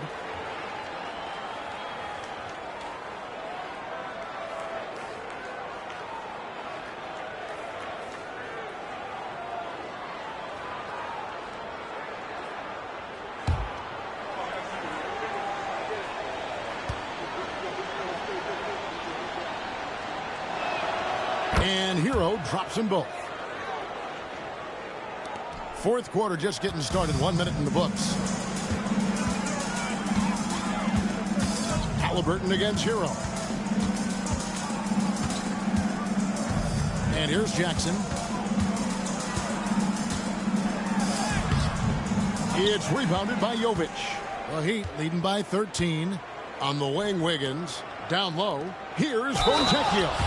Slammed home, and he draws the foul. A chance for another point at the free throw line. It's going to be on Obi Toppin. Second team foul. Shooting for Miami, Fontecchio at the line for one.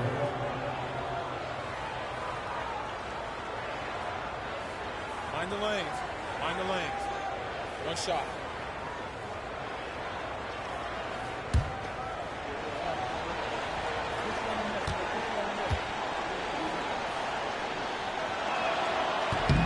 The free throw off from Fontecchio.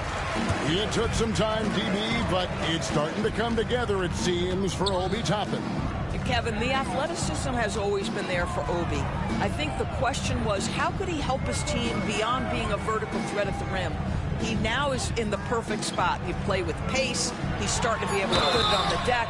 And now he's got to improve his defense. This guy is so good when he's attacking on the interior and looking to draw contact. Obi Toppin getting to his game. Obi Toppin.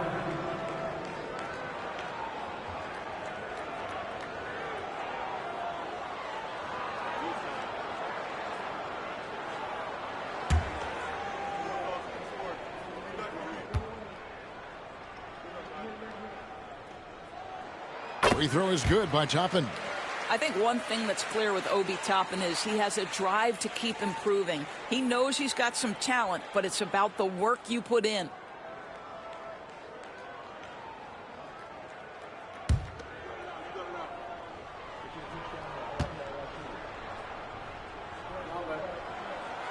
No good on the second free throw. The Heat leading by 14. Here's Wiggins. Pass to Hero. Excellent defense there from Halliburton. The Pacers shooting here about 46% for the game.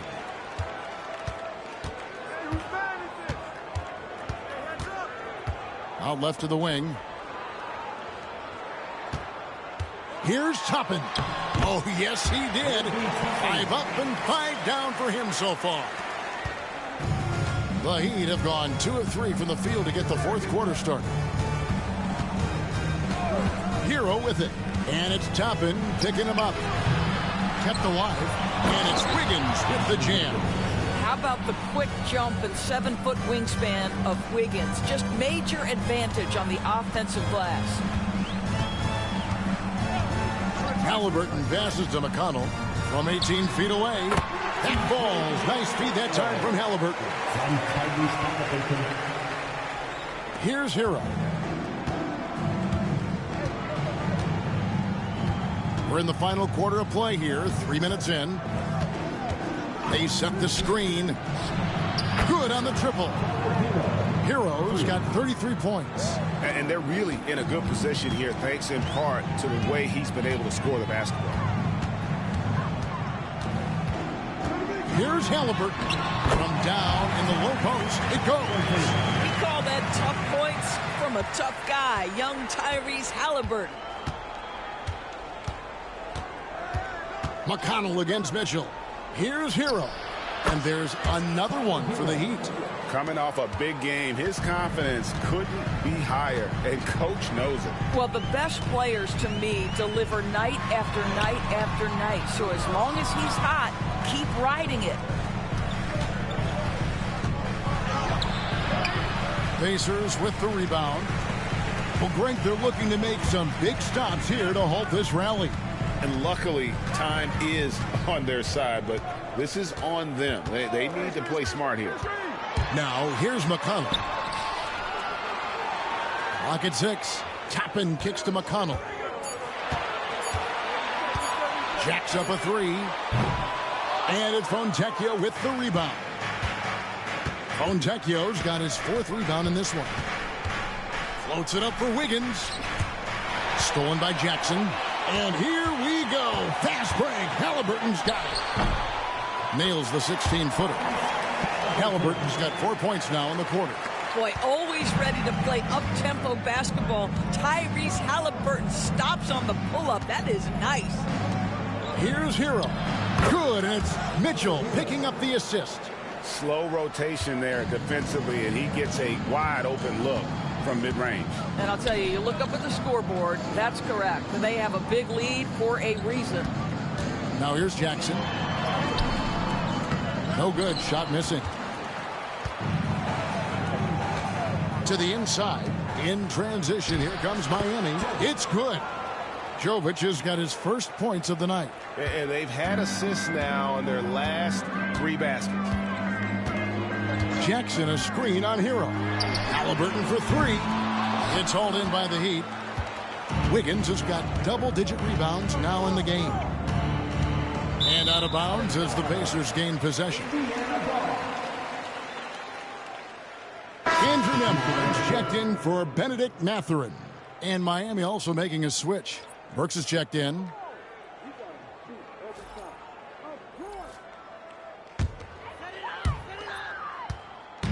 And here's Halliburton. He'll bring it up for Indiana.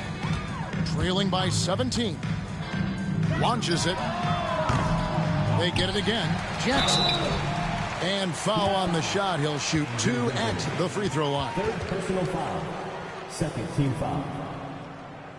At the line for Indiana, Isaiah Jackson. 2 shots.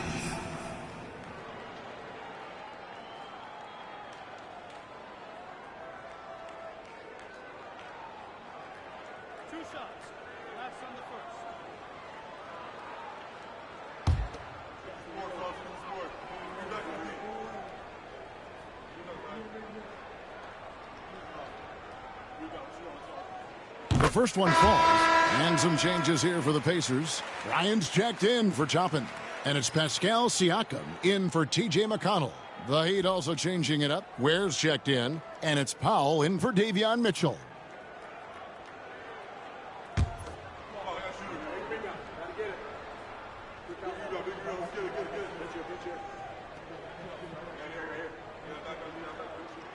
So he makes 1 of 2 as the second one misses. Miami leading by 16. Here's Burks. That falls. Nice feed that time from Wiggins. Wiggins has got his 7th assist of the game with that last one. Siakam outside. Inside. Nemhard the pass to Bryant. No one covering. Boy, no hesitation whatsoever. Thomas Bryant and catch and shoot. Go ahead, sir. Pass to Ware. And here's Burks. Nemhard covering. And up the court come the Pacers on the break. Halliburton kicks to Siakam. Now here's Bryant. He's tightly guarded. Stolen by Hero. Down low, and it's Wiggins with the jam. And how about the slam from Wiggins, showing off some of that athleticism there. Pacers trail by 18. Halliburton passes to Jackson. Indiana moving it around. Bryant a screen on Hero. Halliburton no good. When you're not in rhythm with the 3-ball, why do you keep firing from there? Oh, such a beautiful pass to set that one up. Yeah, the pass might have been pretty, but the finish was angry. Siakam outside. Well, when you talk about the NBA going global, the last 6 MVPs, Doris, as you know, all international players. Kevin, what I love about this is the NBA wants the best players, regardless of where they come from. There's a time where American players just dominated that award for years and years. Fact of the matter is, it's good for the game to get the baddest, best players in the world, and we've done that. Take a break. Take a break. 2 shots.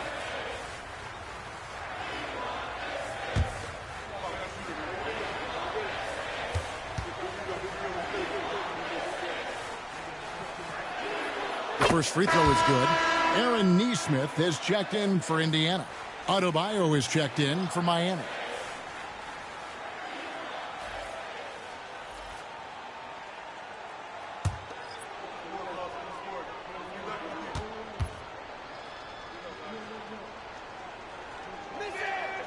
And so Powell nails both of them. Indiana's gone ice cold from three-point land, 0 of 4 since the start of the final quarter. Poke loose. Up top, Adebayo. Covered by Siakam. He shoots again. Ware, good. Ware's got 11 in the second half. And one of the stories of the second half has been all of those second chance points. I mean, they have been terrific on the offensive backboard. Now, here's Halliburton. For three, Siakam. That falls. Nice feed that time from Halliburton. Siakam's got 24 points. Hero against Halliburton. Here's Wiggins. It's rebounded by Indiana. Neesmith has got his 6th rebound on the night.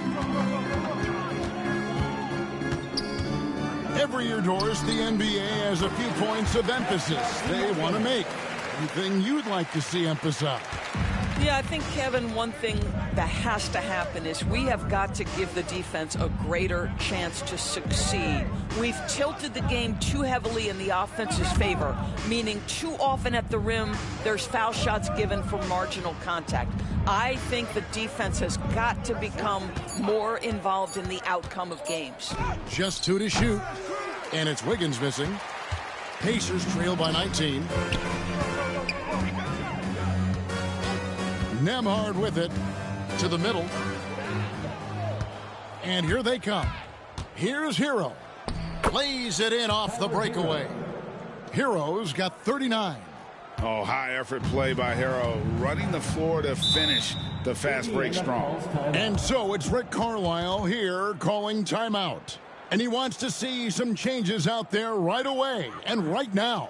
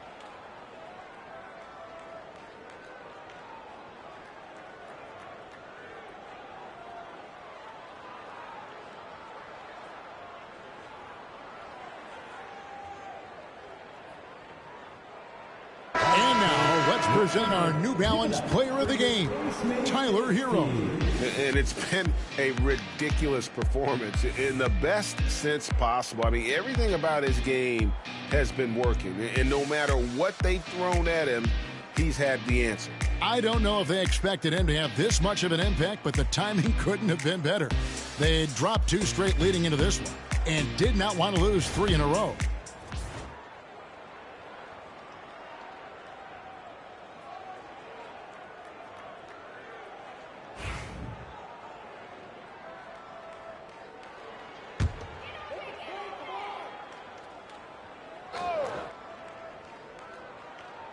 Here's Neesmith.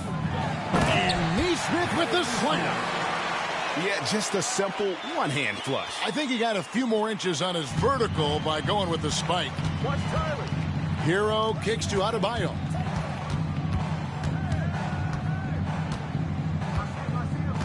Back to Hero.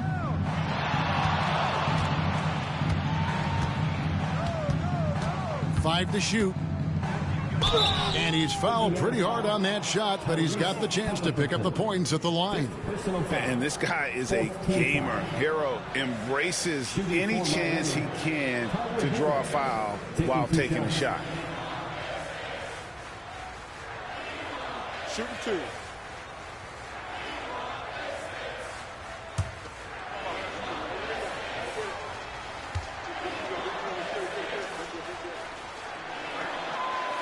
That free throw missing.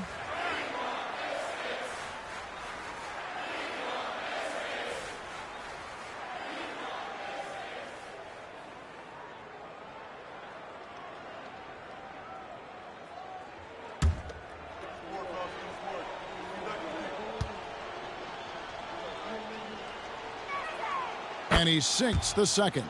And, Greg, everyone loves talking trades. Future first-round picks have been moved quite a bit of late, and that's been kind of interesting. And, Kevin, a lot of teams that don't control any of their future first-round picks. With so much pressure to win now, GMs are willing to use draft assets. Here's Hero. Following the basket by Pascal Siakam. Now here's Powell. Emhard covering. Hero from long range. Not quite enough defense that time around. Just lucky he was off. Outside, Bryant. Big coming. Pass to Halliburton. Burks pulls it in. Burks has got his 5th rebound right now in the game. And tonight's battle is going to end with a very clear winner, leaving nothing to chance. Impressive win for the Heat. The blocking really turned things into their favor this time. Great timing, anticipation. They got the blocks, and that definitely changed the momentum of this game. And now, for the year, this is going to take him to 7 wins. And against a conference opponent, always good to take that first win of the season series to establish a psychological edge. And, you know, when you look at the huge impact he had, just a monster game for Tyler Hero. This guy has been shot-making all night long. He commands the rock and takes over. Now Powell, following the three-point attempt by Tyrese Halliburton. And he gets the bucket. Finishing strong. This is how you want to close things out. No question. They've gotten hot at exactly the right time. Clutch play on a team level. Now, here's Siakam. Out of bounds. Miami takes possession.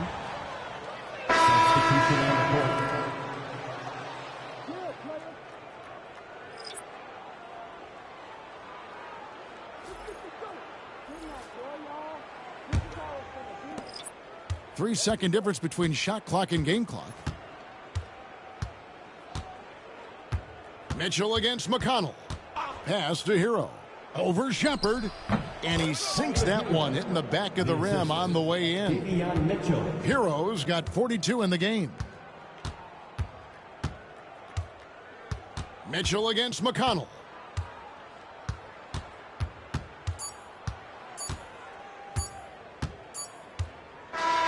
And so Miami takes this one by a big margin. Huge moment in this group round of the NBA Cup. The record is now 1 up and 1 down. And Kevin, I thought their energy and effort was outstanding. I mean, backs against the wall, and they delivered. And now let's catch up with David Aldridge, who's standing by from the sideline. All right, Dave. Hey, Kevin, thank you. Andrew, an impressive win for you guys. How will you look back on tonight? It feels great, I think the whole team played great. We shared the ball, we got rebounds, we made big possessions, so I think it was a great game. Hey, Andrew, congrats again. Thanks for your time. Back to you, Kevin. All right, David, thank you. And that'll wrap it up, folks.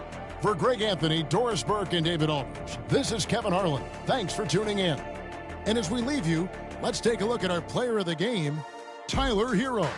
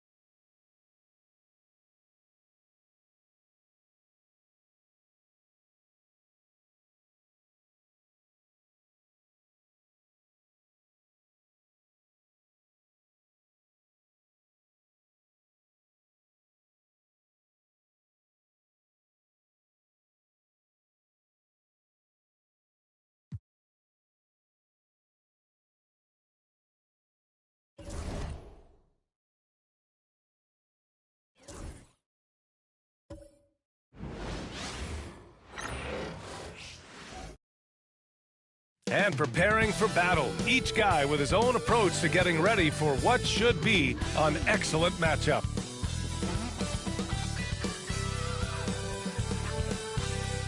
Hello and thanks for joining us. The NBA Cup is underway. This is Game 2, and things will only get more intense from this point forward.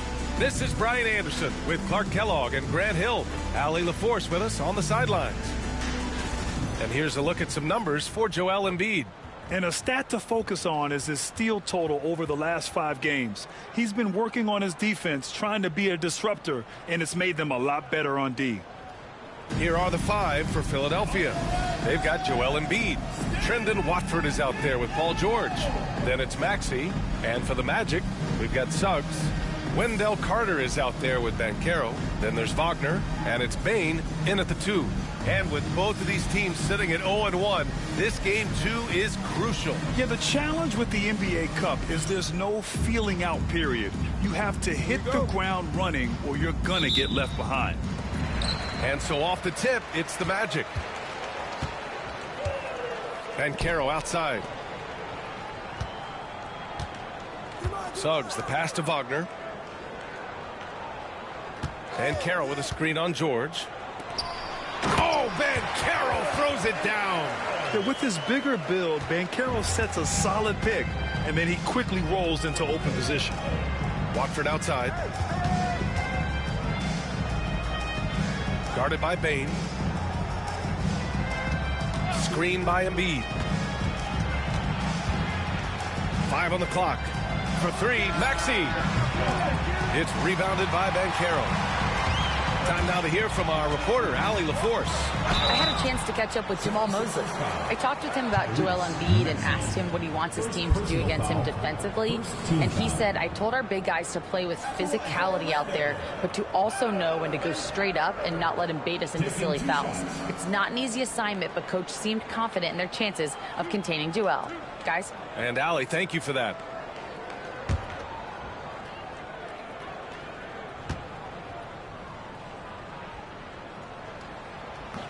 First one falls for him. Well, Clark, he's a former 1-1 back in 2022. The league better watch out. Paolo Banchero is coming. And he's coming with force, B.A. Loved him his 1 year in college.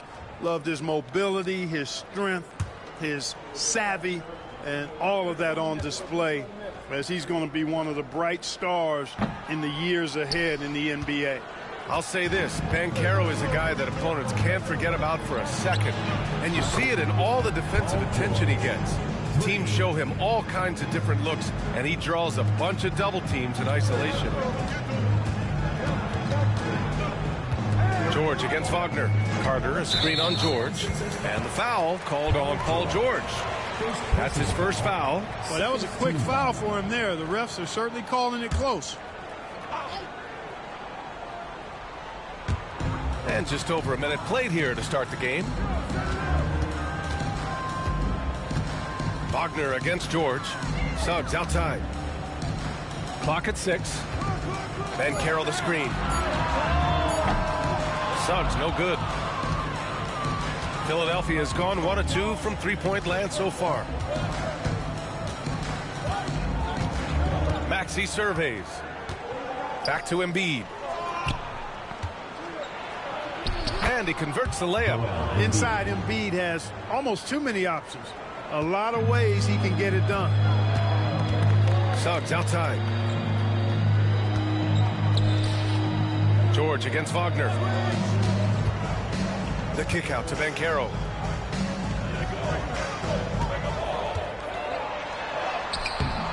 And no good. Good D by Watford. The 76ers have gone 2 of 3 from the floor. And he gets the bucket. Embiid's got his second bucket on the night. Well, you know, there's only so much you can do against Embiid, guys. I mean, he's such a terrifically skilled offensive player with great size. I mean, he plays pretty much through any kind of contact. Ooh, had a nice open look right there. Don't want to let him get into a rhythm from out there. The Sixers leading. First quarter of basketball, just over 2.5 minutes played so far. Maxey with a screen on Wagner. For 3, George. Orlando with a rebound. And this is their first time matched up with Philadelphia this year. Yeah, they were impressive against this club in a clash of the Titans last year, sweeping the season series. Yeah, I like what you said there. I mean, both teams are in the upper echelon of the conference, but they really dominated that matchup. We'll see if that continues to be the case tonight. And Banchero can score from all three levels, and this versatility makes him a dangerous offensive weapon. Maxey against Suggs. Just under 3.5 minutes elapsed here in the first quarter. Oh, nice D from Carter. And he lobs it up. Oh, it's stolen. To the wing, right side. Out of bounds. It'll be Orlando's ball.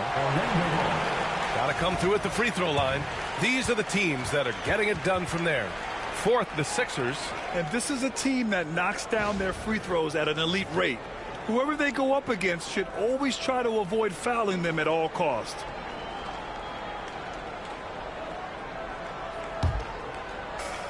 For Orlando, they've gone 3 of 5 here in the opening quarter. Outside Bane. From behind the arc. Joel Embiid with the board. He didn't make them pay for that weak defense, but they just can't rely on him to miss those kind of shots. For 3, Maxey. It's rebounded by Banchero. And you just can't afford to give up that kind of look very often. To the paint. Here's Carter, and it's slammed in by Carter. With the 9-foot standing reach, Carter has no trouble putting that away. And so it's Nick Nurse calling timeout here. Coach wants to speak to his guys, maybe alter some of the game plan.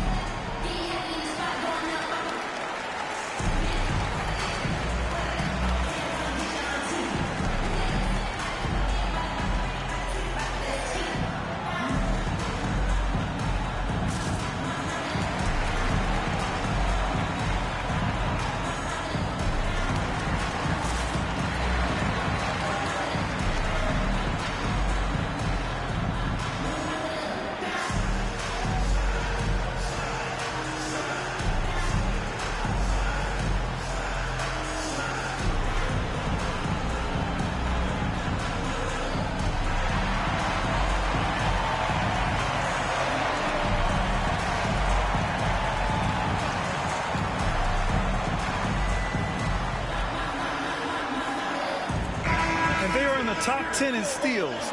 This is a team that will force turnovers if you're careless with the ball. And the work they put in at the free throw line has been extremely valuable, especially at the end of games.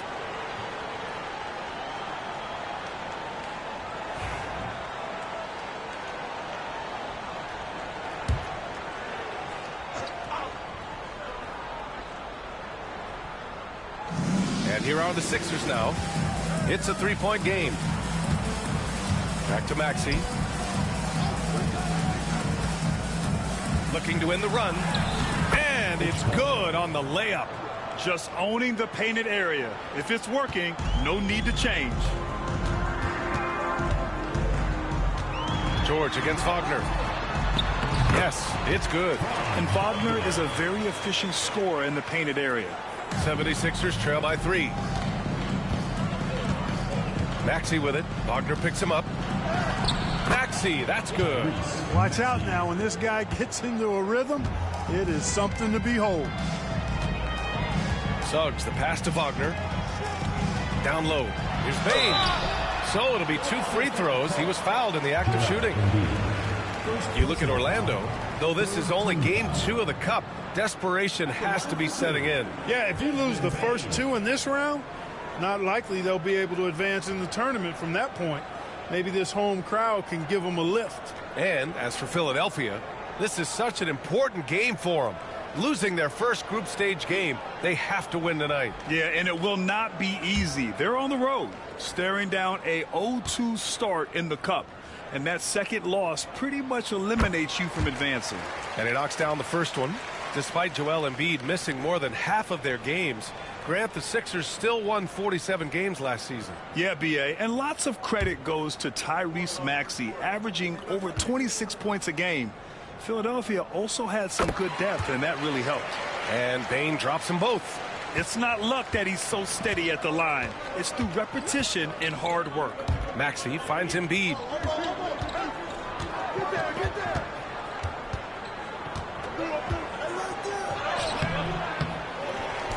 And Embiid throws it down. Dropping the hammer. That's why Embiid looks to get deep inside position. Suggs, the pass to Banchero.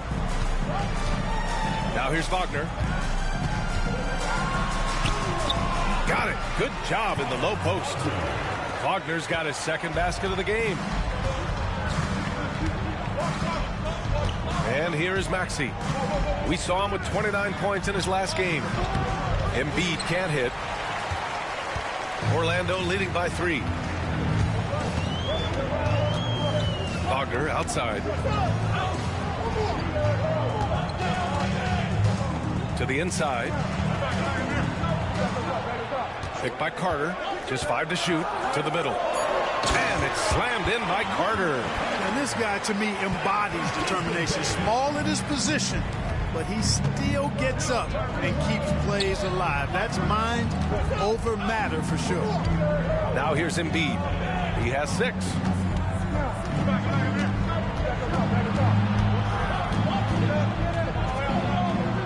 Nails the baby hook. Embiid's got 8. Seems like he can't miss right now, guys. I mean, completely in the zone this quarter. Suggs finds Carter. And he lobs it up top.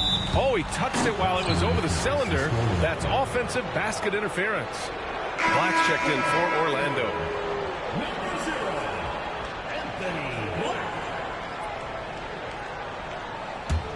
76ers trail by 3.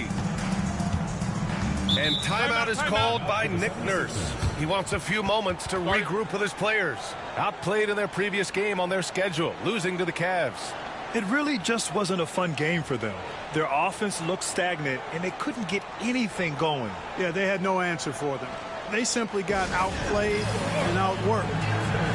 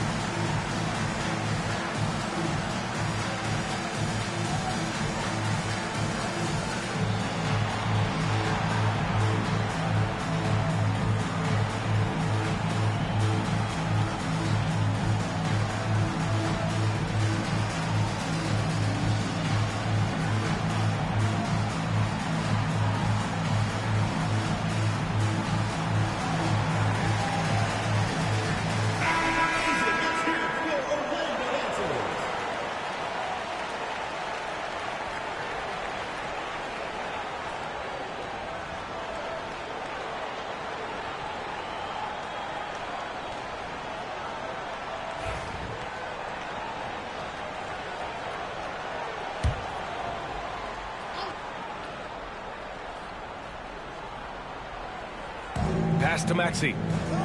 Here's Watford. Outside Maxey.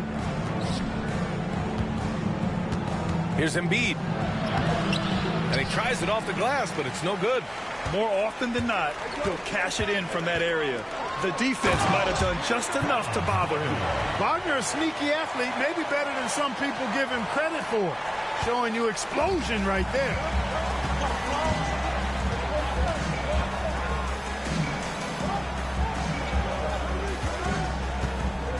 Embiid, a screen on Bane. Inside.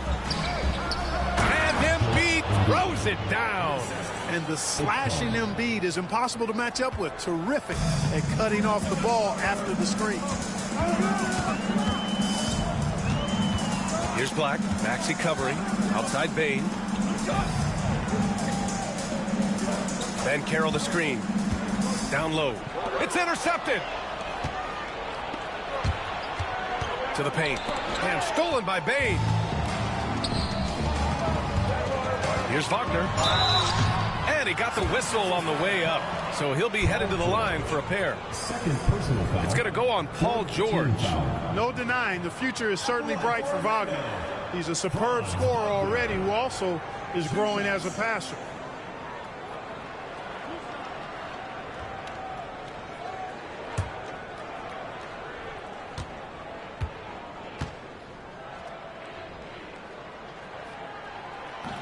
And that one misses. Clark, we know how great Wagner is offensively.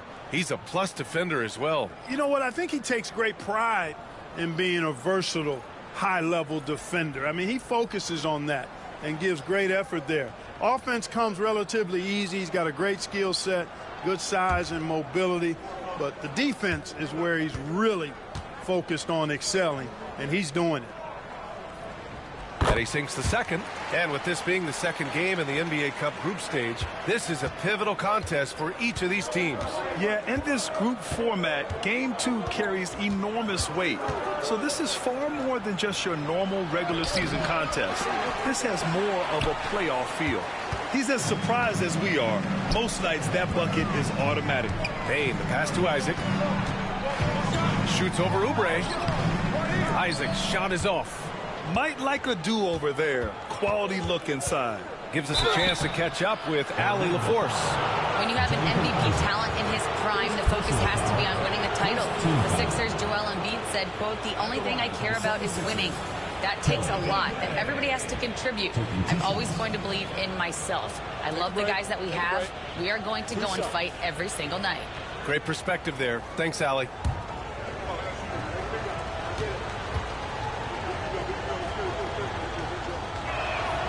And that one falls for Oubre. Oubre able to get here a lot with how aggressive he is with the ball in his hand. Orlando making a switch here. Banchero's checked in.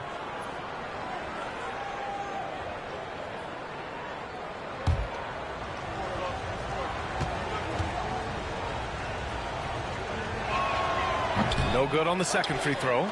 Orlando leading by 3. Here's Bane. 5 points in the game. Inside. Here's Isaac.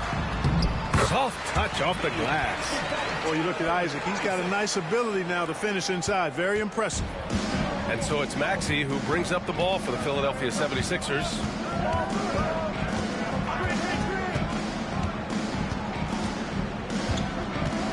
Pass to Grimes. The 3 is up. Drops in the 3. You can see how Maxey has developed as a facilitator. This coaching staff has a lot of trust in him. Banchero passes to Isaac. Back to Banchero. Banchero. It's good on the putback. You know, with that kind of height mismatch, you've got to send help defensively. 76ers trail by 4. Now here's Maxey. Impressive scoring stats with around 27 points a game. And there's Drummond. That one's good. On the assist from Maxey. Maxey's got his 4th assist in this one. Outside Carter.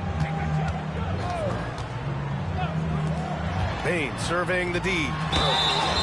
And there's a whistle. He'll head to the line to shoot 2. It's going to go on Andre Drummond. And such a unique player. Bane is a powerful guard with an incredibly soft touch. And this will be his 3rd and 4th free throws of the game here. The key to their victory last time out was his success at the stripe. I think it was the difference in the game. In a close game, when you knock down those kinds of points at the stripe, that decides a game oftentimes. Yeah, guys, I mean, he's been a very steady hand for them when it comes to his free throw shooting. Batase's checked in for Orlando. Franz Wagner comes in for Banchero.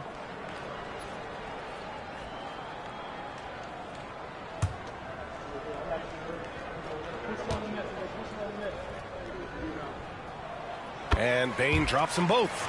They're really not doing themselves any favors picking up this many fouls so early. Yeah, that's a big reason they're trailing. You can't allow a parade to the free throw line and expect to be on top in the game.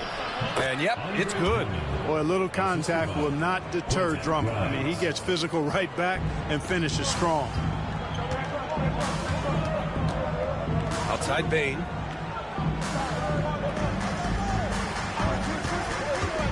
Lets the three fly, and the three-pointer goes. Bane's got 10 points. And they keep trading punches. Both teams in a groove early. Hey, guys, this is going to be fun now. I mean, we've got ourselves a shootout on tap here. Now here's Drummond. Back to Maxey. Gets it to drop. Now 2 of 4. Finishing despite the contact on him. Serious toughness from Maxey there. Orlando leading by 3. Wagner outside. From the arc. Rebound by Philadelphia. I love how they've attacked the boards here in the first quarter. Yeah, I like the way they're setting the tone. Really playing with a lot of energy here at the start. Orlando has gone 2 of 5 from deep. Black passes to Wagner. 43 seconds left in the first quarter. And the shot counts. He's fouled, and it's a chance for a three-point play. So we'll see Franz Wagner go to the line here. It's going to go on Andre Drummond. Richardson's checked in for Bane. Joel Embiid, he's checked in for the Sixers. Gordon comes in for Maxey.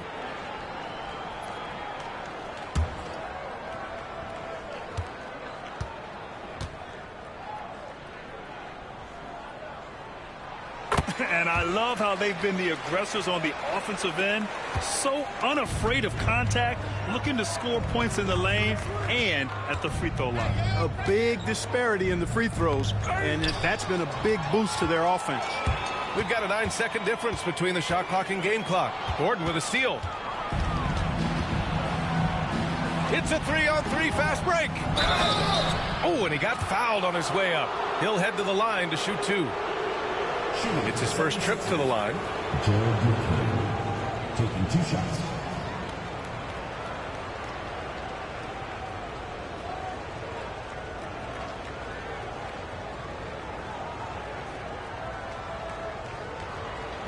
Take a break.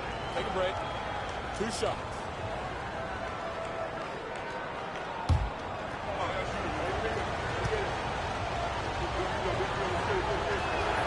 The first one falls.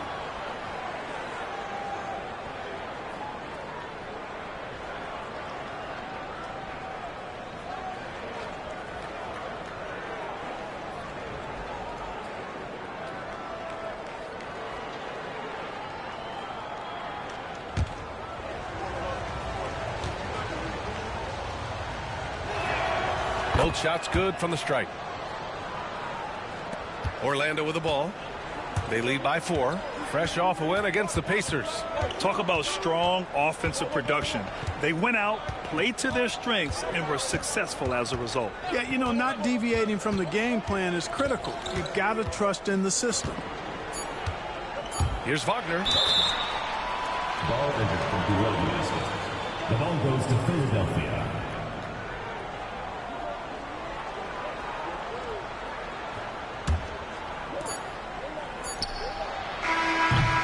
Bane getting it done for the Magic. He put together 10 points in the quarter. All right, we'll get back to the action after this break.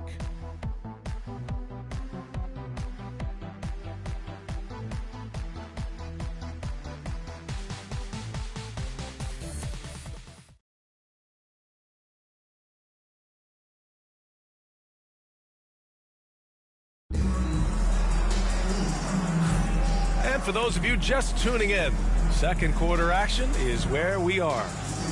And a moment now to quickly take a look at the offensive approach for Orlando. One of the things, actually the one thing that really stands out to me is the amount of points they're piling up at the charity stripe. They're doing a great job getting to the line and converting. Another thing they're doing well early on is moving the ball, playing selfless basketball, and getting everybody involved on the offensive end. 76ers trail by 4. Goga Bitadze is out there with Jonathan Isaac. Then there's Wagner, and it's Black in at the 1. Here's Grimes. Off target from three-point range. Yeah, and the defense has really got to tighten up on him. I mean, he's just too dangerous from the three-point line. And for the 76ers, Kelly Oubre out there with Joel Embiid. Then there's Eric Gordon, and it's Grimes in at the 2. Now here's Wagner. He had a 24-point outing in their last game against Indiana. Black outside Richardson. Shot clock at 2. From outside, off the mark. And Gordon has got the ball here for Philadelphia. Trailing by 4. They've got the Heat ahead of them in their next game in Miami. That'll be their second of 3 games total on this road trip. And for Orlando, they've got Jonathan Isaac. He's out there with Wagner. And it's Black in at the point. Here's Black. He's scoreless. Pass to Wagner.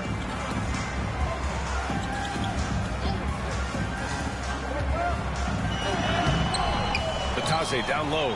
Embiid's there. Bitadze with a screen. Richardson for 3. Sinks it from distance. Richardson's gotten himself going with a triple. His first basket of the game. Second quarter of action. About a minute and a half played. To the inside. Here's Embiid. And that one goes in as he's fouled. It'll be 3 points if he converts the free throw. First personal foul. First team foul. What a 22-23 season it was for Joel Embiid.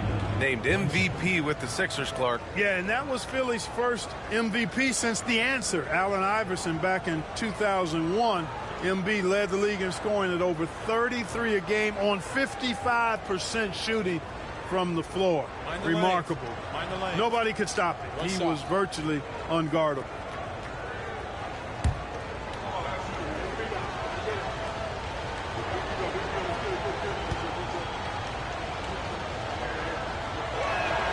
Something fun about this NBA Cup tournament are the nights where we only have Cup games. It's a playoffs-like atmosphere. Yeah, especially with the way these NBA Cup games affect everybody's standings within the tournament. Every game becomes important, and it just makes it that much more exciting to watch. That's 2 points they should have had. I'm sure he'd love to get that look again. Gordon outside. Down low. Knocked away. Embiid passes to Grimes. And here's Gordon.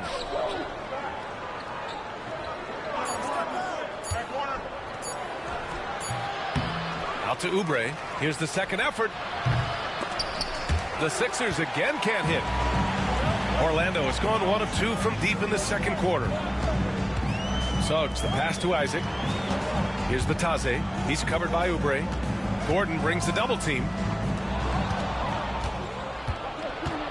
Embiid against Wagner.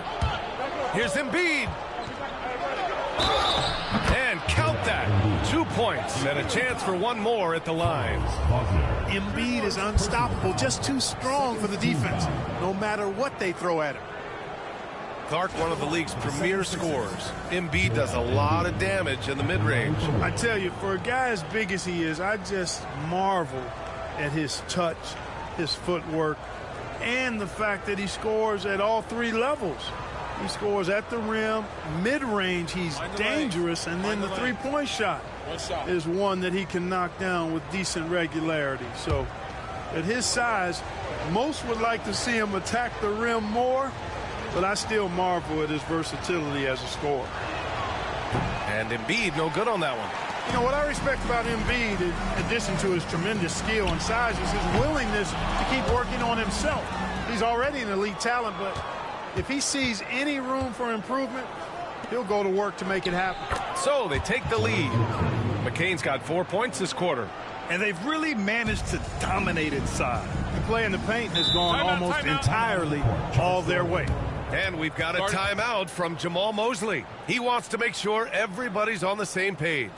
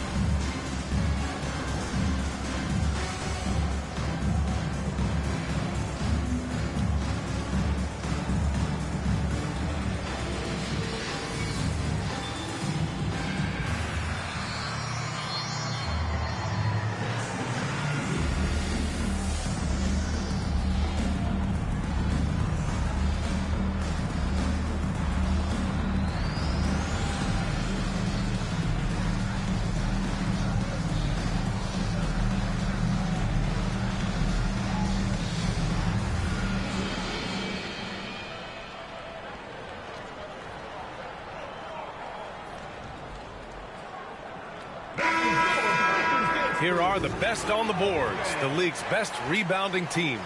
Number 1, the Magic. And I love how active they all are on the glass. When a shot goes up, this team takes a game rebounding approach to tracking down their boards.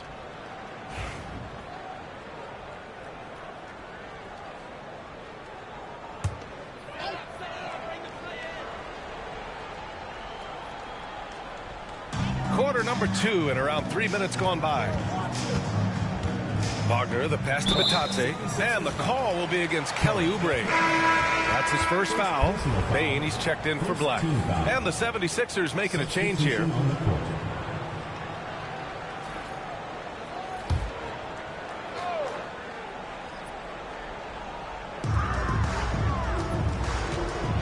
Wagner against Oubre. To the middle. Embiid with a steal. Guarded by Bain. And a little under 3.5 minutes elapsed here in the second quarter. The putback. Oh, he hangs in there and cashes in on the second chance points. And the 76ers lead by 4. And a look at how the hustle game has been going for the 76ers. I must say their defensive intensity has been impressive so far. Really making it hard for the offense to hold on to the ball. And, you know, another thing that's been working for them tonight, scoring off turnovers, points off miscues. They've been converting any mistakes at the other end. Here's Embiid. And so he draws the foul, headed to the line to shoot a pair. Grant, a little background on the NBA Cup tournament this game is part of. It traces its origins back to the WNBA Commissioner's Cup. Yeah, the WNBA was set to feature the in-season tournament in 2020, but the pandemic delayed that start until 2021. Since then, it's been a wild success, and the NBA decided to run one of their own.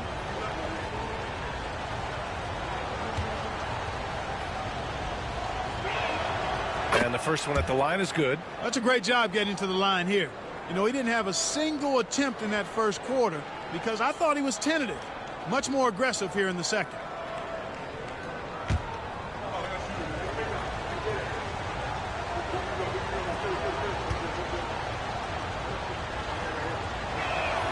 And Embiid drops them both. Clearly an MVP caliber talent now. Embiid continues to impress with his versatility on both ends. A man that big shouldn't be able to do the stuff that he does with the ball. Now here's Isaac. His stats right now averaging 9 points a game.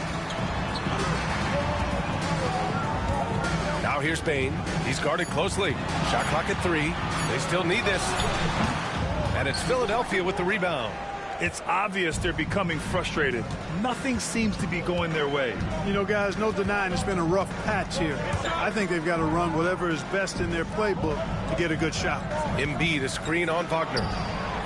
Keeps it alive. Controls the rebound and the putback. Embiid's got 9 points now in the quarter. Boxing out Embiid has to be a focal point for them, or else they'll continue to eat them up on the offensive glass. And so Jamal Mosley calls for the timeout. He wants to give him a breather and talk things over. It's time for basket. If you see yourself on the screen, then you know what to do. Show us your move.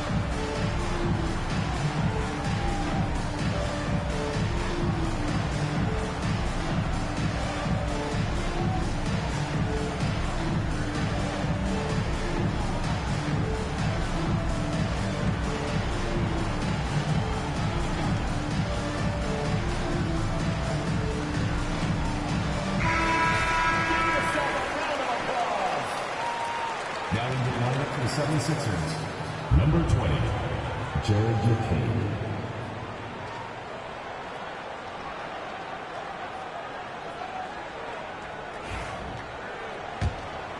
Here's Wagner. 10 points for him.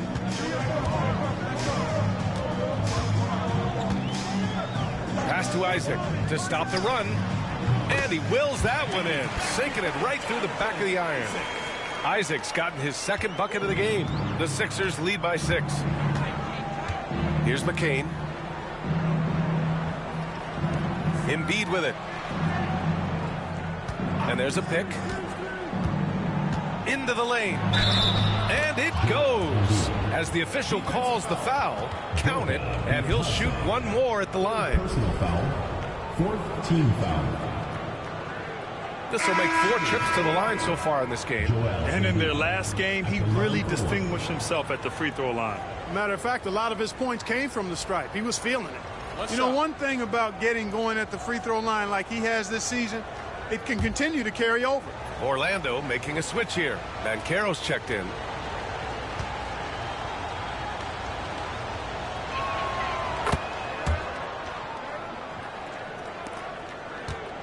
Orlando trails by 9. Suggs outside. Back to Wagner. Outside Bane. Nails it from 3. Bane's got 13. Yeah, I love all the elements Bane has added to his game. He can carry your offense on certain nights. And Maxey, here we go. That shot off the mark. Great D that time from Suggs. From 18 feet away. And Banchero with the bucket. And the assist from Suggs. Shooting off the catch or creating off the bounce, Banchero does both equally well. That bucket makes him 3 for 5. And the defense no factor, which is why he simply laid it in. Orlando has gone 4 of 9 so far from the perimeter. Pass to Bataze.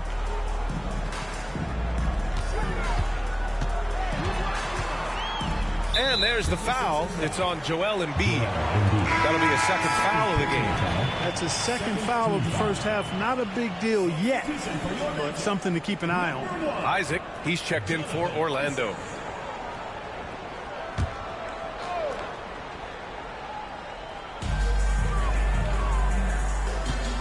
Maxey against Suggs. Yep, that one's good. That's the thing about Suggs, a footballer in high school. He gives you physicality in the backcourt. One thing this team loves about Jalen Suggs, he is one tough guard, Clark. Hey, he was the state football player of the year in high school. And you don't just forget about how to be tough when you've done what he's done on the gridiron. And it translates extremely well to the hardwood. I think he's one of the better on-ball defenders in the league right now. All right, let's get a report from Allie. You gotta love Tyrese Maxey's approach to the game. He said, quote, "I really have a simple life. I have this joy about playing basketball. I like putting in the work, so I'm extremely focused, extremely competitive, and I'm out here having the time of my life. I get to do what I love every single day, and it's a blessing," unquote. Brian, he's such a positive guy. Yeah, he really is. Thanks for that, Allie. Now here's Isaac. Outside Bane. Pass to Banchero. And Joel Embiid pulls it down. Embiid's got his 8th rebound here tonight. Now here's Maxey. Watford outside. Oh, there's the alley. George, good. And it's a 9-point 76ers lead. Hey, they're just getting pushed around inside. Yeah, you can't say that with enough emphasis. I mean, the defenders are just not being aggressive enough down low. You got to play with some physicality in the paint. Banchero outside. Paolo, strong. Oh, too big, too strong. It'll take more than that to stop Banchero. The Sixers lead by 7. Maxey with it. He's got 7. Connects from downtown. Maxey's got 6 points in the quarter. That's his second triple this quarter. I guess he's left that dry spell behind. Outside Bane. Bataze with a screen. Bane, no good. And he's having an ugly quarter from the field. It seems really frustrated. Here's Maxey. Oh, a beautiful reverse layup. Maxi's got 12 points in the game. That's where Maxi's at his best. He wants to get the ball inside. To the right side. Banchero surveys. Shoots from the line. Suggs, no good. Clearly the defense could have been better there, guys, but he also needs to convert that. Pass to George. Banchero against Maxey. The three from Suggs. Nails it from beyond the arc. Suggs has got his second basket. Getting more comfortable with his jumper. Jalen Suggs, no hesitation there. Embiid, a screen on Bane. Down low. And he was fouled while in the act of shooting, so he'll take 2 free throws. Grant, as you always say, in the playoffs, you need a player who can score in isolation. That's true, B.A. And in a 7-game series, defenses disrupt your set offense. If your stars can go mano-a-mano and create something out of nothing, that's often the best you can get.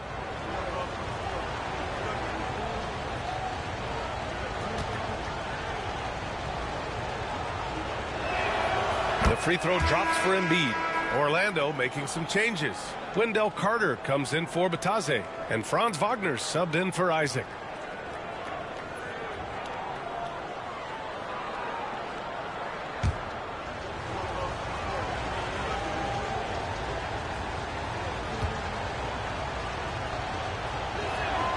And Embiid drops them both. Well, he's certainly been on target with the free throws.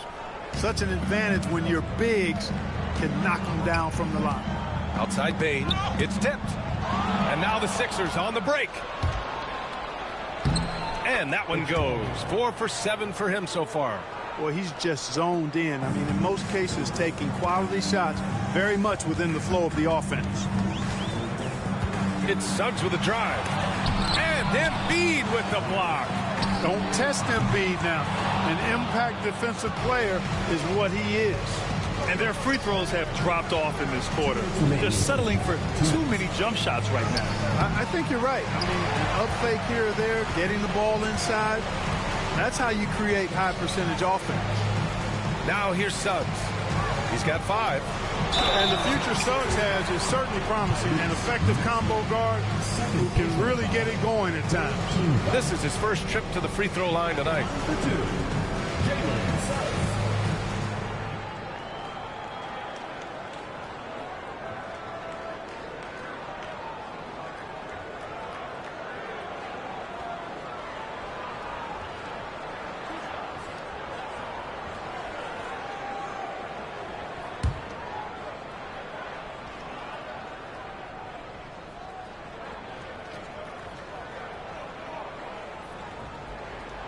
And he makes a first. I like a lot of things about Suggs. His toughness and physicality, though, kind of stand out, especially at both ends of the floor. And I think he just continues to grow as a player.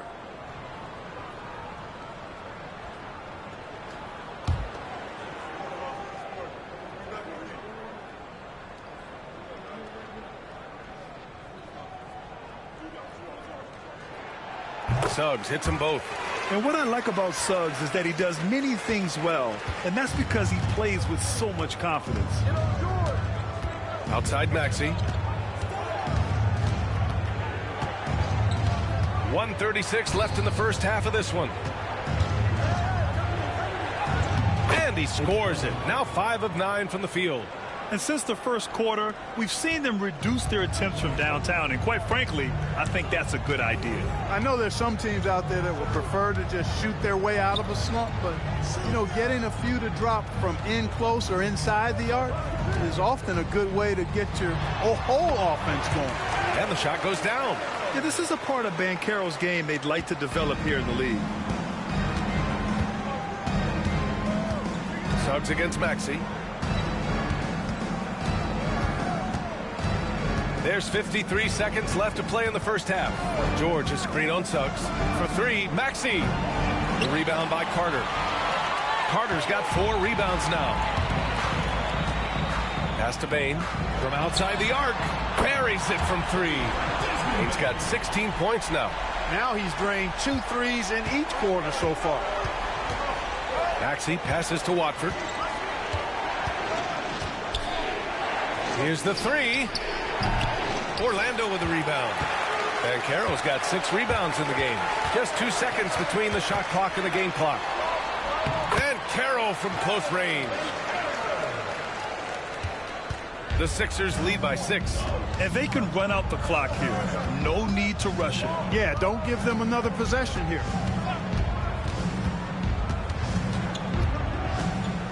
Screen by Embiid.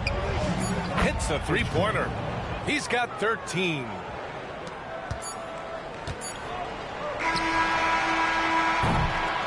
And so it's Philadelphia with a 9-point cushion at the end of the quarter. Getting lots of great looks, shooting it well. That's why they're up. Well, now we have some time to check in with Allie LaForce. Allie. Joel, the reserves have been awesome so far. What are you seeing from them? The bench has helped us a lot. They've come in, they scored the ball, they've got to stop, so we're going to need them to keep it going. Helps to have backup. Good luck in the second half. Allie, as always, thank you. We'll be back right after the break for the third quarter here on 2K Sports.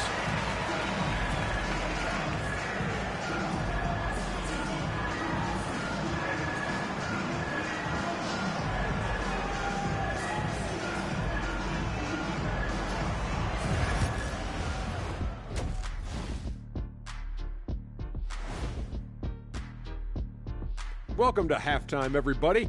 It's been a bit of a challenge so far for Orlando. To me, it starts with their effort. They have to become more active defensively to prevent easy look shots.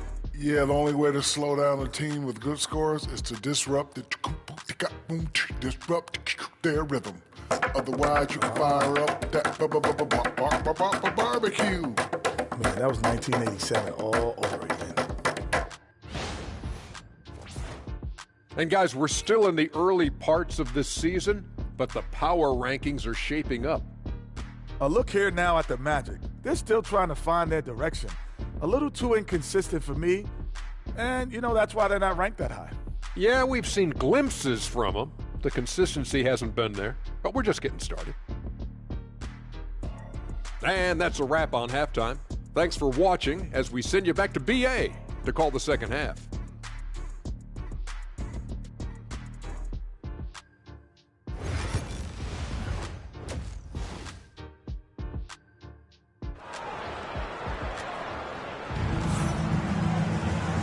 And we've got third quarter basketball here. 2 quarters in the books.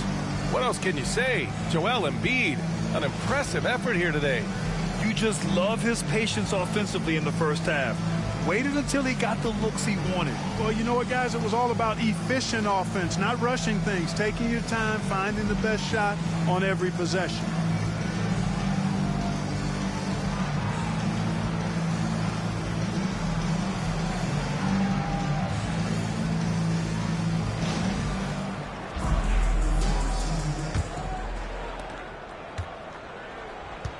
Second half underway. Here's who Nick Nurse has got on the floor.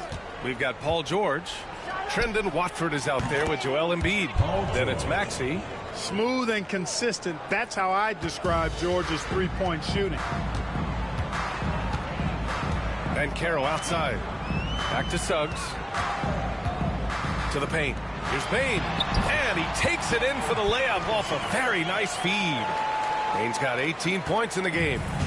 And so it's Maxey who brings up the ball for Philadelphia. Throws it up high. And it's out of bounds. Last touch by Maxey. Here's a look at the schedule for Philadelphia. On Monday, they're off to Miami to face off with the Heat. Then on Wednesday, they'll go up against the Grizzlies in Memphis.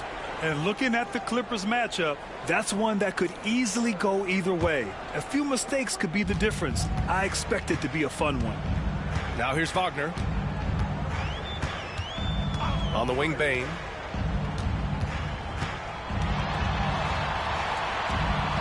Right side, Carter. Puts up a three.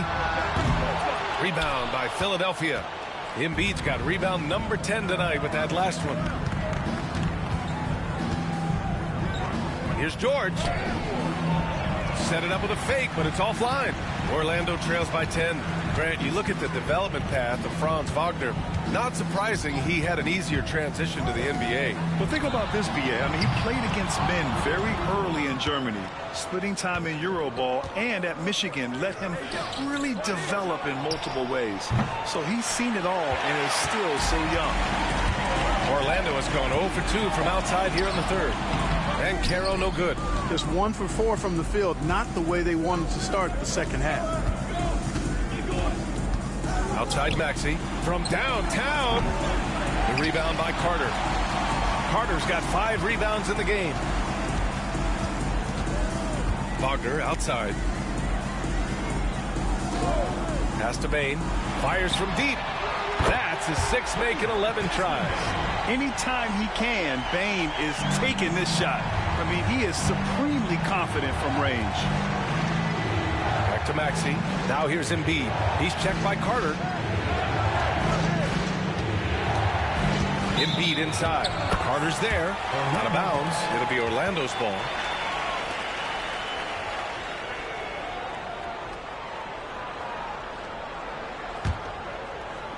Orlando trails by 7.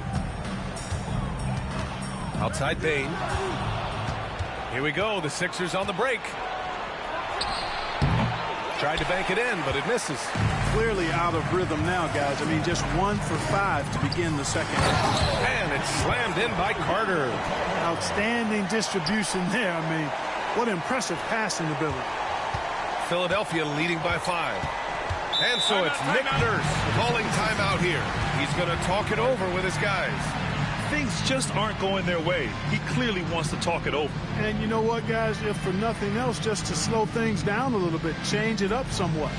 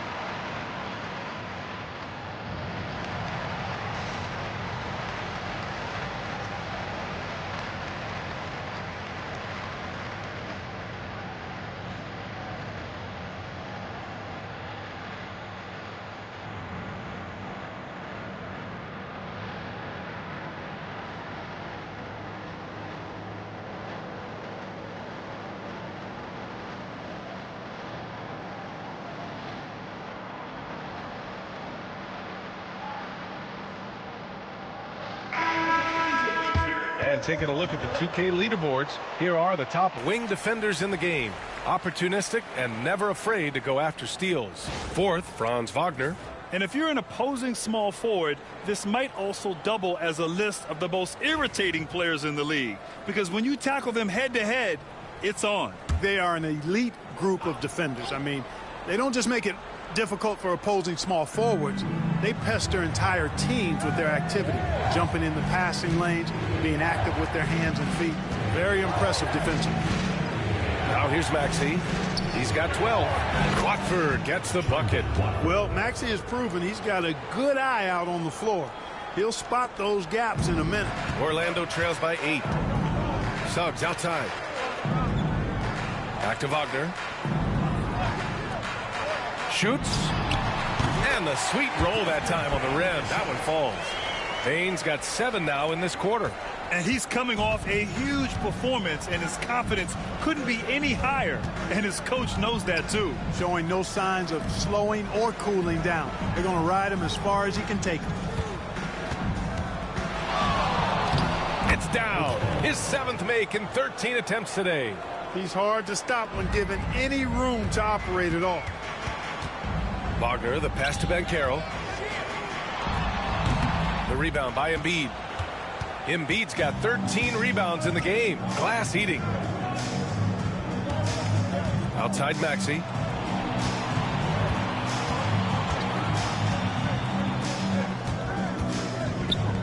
Guarded by Bain. 6 to shoot. George, good. Seems effortless for George, that quick release of his. And Suggs has got the ball here for the Magic.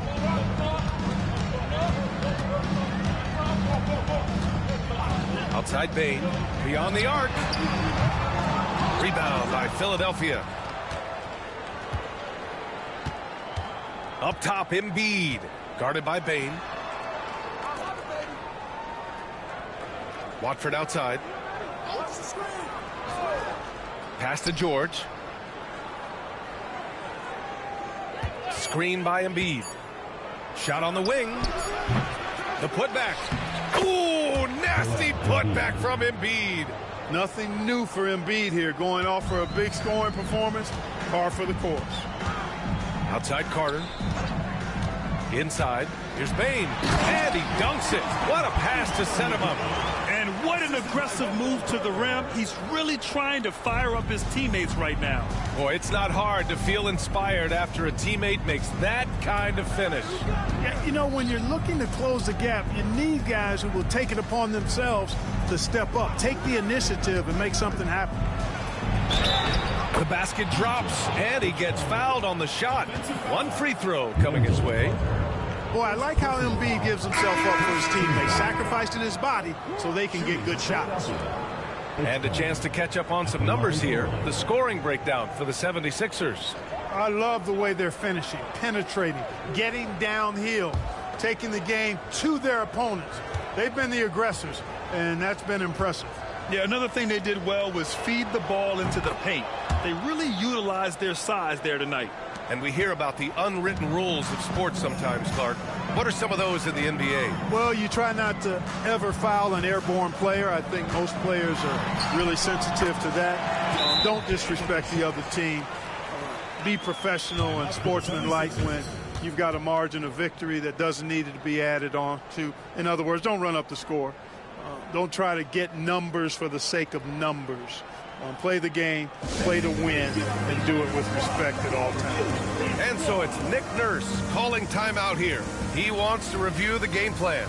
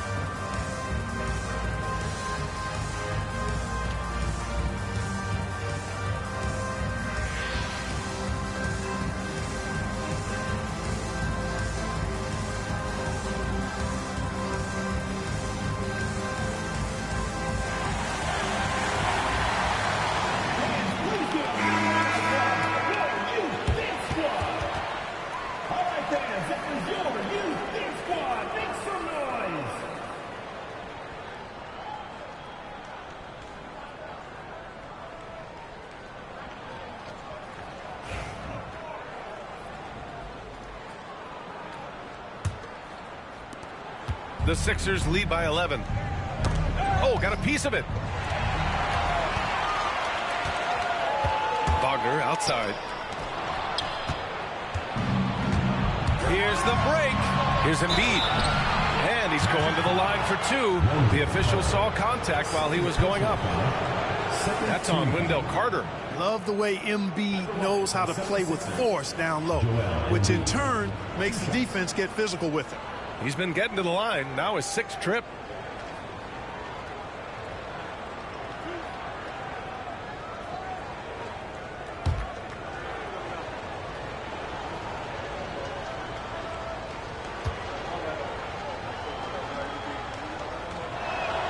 The free throw drops for Embiid.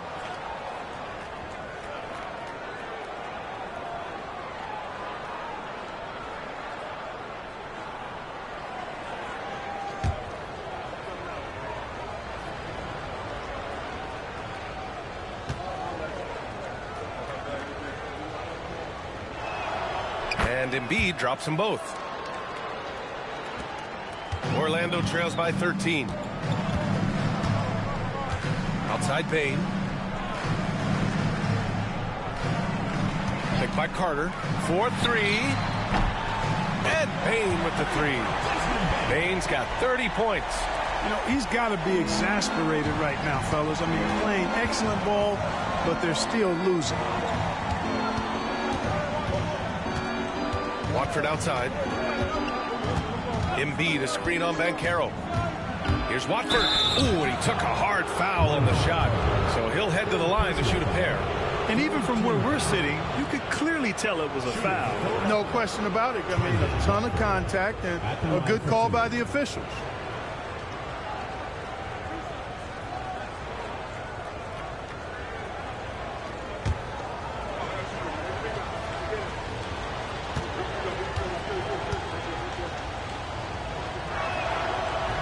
He misses the free throw.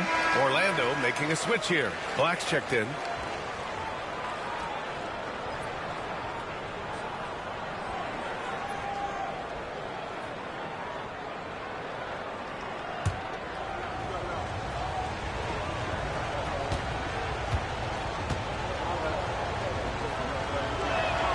He hits the second from the line. Orlando trails by 11. Pass to Bane. Wagner with it. Watford covering. And here's Banchero. Here's Black. Jacks up with three. Rebound by Philadelphia. Watford's got 4 rebounds in the game. Here's Black. Maxey covering. Black passes to Bane.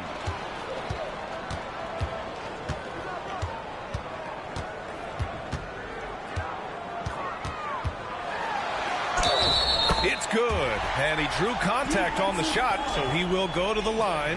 A 3-point play opportunity. 3 trips to the line so far for him in this one. Let's show your magic.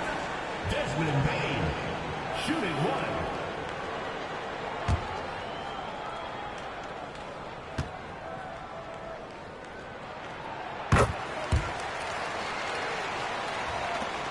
The Sixers lead by 8. Guarded by Bane. Outside Maxey. Pass to Embiid.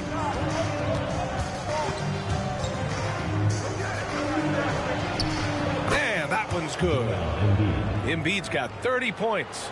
He's carried much of the scoring load tonight. And with the win in reach, don't expect him to let up. Wagner inside. Oh, and he blocks it off the glass. Wow. Carter can't get it to go. For Philadelphia, they've gotten 7 of 12 shots to drop in the third. With the step back. Again, the Sixers score. And just totally relentless, only increasing the intensity level. Yeah, I love the fact he doesn't play the score. He just keeps coming, attack mode. He doesn't know how to step off the gas pedal. Now here's Bane. 33 points for him. Banchero no good. And so it's Embiid with it. He brings it up for the 76ers. Charity stripe shot, and the jumper is on the mark. Embiid's got 32 points. And the D having issues slowing down their mid-range game. Outside Carter. Right side Bane.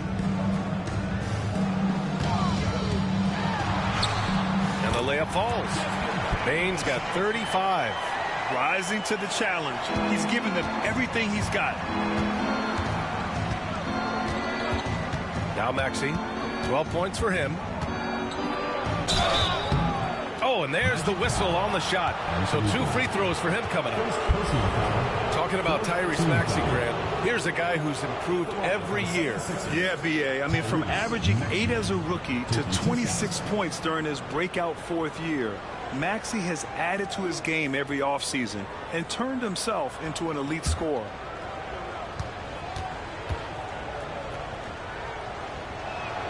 First one falls for him. And you watch Tyrese Maxey, Clark. He's so good at creating offense. Yeah, he can get that thing rack to rack and downhill in a heartbeat, B.A. In the break, and in the pick and roll, he puts tons of pressure on the defense because he's so quick. And he knows how to use angles, too. And he can shoot it from deep, so he's got the full package.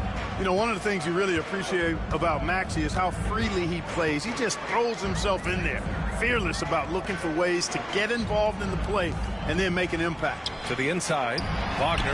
That one goes in. Wagner's got 12 points. They're not messing around. 5 of their last 6 buckets have come from the interior. Pass to Embiid. Orlando with a rebound. Carter's got rebound number 7 tonight. Tries a 10-footer. Shot's good by Black. One of the reasons they're behind is because we haven't seen enough of that. He needs to become a bigger part of the offense. And here is Maxey. 14 points for him. Pass to Embiid.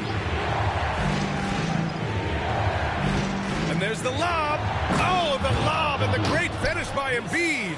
And Embiid has a really high basketball IQ, superb at recognizing when to leap for the alley-oop jam. Here's Wagner. He's got 12. And looks like an illegal pick was set. That gets the ref's attention. And after a first half where he didn't turn it over once, that has sure changed here in the second. Bataze's checked in for Carter. The Sixers lead by 12. 2 minutes remaining in the third. 2 minutes. There's a minute 59 left to play in the third quarter. The 3 is up. It's rebounded by Bataze. Bataze's got 4 rebounds now. Bain, the pass to Banchero. Shoots over Oubre. It's hauled in by Oubre. Man, miss after miss for him. When you're having a quarter like this, the only beneficiary is the defense. Pass to Maxey. Inside, here's Drummond. It's rebounded by Bataze. Bataze's got 5 rebounds in the game. To the paint. Kicks it out to Bain. Here's Black. Fires for 3. Knocks down the triple. Black's got 5 points in the quarter. Yeah, impressive vision from Bain. Always looking to move it. Here's Grimes. Guarded by Bain. Oh, a clear foul there on the missed shot. So he'll get a pair at the line. These are his first free throws of the game. Quentin Grimes taking 2 shots.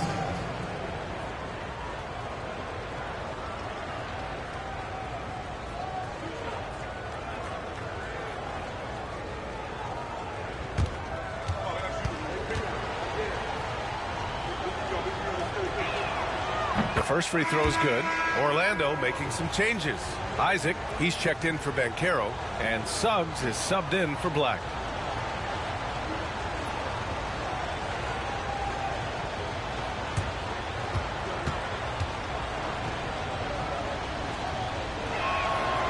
And he makes the first, but misses the second. Orlando trails by 10. Wagner for 3. Drummond grabs the miss. 43 seconds left in the third quarter. Let's go with a 3. A nice shot by McCain. McCain's got his 3rd bucket of the night. Always able to see the complete floor. Maxey, great vision. Pass to Bataze. Wagner outside. Stolen by Drummond. And he lobs it up to the rim. And the lead increases on a crazy offensive sequence. Man, the dunk alone would have been incredible, let alone the fact that it came off a pinpoint pass. Well, I tell you what, they've got this team just a step away from being completely sleep. Bataze with a screen. Suggs, the pass to Bataze, lays it up and banks it in. Bataze's got his first points of the night. Terrific design and execution, leading to an opportunity right at the rim. No good. Misses at the buzzer. Joel Embiid. He's feeling it tonight and has been the driving force for the 76ers. Between his scoring and rebounding, an excellent period. And don't go far. We'll be right back.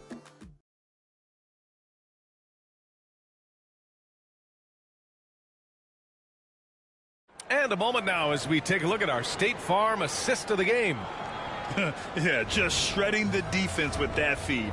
Zero chance to stop that. Yeah, that's just a brilliant read of the defense. I mean, it was also excellent anticipation of the movement of his teammates before the pass. Just great harmony on all sides. And there have been two very different performances from these teams today as we get going in quarter number 4. Jonathan Isaac is out there with Desmond Bain. Then it's Goga Batase. Then there's Jalen Suggs. And it's Black in at the 2. Great persistence that time from Suggs, not allowing that inside defense to bother him at all. Here's McCain. He's covered by Suggs. Pass to Grimes. And they call an illegal screen here. Well, the league has put an emphasis to crack down on illegal screens. Yeah, you know, he might have gotten away with that a few years ago, but not anymore. No way. Now you've got to be stationary on those screens. No extra hips or elbows, or they'll call it.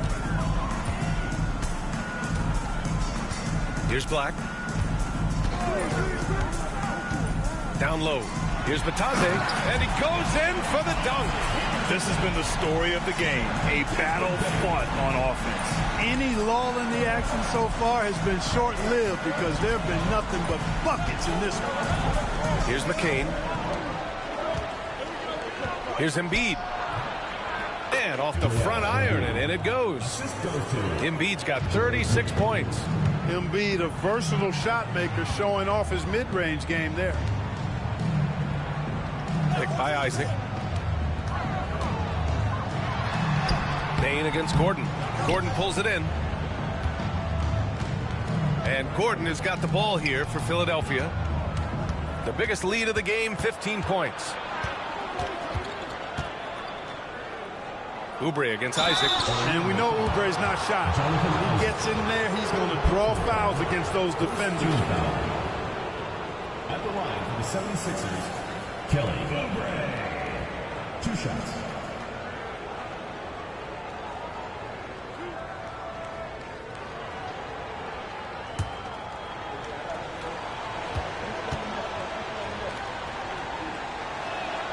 The first one falls.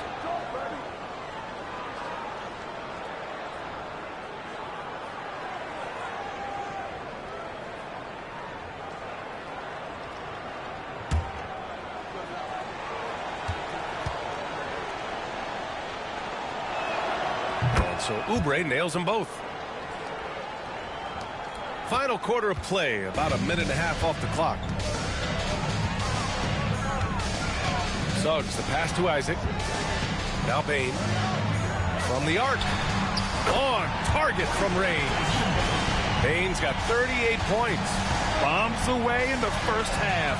He's followed up the effort with 3 more triples since.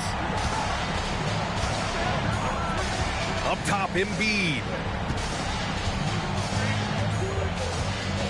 Shot clock at 6.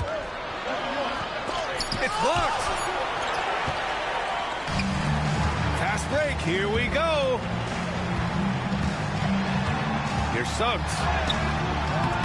And it's Philadelphia with the rebound. Here's Oubre. It's rebounded by Batase. Batase's got his 7th rebound of the game with that last one. From deep, Bain. It's hauled in by the Sixers. Embiid's got his 16th rebound on the night. For 3, Gordon. It's rebounded by Batase.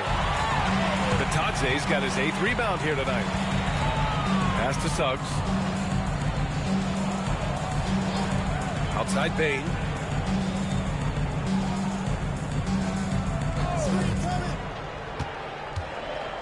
Drives to the hoop. Had a chance there to cut it to single digits, but it's off target. Here's McCain. What a terrific move that is. Against good defense, he finds just enough room to operate. Outside Bain. And he takes that one up and powers it through. Yo, what an aggressive take from Bain. So confident on these drives. Over 3.5 minutes through the final quarter now. Pass to Grimes. There's the triple.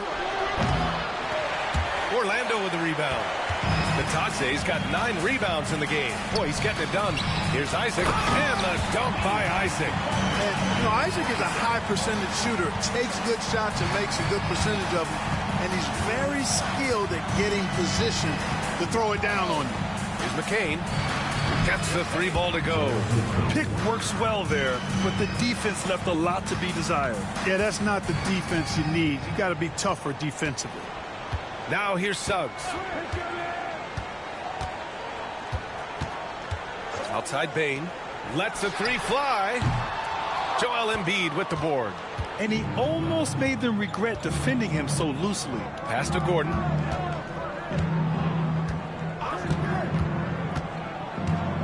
From downtown. The shot no good. Orlando trails by 11. Isaac, the pass to Suggs. Here's Batase. Now here's Isaac. Ooh, and he took a hard foul on the shot. So he'll head to the line to shoot a pair. And, Isaac is not afraid of a little contact. When he's shooting, he looks for contact. Jonathan Isaac, 2 shots.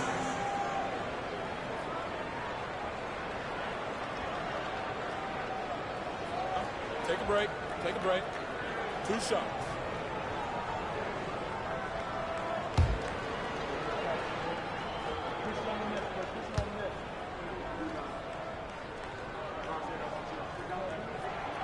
And he knocks down the first one. Well, this guy packs a nice skill set, Jonathan Isaac. A slender big man who has nice range and is a superb defender already.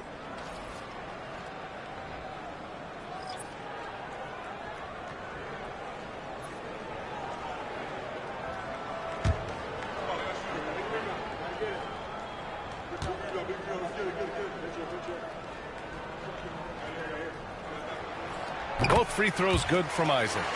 Isaac had some injury struggles in his career, but he hasn't let that deter him. He still plays with a lot of intensity and gives this game his all. Pass to Embiid. Over Carter. Orlando with the rebound. Wagner outside.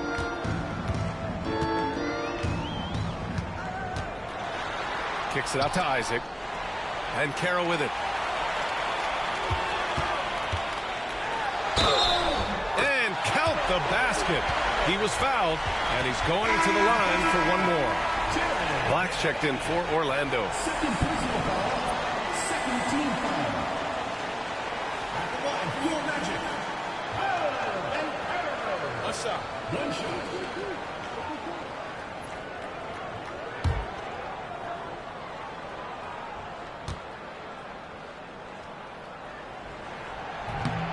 The free throw drops for Banchero.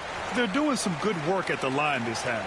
Yeah, they're making the most of their opportunities at the stripe, and they'll need to keep it up to take the lead. Now here's Maxey. Uses the glass on the layup. He's got 22. Absolutely ruthless. He's not about to start showing mercy now. Guys, when you're this hot, it's elementary. Let it fly. Keep staying at it. And so Jamal Mosley calls for the timeout, looking to get everyone dialed in and engaged.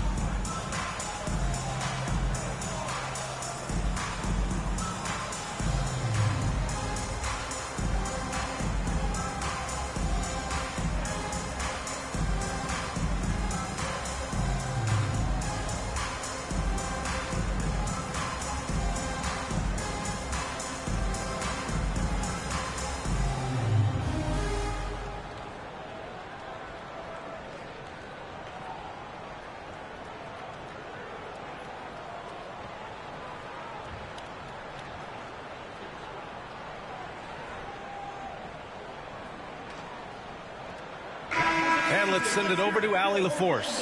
Thanks, guys. I got a chance to hear what Jamal Mosley was saying to the team. And he was adamant that they need to tighten up their D. That lack of communication at that end has led to breakdowns, wide open shooters, and easy buckets. He sounded pretty frustrated, guys. Thanks for that, Allie.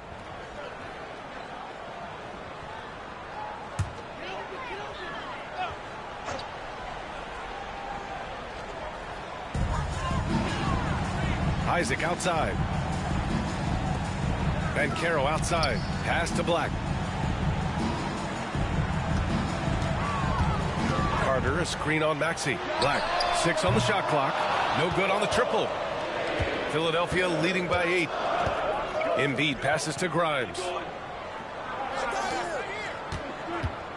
Defended by Wagner. Banked it in off the glass. He's got 24.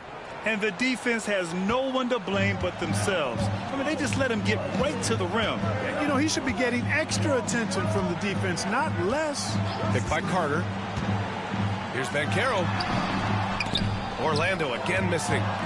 And so it's Maxey with it. He brings it up for the Philadelphia 76ers. The biggest lead of the game, 15 points. Boy, I like it. Quick, aggressive move by Maxey. Orlando has gone only 1 of 4 from the perimeter here in this fourth quarter. And Carroll passes to Isaac. Carter on the wing.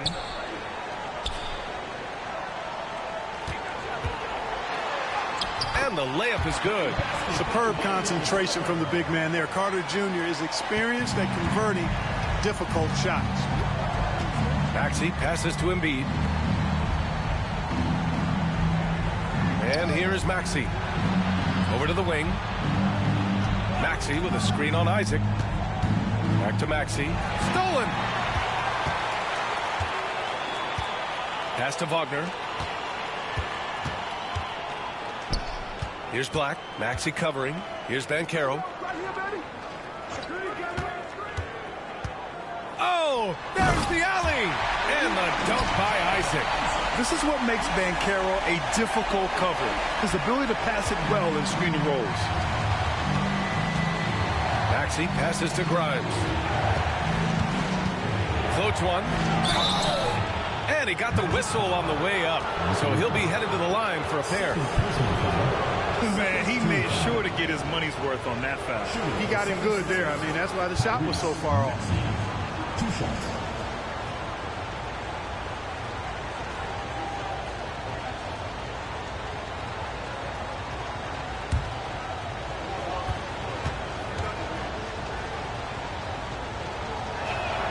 First free throw is good. The quick-footed, creative Maxey, so much fun to watch. He plays with such boundless energy, and he's still got room to grow. Desmond Bane, he's checked in for Orlando. Suggs comes in for Black. The 76ers also with a sub. George is checked in. Both free throws good from Maxey. He's done a much better job of getting to the line here. Aggressively taking it inside and not shying away from contact. I thought he was settling a bit in the first. Now here's Wagner.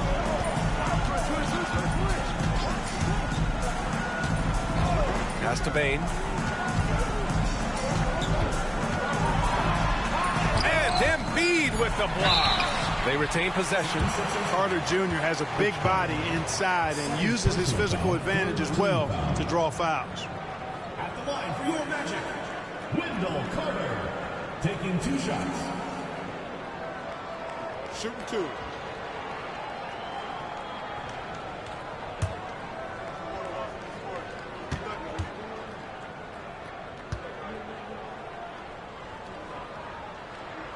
And that one falls for Carter. You know, both of Wendell Carter Jr.'s parents played basketball at a really high level. And you know what I like to say? You cannot run away from the DNA. And I think you see that DNA of his parents in his game.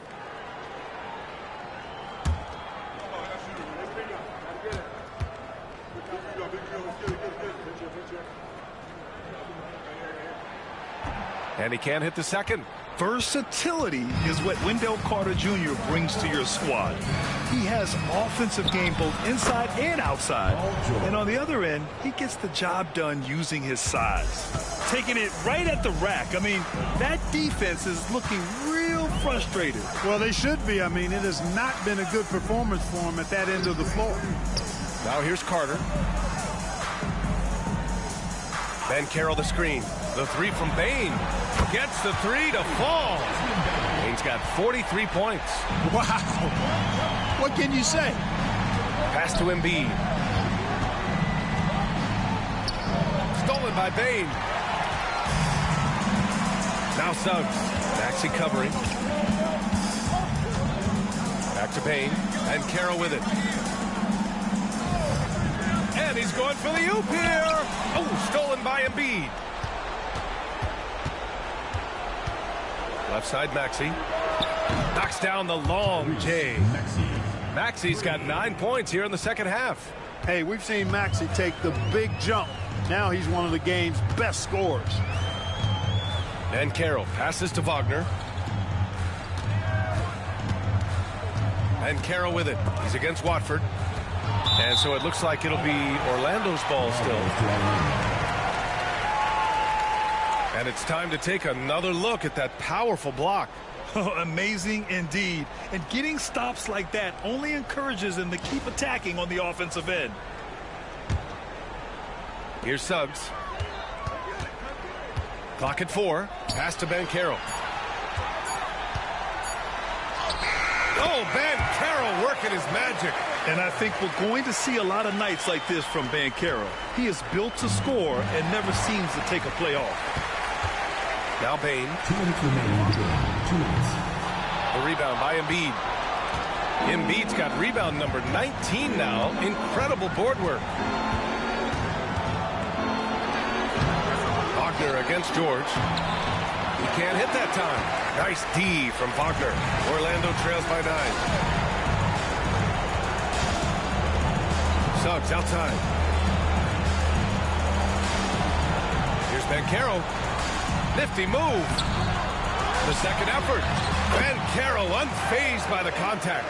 Hard to defend Banchero this close to the rim. Even when you contest his shot, he can still finish. Maxey against Suggs. Outside Maxey. With the teardrop. Great D that time from Suggs. And Suggs has got the ball here for the Magic. Banchero in the post. Watford covering. Banchero no good. Philadelphia's got 2 of 5 threes to go here in the fourth. Pass to Embiid. George with it. The kick out to Maxey. Screen by Embiid. Takes a 3.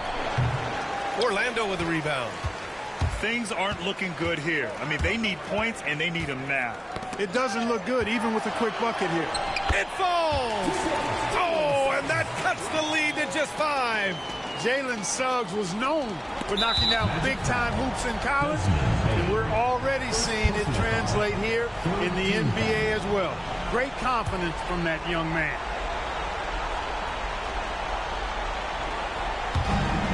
And that's an intentional foul. Jalen Suggs. First personal foul. 4th team foul. At the line for the 76ers, Tyrese Maxey. 2 shots.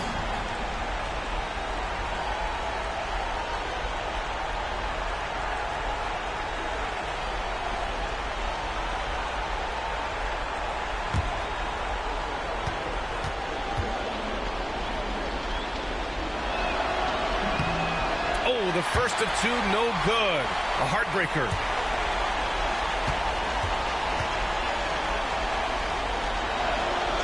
And the second of 2 is good. And that increases the lead to 6. And we've got a timeout from Jamal Mosley. He was quite emphatic, demanding the timeout, clearly wanting to address strategy with his team.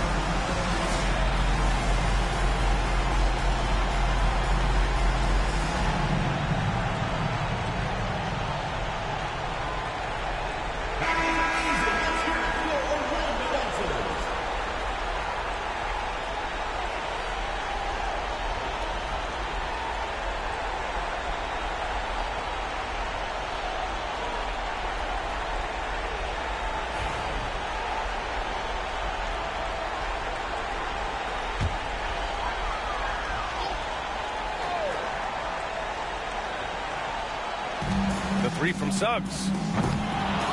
That one is off. You know, he's not a knockdown shooter from there, but when you're that uncovered, you almost are forced to take it.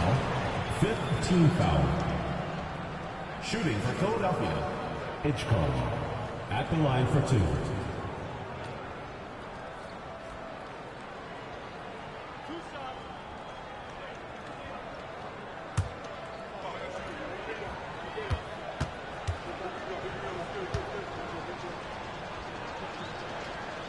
He hits the first one, and that makes it a 7-point lead.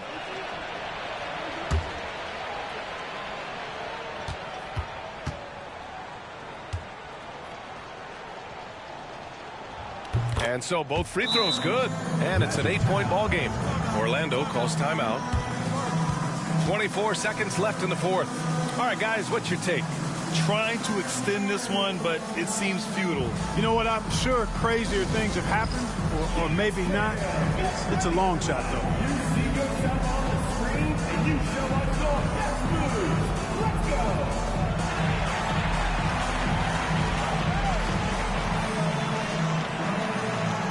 You have the camera on you.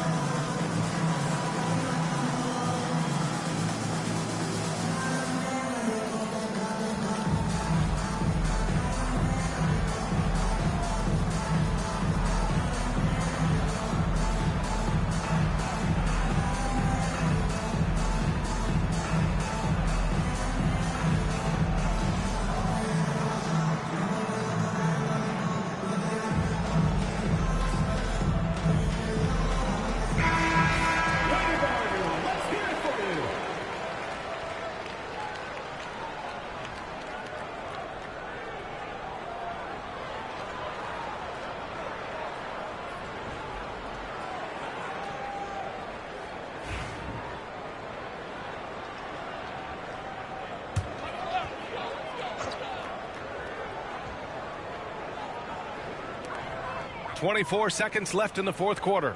Wagner for three. He's off on that one. Well, you look at all the turnovers. Boy, what a way to drive your coach crazy. Yeah, your game plan means nothing if your players can't execute.